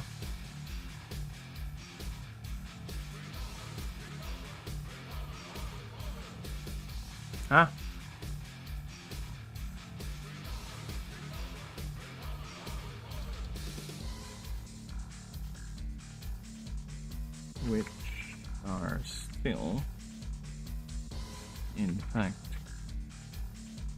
due to their longer wingspan, and wider wingspan.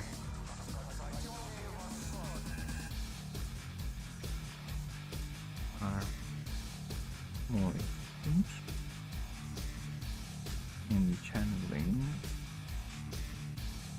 ambient mana.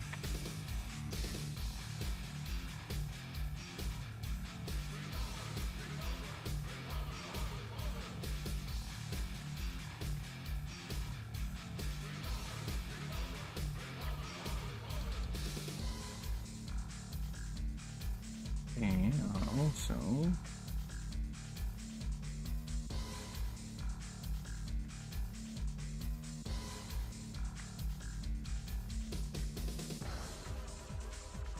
capable of converting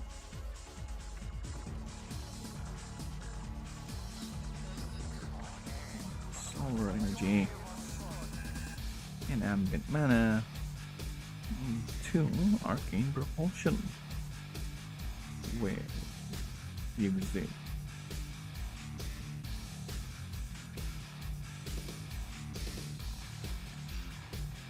while the auxiliary wings and tail fan and fantails function the same.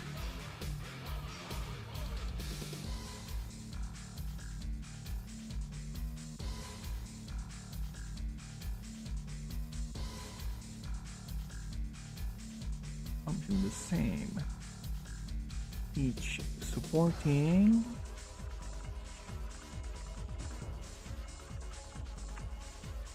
are capable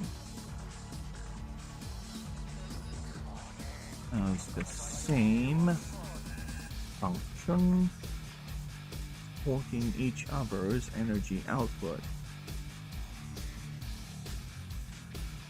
Each other's energy output and storage. This adaptation is a creature's means to solve its tremendous heat energy by being able to turn into thrust for hovering, to power flight, and power flight. For much like their basic form, the Tetri, they live in the high altitude of the outer atmosphere. Yet unlike the Tetri, Triboons are no longer capable of landing, for their lower tarsus is fused into a solid bladed claw.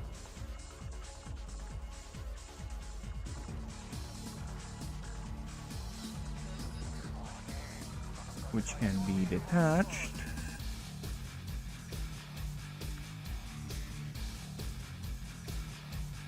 needed to be used as a high-speed projectile, only to be regrown shortly after.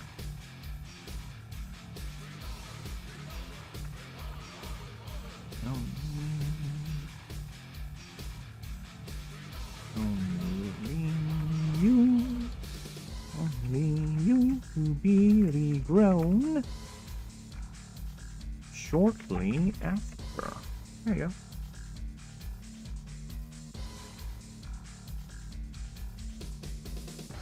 Which he can. Oh my god, what is wrong with you? There you go. That is what's wrong with me. Already going shortly after. The wings are also so specialized it cannot even fold. It cannot even fold. As well as the feathers being extremely delicate. Though during their subsonic and hypersonic flights, same flight feathers stiffen into fixed airfoils. Though tough enough to withstand tremendous G-forces, while the rest of the creature is protected by volcanic adaptations. Adaptations of organic and magical adaptations.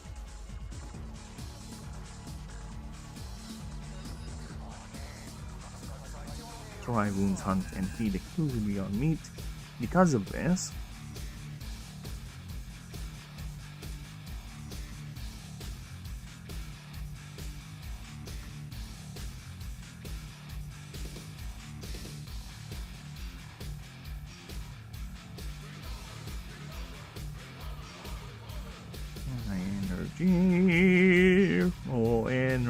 energy. Because of this high energy, demand triboons hunt and feed exclusively on meat. While mana is still an option, but the demands of their extreme adaptations require more energy than ever.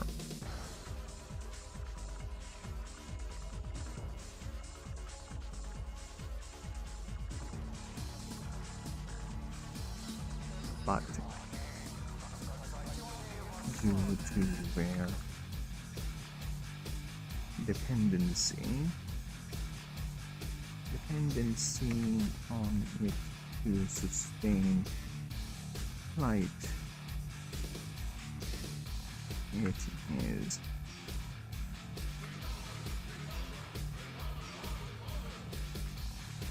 is rarely ever. It is mostly regulated for that use only. There you go. Okay, nice. Next.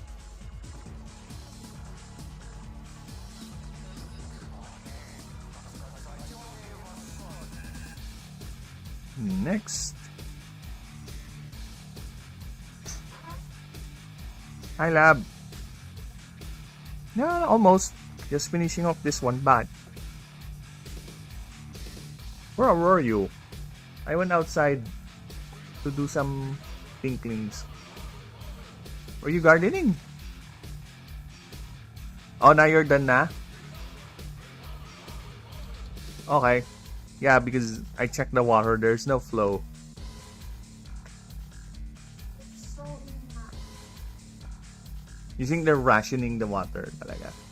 It is a possibility that they're rationing the water. Kasi ang lakas kanina eh. no, unfortunately, hindi pa lang tatali yung valve kasi gusto I think they changed something.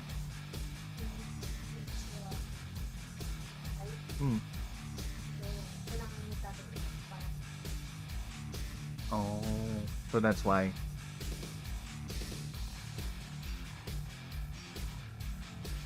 Or lab. Never mind. Alright.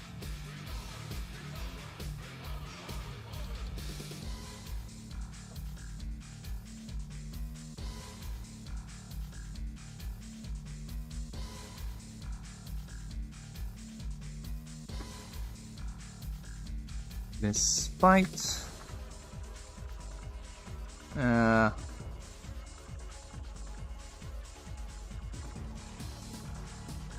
these changes, dry booms continue to be a symbol of marital devotion. They are said to embody the stage of marriage where each partner has now achieved blissful harmony through hardship, for the ascension of an Isang Master is fueled by desperation. By desperation.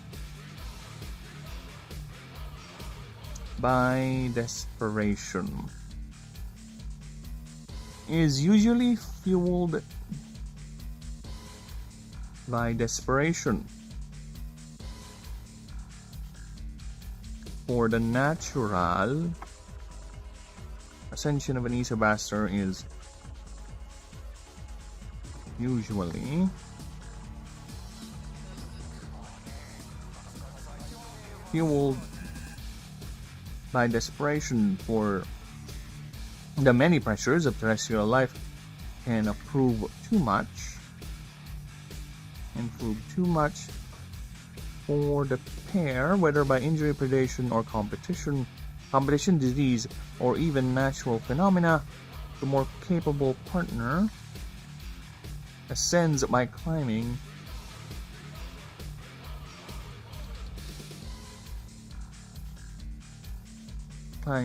the highest altitude it can,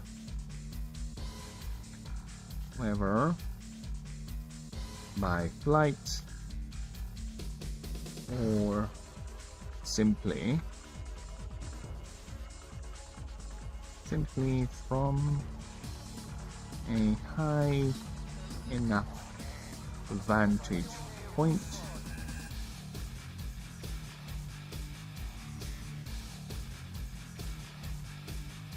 It dive bombs upon reaching said point. It dive bombs. Always get upon fucked up with the spelling. I hate it. Upon reaching said point, it dive bombs, gathering energy and speed to initiate the ascension. If successful, the new tribal will devote all its power to keep its partner alive until it too can ascend and join its mate. If unsuccessful,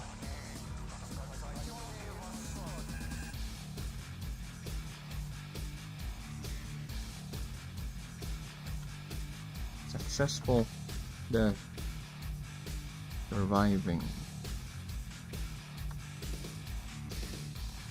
partner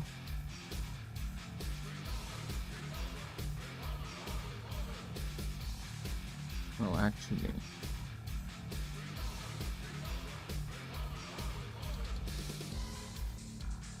join its mate.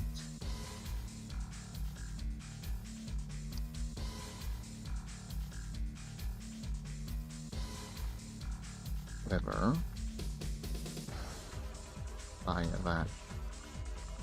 by the initial cause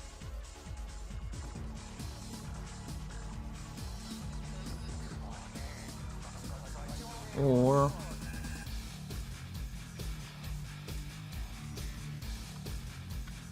committing,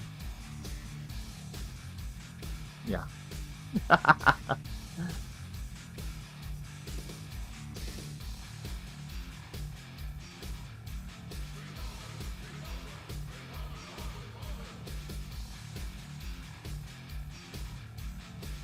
It same means the partner fell.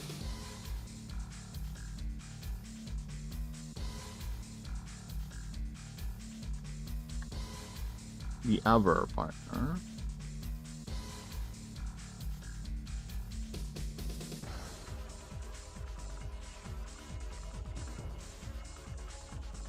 move it. Their devotion is so powerful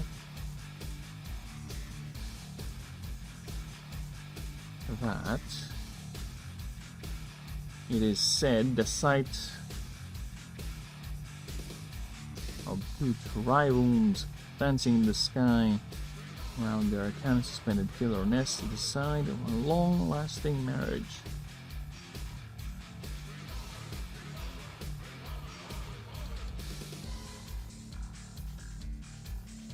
Up, up, up, up.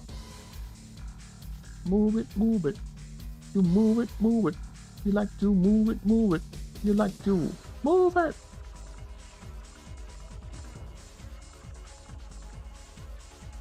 3, 2, 1.